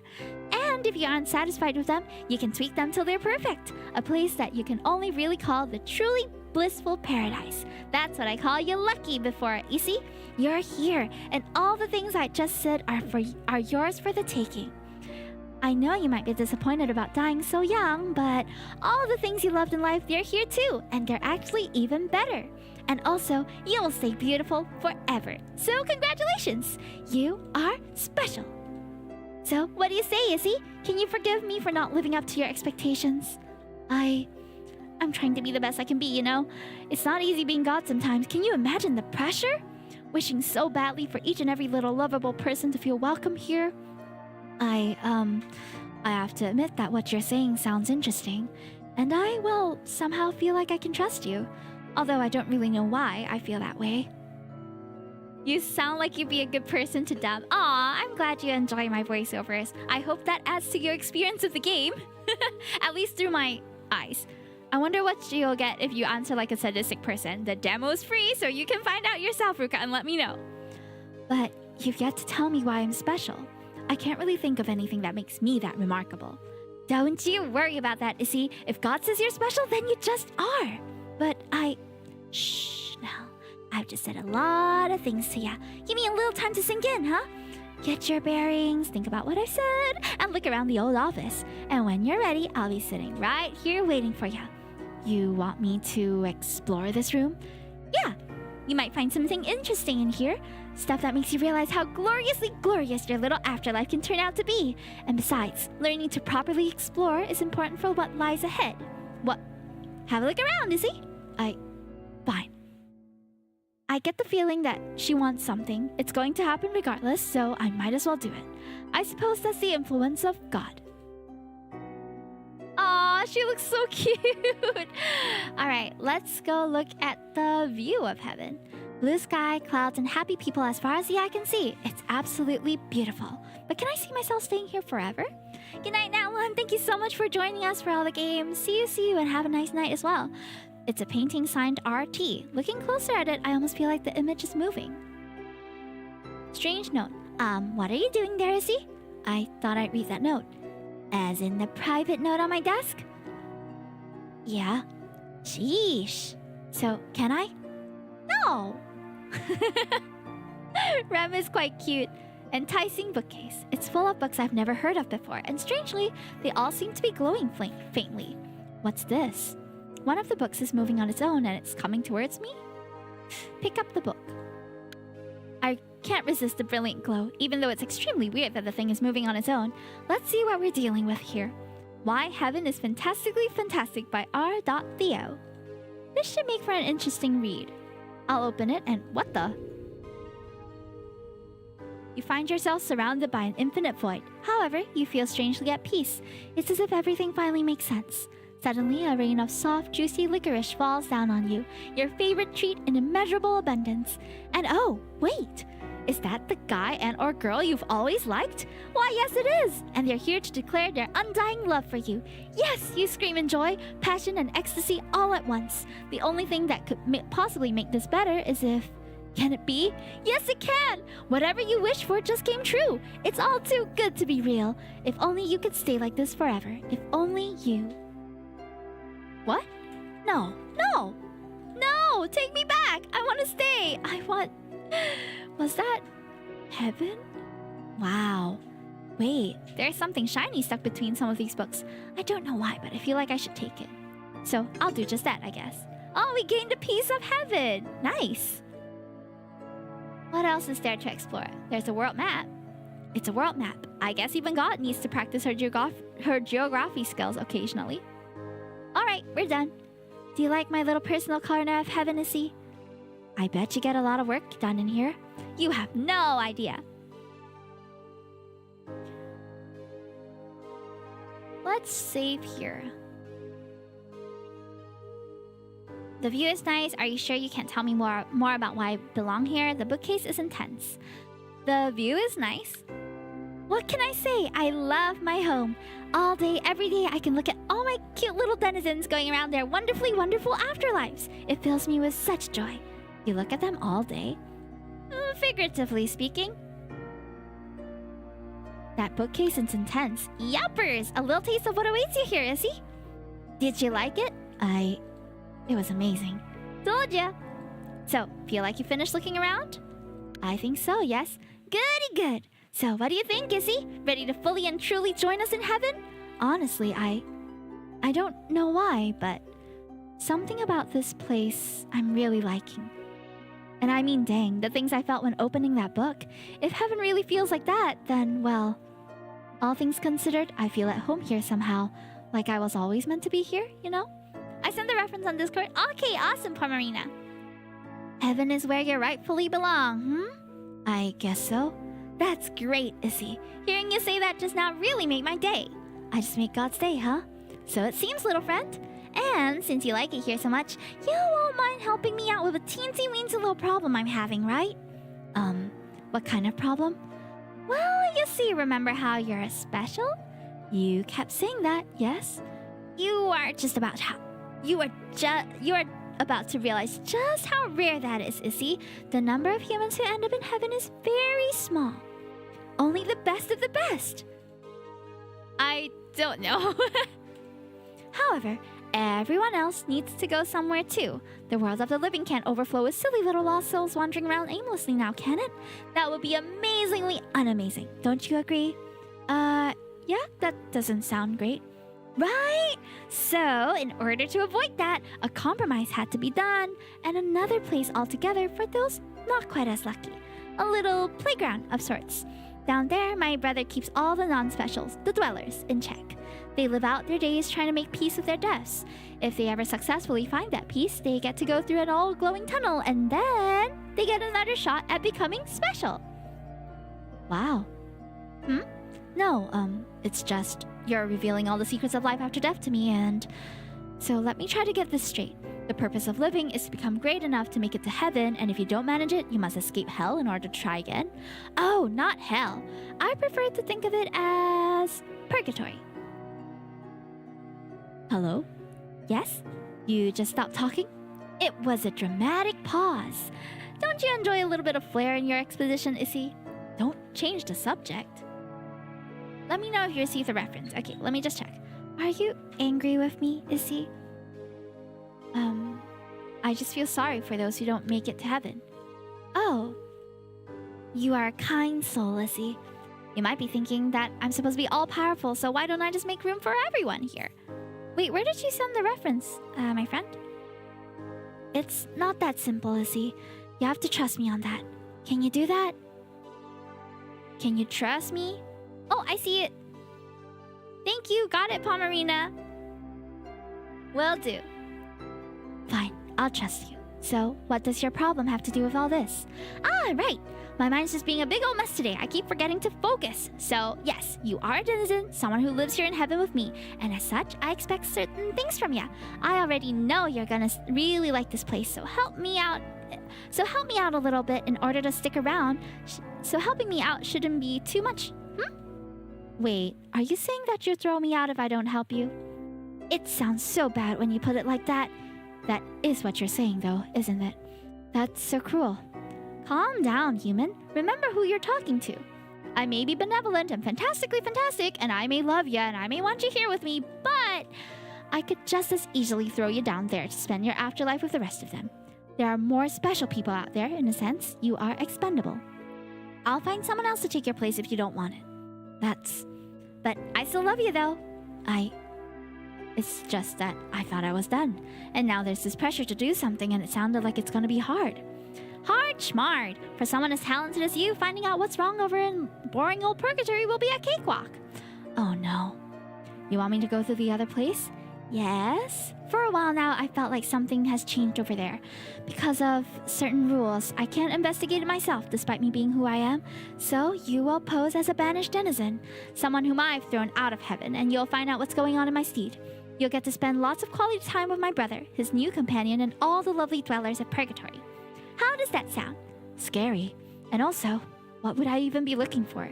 Beats me. You don't have a single clue? All I know is for certain is my little brother is involved, and he really doesn't like people from my domain, exiled or otherwise, so he'll definitely keep his all-seeing eyes on ya. Maybe you were right. This could get hard. Good news, though. You won't be alone. Voluminous! Oh, you called, mistress? Voluminous Kasareki, enlightened right hand of God. Oh, thank you so much for calling me Stinky. I am a stinky little goober. Thank you so much for coming again, Kiro. I hope whoever's commissioned you is pleased with the job well done. I always blush when you call me that, Volley. So is this... Yuppie, this is the girl I was telling you about. Wait, I just got here, so when did you have time to tell any... Don't be silly, Issy. I'm God, remember? I can do all of these things. Almost all of these things. This must be the sweet boy she was talking about earlier. I have to admit, he is easy on the eyes. Hey now, keep those dirty thoughts in check. I told you to stay out of my head. Voluminous here is my most trusted servant. He'll act as a link between you and me while you find yourself in temporary exile from here. And also, since I have lots of things to do, he'll fill you in on the rest of the mission details. So it's a mission now? Of course! It sounds so formal. Enough whining. It's been great getting to know you, Essie. I know you won't disappoint me. Bye! What the? That was rude. Please accept my sincerest apologies for Rem's behavior, Miss Salvi. She does not suffer fools. Excuse me? Oh, I didn't mean to suggest that. That is to say, by which I mean... I'm not implying that you are a fool. It's just that she can be, a bit difficult. I figured as much. Thank you. Good. Understanding that will make things easier. Honestly, if I hear someone use the word special one more time... She does have a penchant for certain key phrases, yes? Is it just me, or is she kind of, all over the place? Personality-wise, I mean. You're not wrong. So, what's your story? Huh? Me? Yeah. We're gonna be working together, aren't we? I figure we should get to know each other. That wouldn't be proper conduct. At least not for now. Oh. I'm sorry, it's just the mission that's what's important now, not me. Fine. Besides, I'm not actually going to be doing this whole thing with you. I'll give you the details and act as your escort, but after that, you're on your own. But Rem said you'd act as a link between me and her? Well, yes, you'll be reporting to me. In secret, I might add. It's of huge importance that the guide doesn't suspect heavenly involvement. The guide, is that God's brother? Yes. He can also read minds then? He can, but luckily for us, he's unable to hear the thoughts of denizens. Ex-denizens like me included? Indeed. I won't lie to you, Miss Salvi. Please, call me Isabel. I won't lie to you, Isabel. What you're about to do is very, very dangerous. Remember, Ram can be trusted. She's always been good to me even before assigning me to this post. I believe truly that she gave you this task because she knows you can complete it successfully. After all, much is at stake. Are you alright? Well, I die and somehow make it to heaven, I learn all the secrets of the afterlife, and I get thrown back out. And to cap it all off, I'm forced to go on a dangerous undercover mission given to me by God herself. All this in like, what, a few hours? But hey, it's all good because apparently I'm special.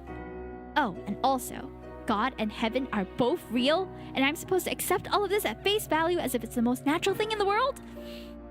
Honestly, how could I possibly be alright? Sorry, I know this isn't your fault. I shouldn't be taking it out on you. You are understandably frustrated, Isabel. Not long ago, I was just like you, pondering all these questions, new to heaven, wondering what I'd done in life to deserve making it here. To be perfectly honest, I still don't know. It's not very reassuring. I mean, doesn't not knowing bother you? It does, to a certain extent. However, I've come to realize that perhaps just being here is good enough. I'm sure you saw it yourself in Rem's book, The Infinite Pleasures Available to Us in Heaven, including opportunities to deal with unfinished business. Huh. That is, I didn't intend to, by which I mean, he's quite cute when he gets flustered like that. Alright, enough is enough. Do you have any questions before we begin our journey? Let's save.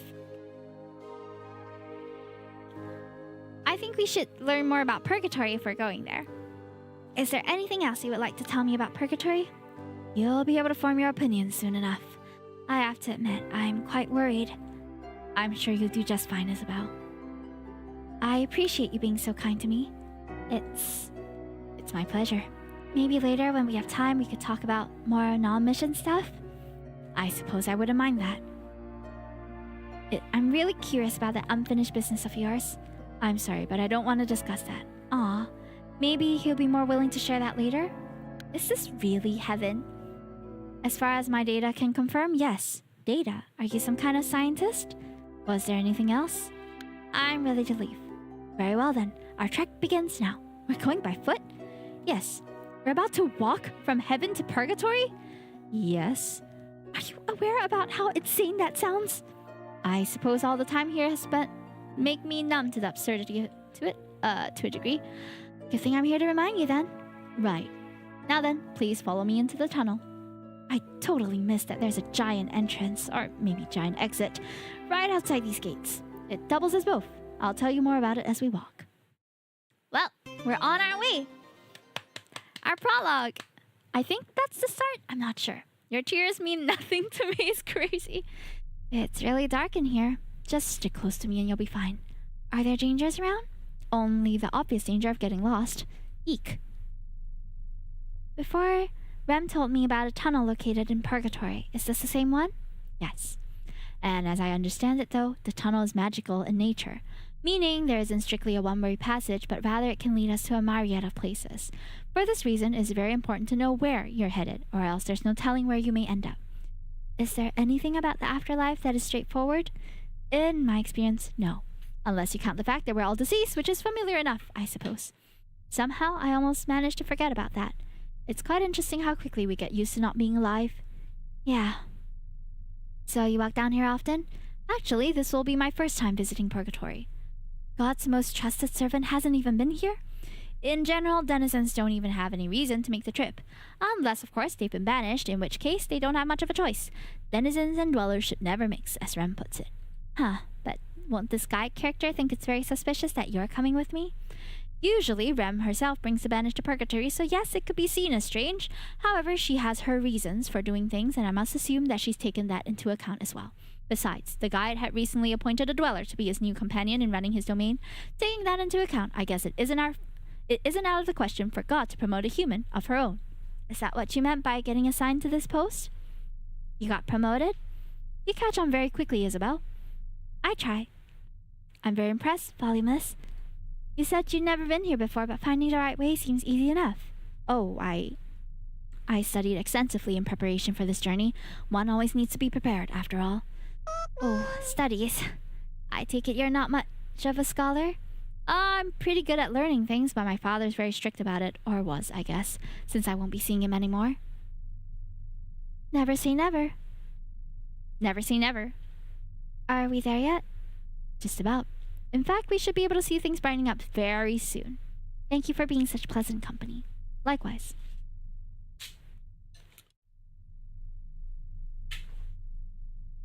There we go. Ah, my eyes.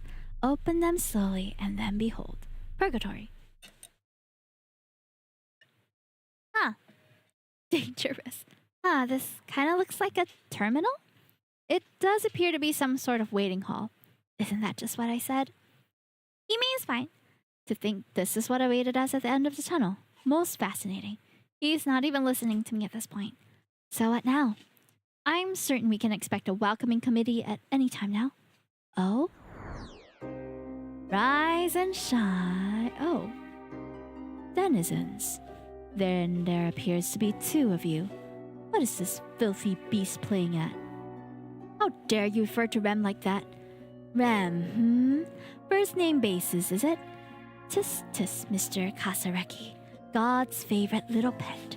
You had better stay that itchy trigger finger of yours, boy. Hasty action will only serve your detriment. After all, you're not important to anyone anymore. You're just a dead man with no purpose. That's... The way this man talks to Voluminous, does he know him from before? And you, girl. Vexing it is to admit you're entirely unfamiliar to me. Oh, Do not interrupt me. I was just trying to be polite. Then stay silent until you're spoken to. Now, allow me to introduce myself. Though, of course, I'm fairly certain that you already have a notion as to who I am. I am he who knows, he who controls, he who is feared and revered, he who is referred to as the King of Shadows. But most importantly, I am the one who will show you the way. And that is why they call me the Guide. Ooh, the enigmatic ruler of Purgatory. So this is him, huh? His appearance and mannerisms, they're strange, but striking somehow. And what is your name, girl? I'm Isabel. Isabel Salvi. I see. Miss Salvi. Would you care to divulge why you're accompanied here by this white knight? Are you not important enough to be brought here by God herself? Allow me to explain. I did not ask you, Mr. Kasareki. I'm asking her. You're exactly right. I'm not important enough. Please believe my lie. Please believe my lie. Such cruelty bestowed upon you by one who claims to love you, Yes. Very well. Phew. At any rate, welcome to Purgatory, Miss Salvi. Normally, this would be the point where I'm supposed to take my leave and allow you to begin your arduous journey of introspection, which some day may or may not lead you away from here. However, my new partner insists that all dwellers deserve a more cohesive introduction to the afterlife. Unfortunately, I must also extend this service to insufferable denizens such as yourself. As far as he knows, I'm not a denizen anymore. He still seems to dislike me though. So, if you care to join me, lead the way. Not you, obviously, but You're just an escort, aren't you? Unless you have an ulterior motive for being here.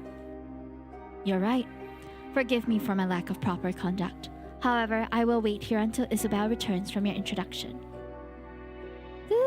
That isn't how it's usually done.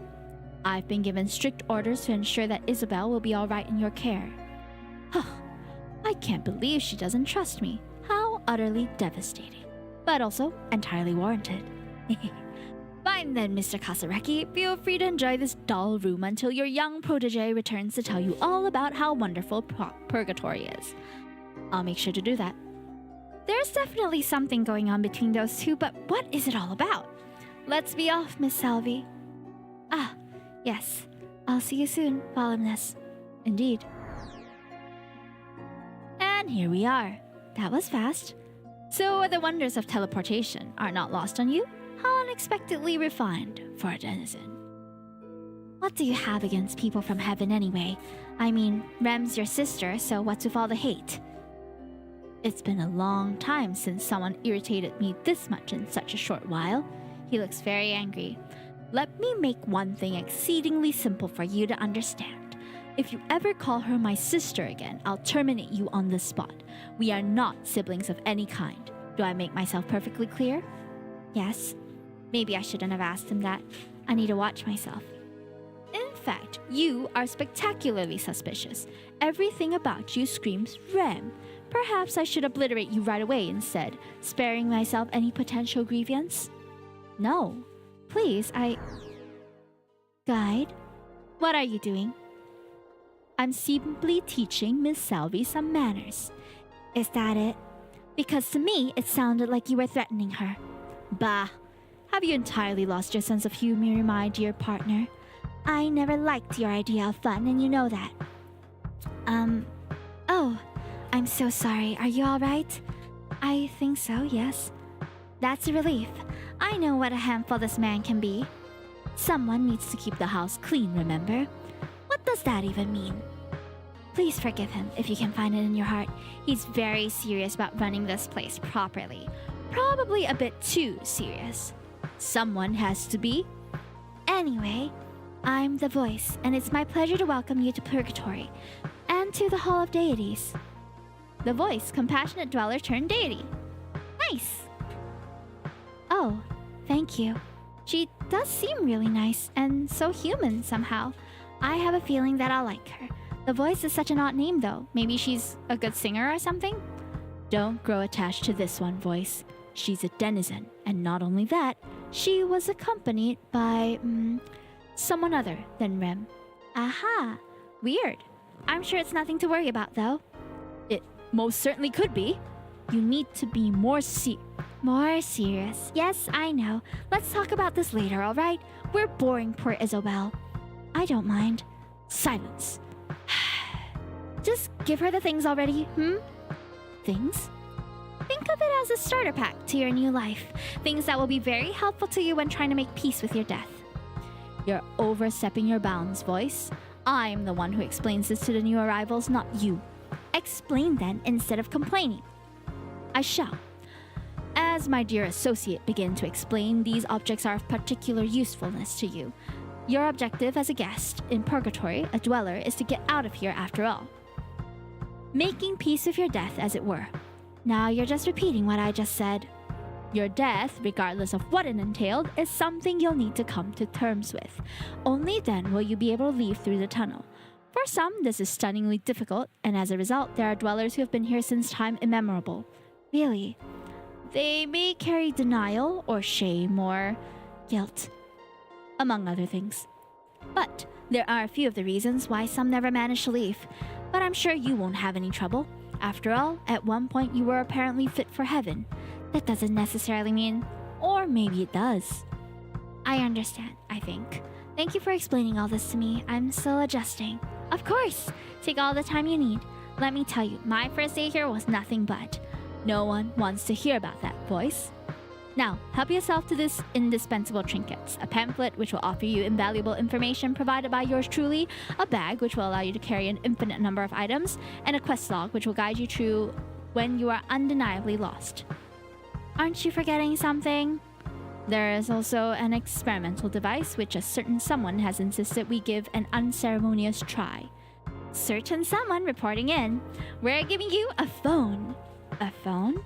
It's a state-of-the-art newly introduced Purgatory feature which allows you to keep in contact with others, much like you do with the smartphones back on Earth. Not that those allegedly smart devices ever did much good for the collective intelligence of humanity. We are not having this conversation again. Sorry. Please help yourself to your very own Purgaphone. Purgaphone? Great name, right? The side menu is now available. Yay! Be sure to have a look at its various features. I'll send you a text message later to make sure everything works as intended. Alright. So you're saying these things will help me out here, am I right? They surely will. In time to come, you'll come to fully appreciate the usefulness of this particular treasure trove. Look at you being helpful. Where was this side of you back when I first came here?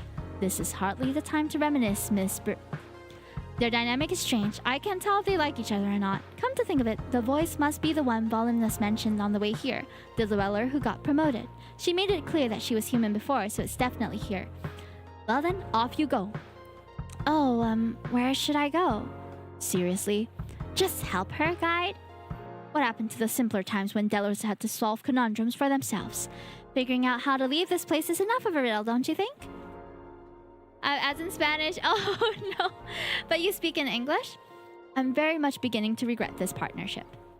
Very well. Every dweller gets a room especially tailored to their preferences for the duration of their stay. Make your way to the Hall of Rooms and you'll find yours. There's a friendly shadow over there to help you further. Shadow? Ah, yes, they're nobodies. That's all you need to know about them. Now close your eyes, I'll send you direct through there as a first-time courtesy. That's nice. I know. Farewell for now, Miss Salvi. See you later, Isabel. And here we are. I didn't even have the time to say bye back. The guide seemed helpful enough after the voice arrived, but he obviously has his eyes on me. I have a feeling that if it weren't for her, I think if I read in English, I can... I see. If this is what he's like now, how are things before she arrived? Hi, Catalysi. Or actually, what if she's faking the pleasantness? I shouldn't be so quick to believe what these deities say. In fact, who should I trust? Can I trust anyone at all?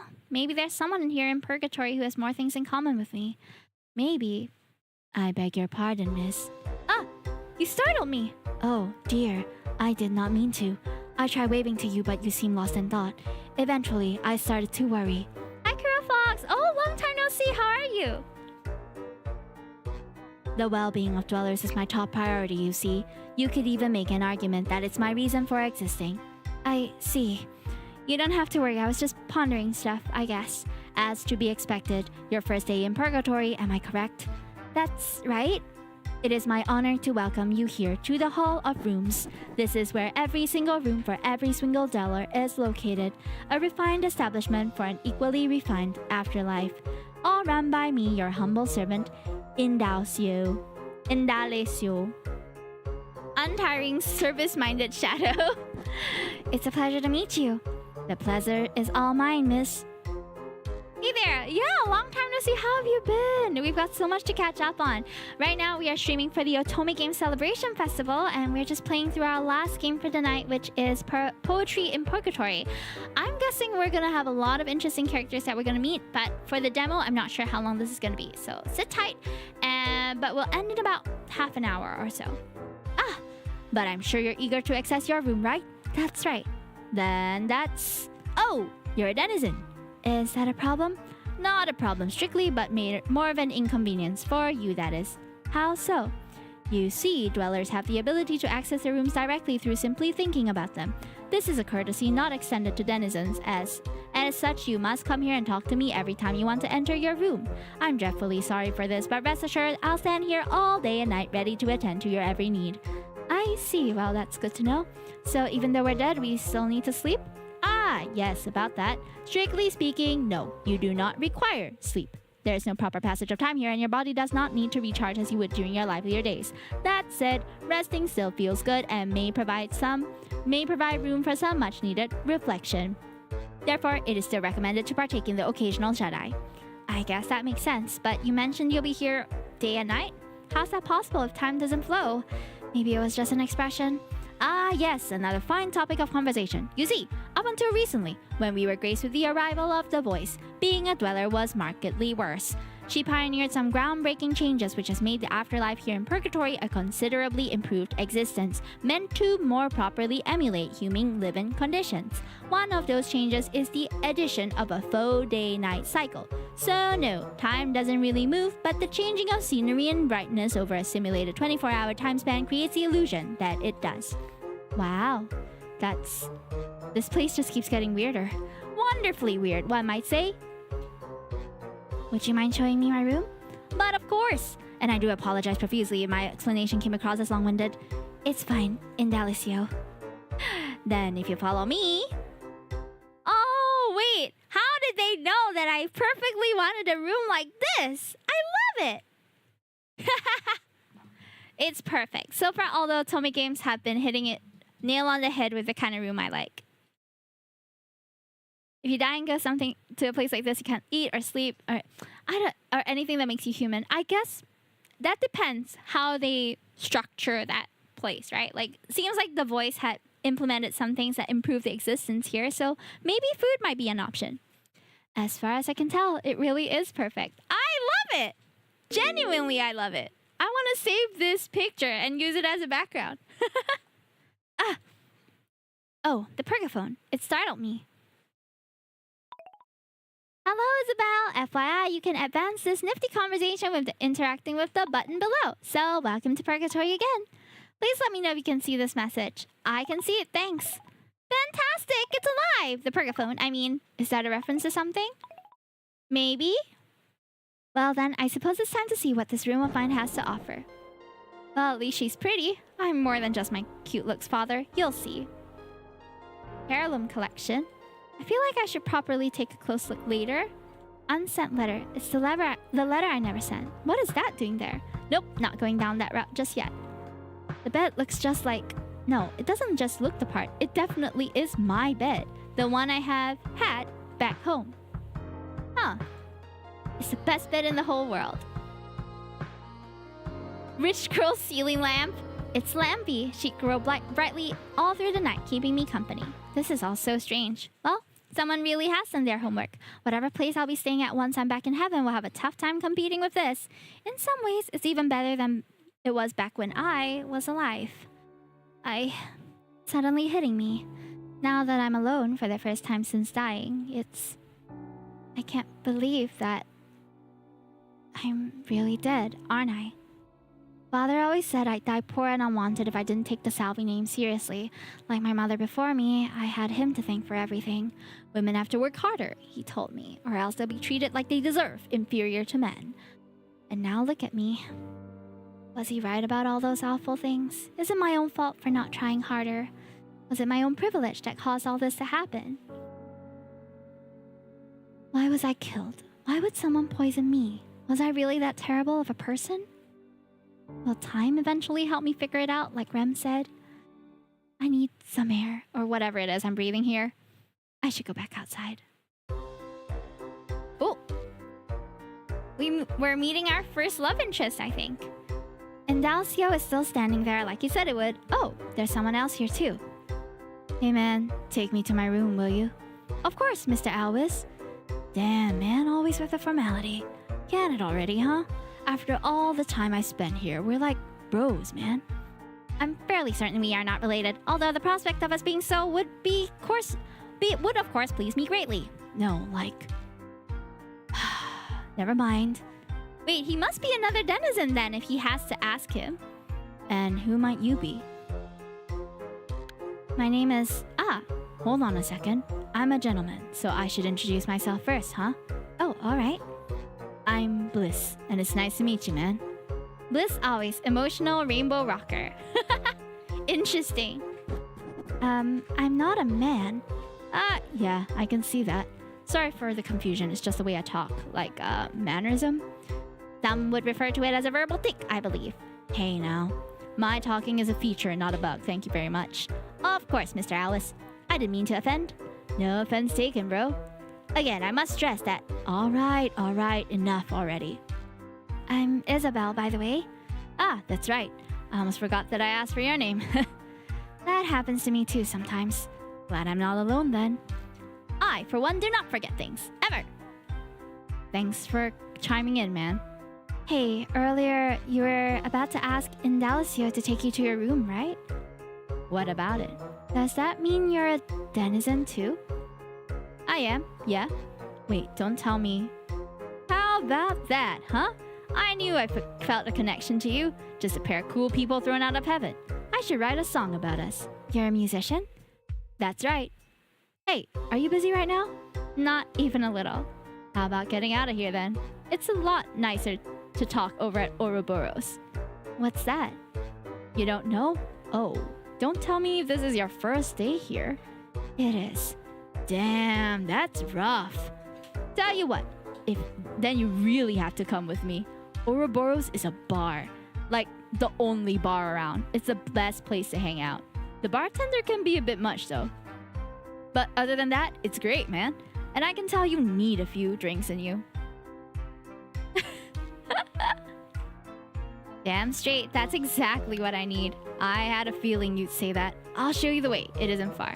Bar in heaven? Well, this is purgatory, so it's not heaven.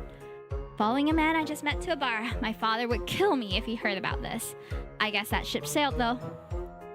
Oh, sorry, I was distracted by something. I'm ready to go. All right, Ouroboros, man, here we come. Have a pleasant rest of the day, Mr. and Miss. You know it. See you later, Indalicio. This is the place. Pretty sweet, isn't it? It sure is a bar, right? Hey, hold tight. I'll find us some awesome seats. Be right back. Sounds good. I guess I'll just stand here awkwardly until he's back.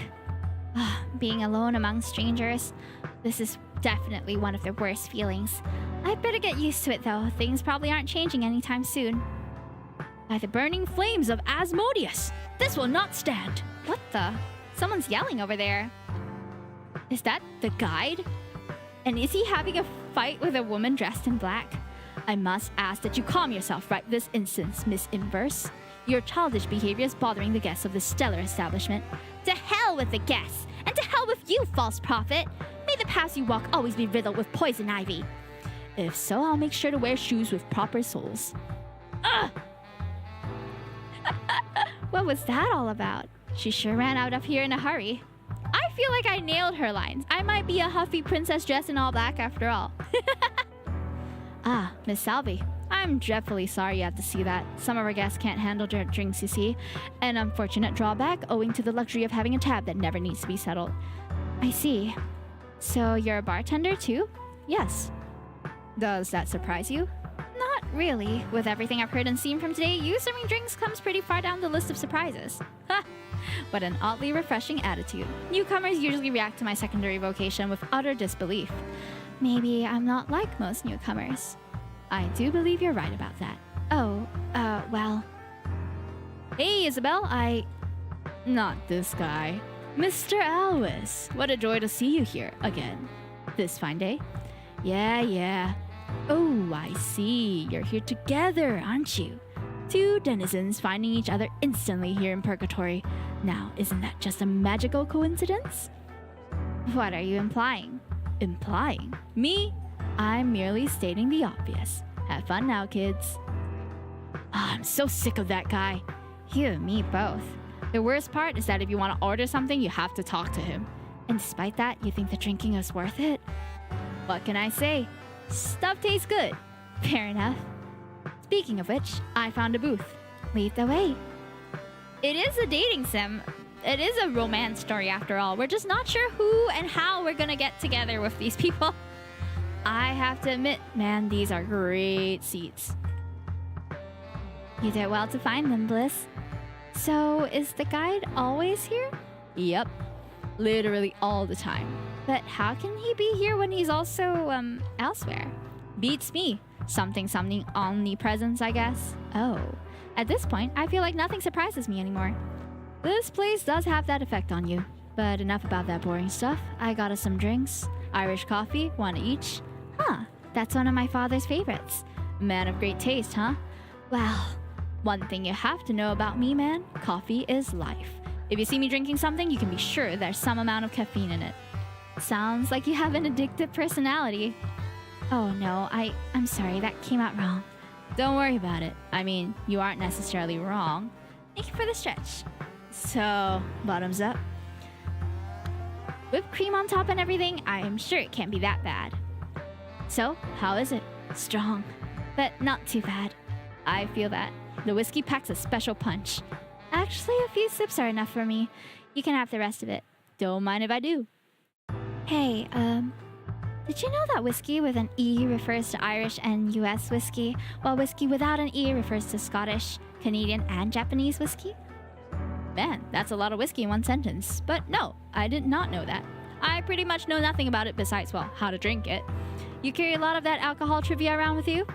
I guess I'm just knowledgeable in general. I didn't take you for the studying type. It's not by choice. Huh. You live and you learn, huh? That's right. You mentioned earlier that you're a musician? Yeah, I am.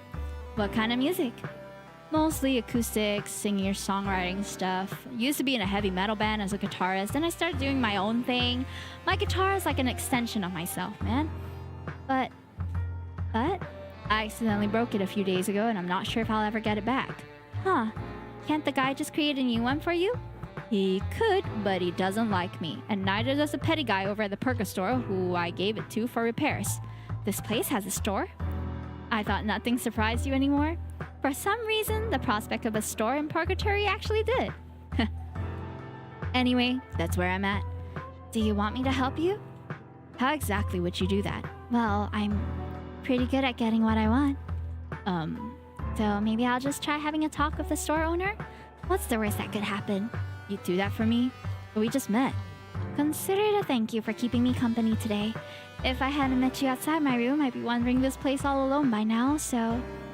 Alright then. Let me point you in the general direction of the place. I'll wait here until you get back. After all, I do have 2 drinks to keep me busy. Oh, Voluminous is still waiting for us, too. True. Oh yeah, let's add each other on the Pogaphone, huh? That way you can call for help if a certain store owner annoys you too much. Sounds reassuring. Well, I'll be right back. Good luck, man. Here we are, the Purgatory. And I just now got the pun. Hey man, hope you didn't get lost on the way. Don't worry, I got this. You're something else. Yep. Good luck, have fun.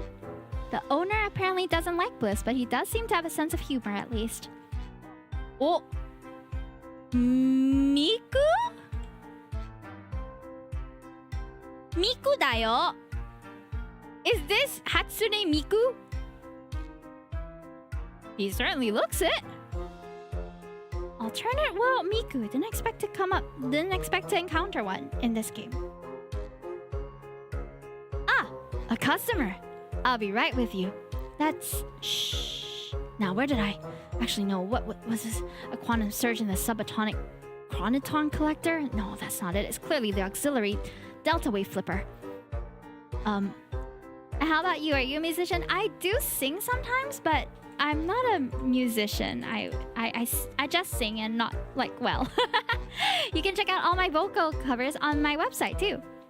Ah. Wonderific. I'm so very sorry, valued customer. I was about to close up shop for the day and you caught me at a bad time. You see, the grease resistance microfilament is offline. I should uncrumple the barium, cesium shift scope, but unfortunately, if I could just have a moment of your time. It seems I got a bit carried away there. Welcome to Purgatory's only shop and repair station. I trade, I fix every day, every evening, from now until the end of time. If you got what I need, then I can do the deed. That's the Apex guarantee. Hold on. TikTok is asking me to verify that I'm not a bot. There we go. Apex guarantee? Is that his name? Apex Melioids. Techno-babbling genius proprietor. Ah, cool. Yeah, I used to play the piano and what else did I play?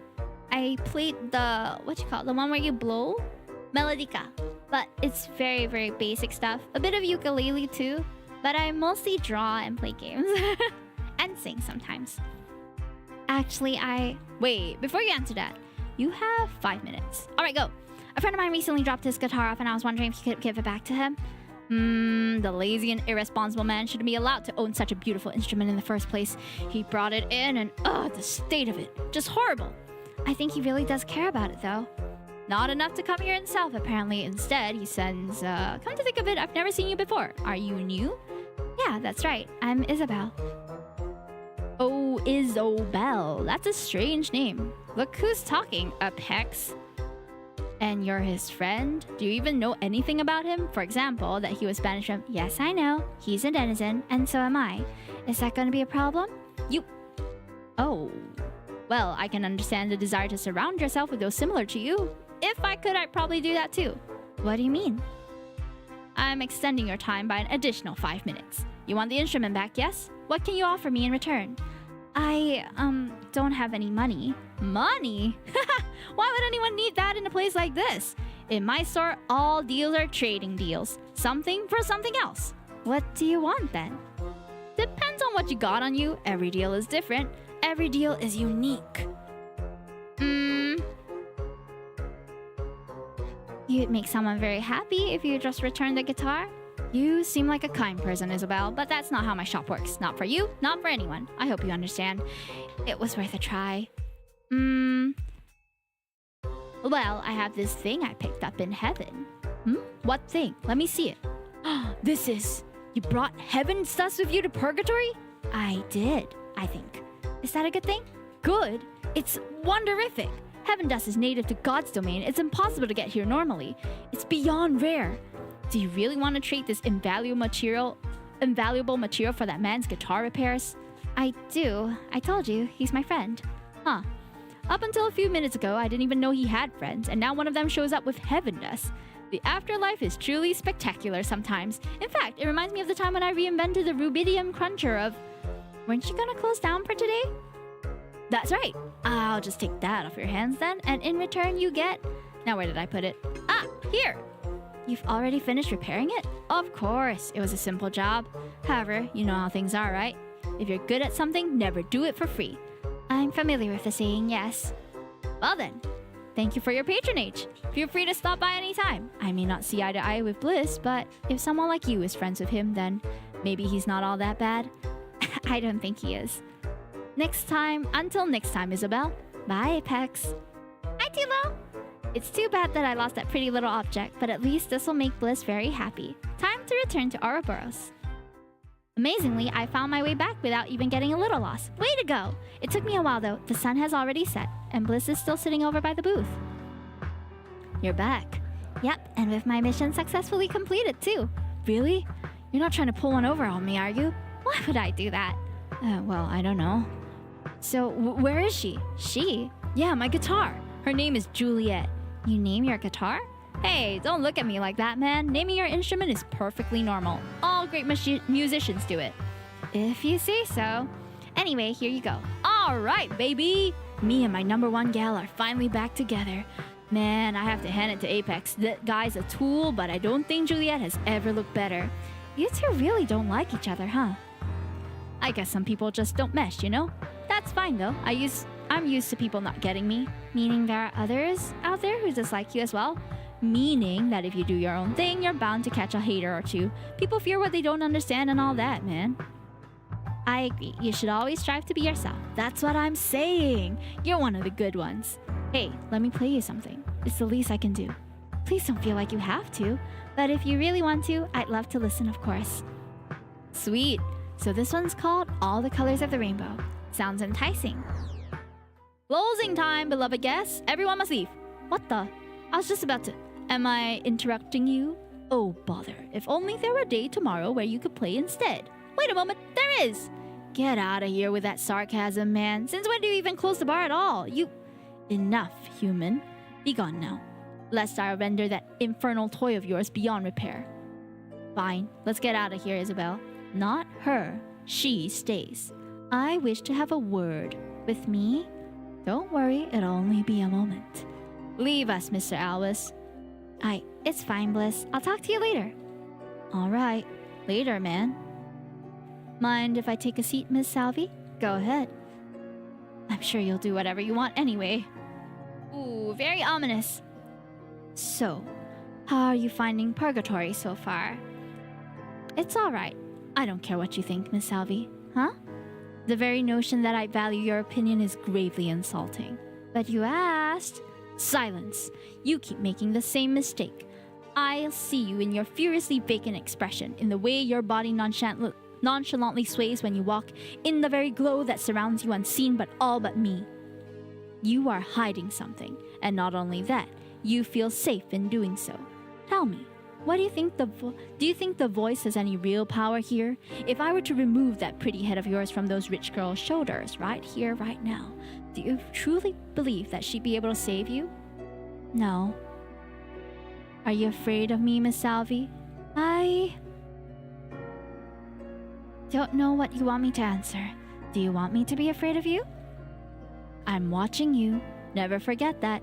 If you do, the repercussions could be unspeakable. I won't forget. Great. Thank you for this little talk, Miss Salvi. I trust I won't have to remind you again anytime soon, Now, have a pleasant remainder of your first day in Purgatory. Toodles! Ah, why is he so creepy, dude? This is not good. I haven't even done anything yet, and he already wants to get rid of me. Unless he's playing some sort of game with me. After all, he can't possibly know I'm here, right? No, if he did, he'd have killed me already. He must be trying to scare me into revealing things. It's probably driving him crazy that he can't read my mind. Voluminous was right. Me being here is definitely dangerous. Ah, that's right. Voluminous, I was supposed to report back to him. I must get to the waiting hall, but I don't know the way. Damn it! Oh no, I scream out loud. That's not befitting of a Salvi. Why am I thinking about that now? Good evening. Ah, what? This woman. She's the one that had the fight with the guide earlier. By the insecurity of Gressel, did I scare you? No. It's just that people keep sneaking up on me today for some reason. I'm not sneaking. I heard a scream and came to investigate. Few and far between, the dying walls of banshees take us back to shore. A poem? Yes, I refuse to ignore a sister's plea, especially one heard at the dead of night. That's considerate of you, but I'm fine. Then my work here is done. Hold on. What are you even doing here? You did hear the guide ordering everyone to leave, right? I don't care what that lying charlatan says. So you don't like him either? I can't say too much. He always listens, you know. He uses our own thoughts against us, and the mind is a terrible thing to taste. That's right. She's not a denizen, meaning the guide knows what she's thinking. I just listen. Aw, thank you. I'm glad that you enjoyed it, Iro. You wouldn't happen to know the way to the waiting hall, would you? I do. Then could you? Yes, I'll go with you. Together they walk. Together they break and bend. United once more. Ah, she's the poetry in Purgatory, it seems. Thank you for taking me here. I didn't catch your name. You didn't catch it because I didn't throw it. It's Sheol. Sheol in verse, bleak poet of demonic inclination. Interesting. And you're Isobel. I heard earlier. Some advice for you? You should stay away from the deities. The guide, but especially the other one. The voice? Yes, but she seems so nice. A serpent in Eden. Do not listen to her. She will take what is yours without hesitation. But by the impatience of Vereen, I've said too much. Who are these people you keep mentioning? Not people, demons. I must leave. That was fast. She seems a bit dramatic, but I don't think she's a threat. Still, I should be careful what I tell her about myself. I wonder if Voluminous is here somewhere? Maybe he upped and left? Voluminous, are you here? Yes. Are you angry? I've been waiting for a long time. But it strikes me now that we never decided on a time for our rendezvous, so my anger towards you is misplaced. I'm sorry about that. No need to apologize for everything. I don't... So, how was your day? Did you learn anything? A lot of things, but probably nothing related to the mission. That's to be expected. It was your first day after all. I can only imagine what must be going through your mind after all of today's events. I try not to overthink it. The guide may want to kill me, though. If something like this is even possible when you're already dead, I mean. Did he say something to that effect? He outright threatened me, so yes. Oh. Don't worry. He's probably just trying to intimidate you. Being a denizen makes you suspicious by default, regardless of your actions. That's what I figured, too. Thank you for the stretch. However, it's good that you bring it up. I wish I could do more to help you. Yeah, well... Say, you met the guide's companion, right? I did. What was she like? She seemed... compassionate. I see. Why do you want to know? Just curious. Isabel, you've done fantastically today. If you need to contact me in the future, you can use this item. Ooh, a contact stone. If you activate it in this location, I'll be able to teleport here. However, be sure to only do so in the evening when no one else is around. Do you understand? Loud and clear. Is this a rock, by the way? Of sorts. Let me guess, it's magical? Of course. Listen, Isabel. I've got your back to the best of my ability. Never hesitate to get in touch with me, alright? I'll gladly provide my insight into things if you think it can be of use. Also, I'll be sure to ask Rem for as much aid as possible whenever you may need it. I believe in you. Thank you, Voluminous. Stay in contact. Ooh, quite a doozy of a day we've had, eh? I should get back to my room. Also, what was that accent that just came out of me? Miss, you're back. I hope you've had a pleasant evening about town. It's been interesting, to say the least. I'd like to lie down now, so do you mind leading the way? If there's anything else, don't hesitate to ask. Thank you. I may not need to sleep, but I'm definitely feeling tired. I shouldn't have left you alone with him. I'm really sorry, man. It's alright, not your fault. Aw, Bliss. What was it Indalicio said earlier? Something about resting and reflecting. After everything I've been through, looking back on things doesn't sound half bad. I'll just lay down for a bit, see what happens. Whoa, this has to be the most comfortable bed ever built. Shh. Me. And that's gonna be us in a bit. Alright, that's the end of the prologue, chat. I don't know if this is the end of the demo, too. A memory from a long time ago enters your mind and you start to reflect. Tormented screams echoes through the candlelit corridors of Salvi Manor late at night. Servants running like rats in a maze, doing their best to remedy the situation. Your father, towering over everyone, grabbing a maid by her throat in desperation. Your mother, deep in a battle against the natural order of things, a fight she cannot possibly hope to win. You aren't meant to be here. You aren't meant to see this. Yet you are, because you love her, and because the screams keep you awake. Oh, sorry. Ugh.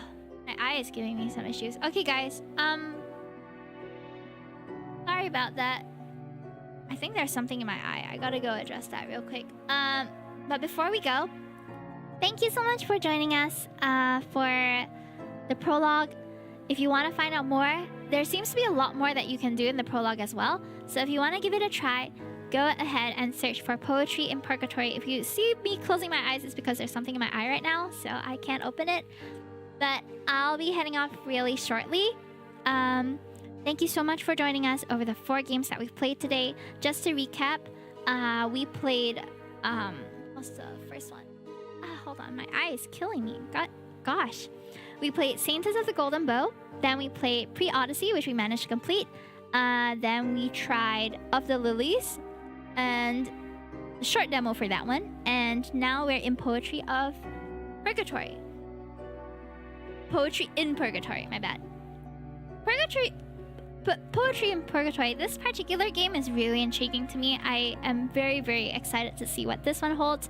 Actually, Of the Lilies is also super interesting, but it'll probably only be out end of next year, I think. So keep it on your wish list and follow the devs for more updates. Thank you so much for joining us for today's games for Otome Games Celebration Festival. I'm gonna have to end the recording while my eyes are kind of okay. Alright.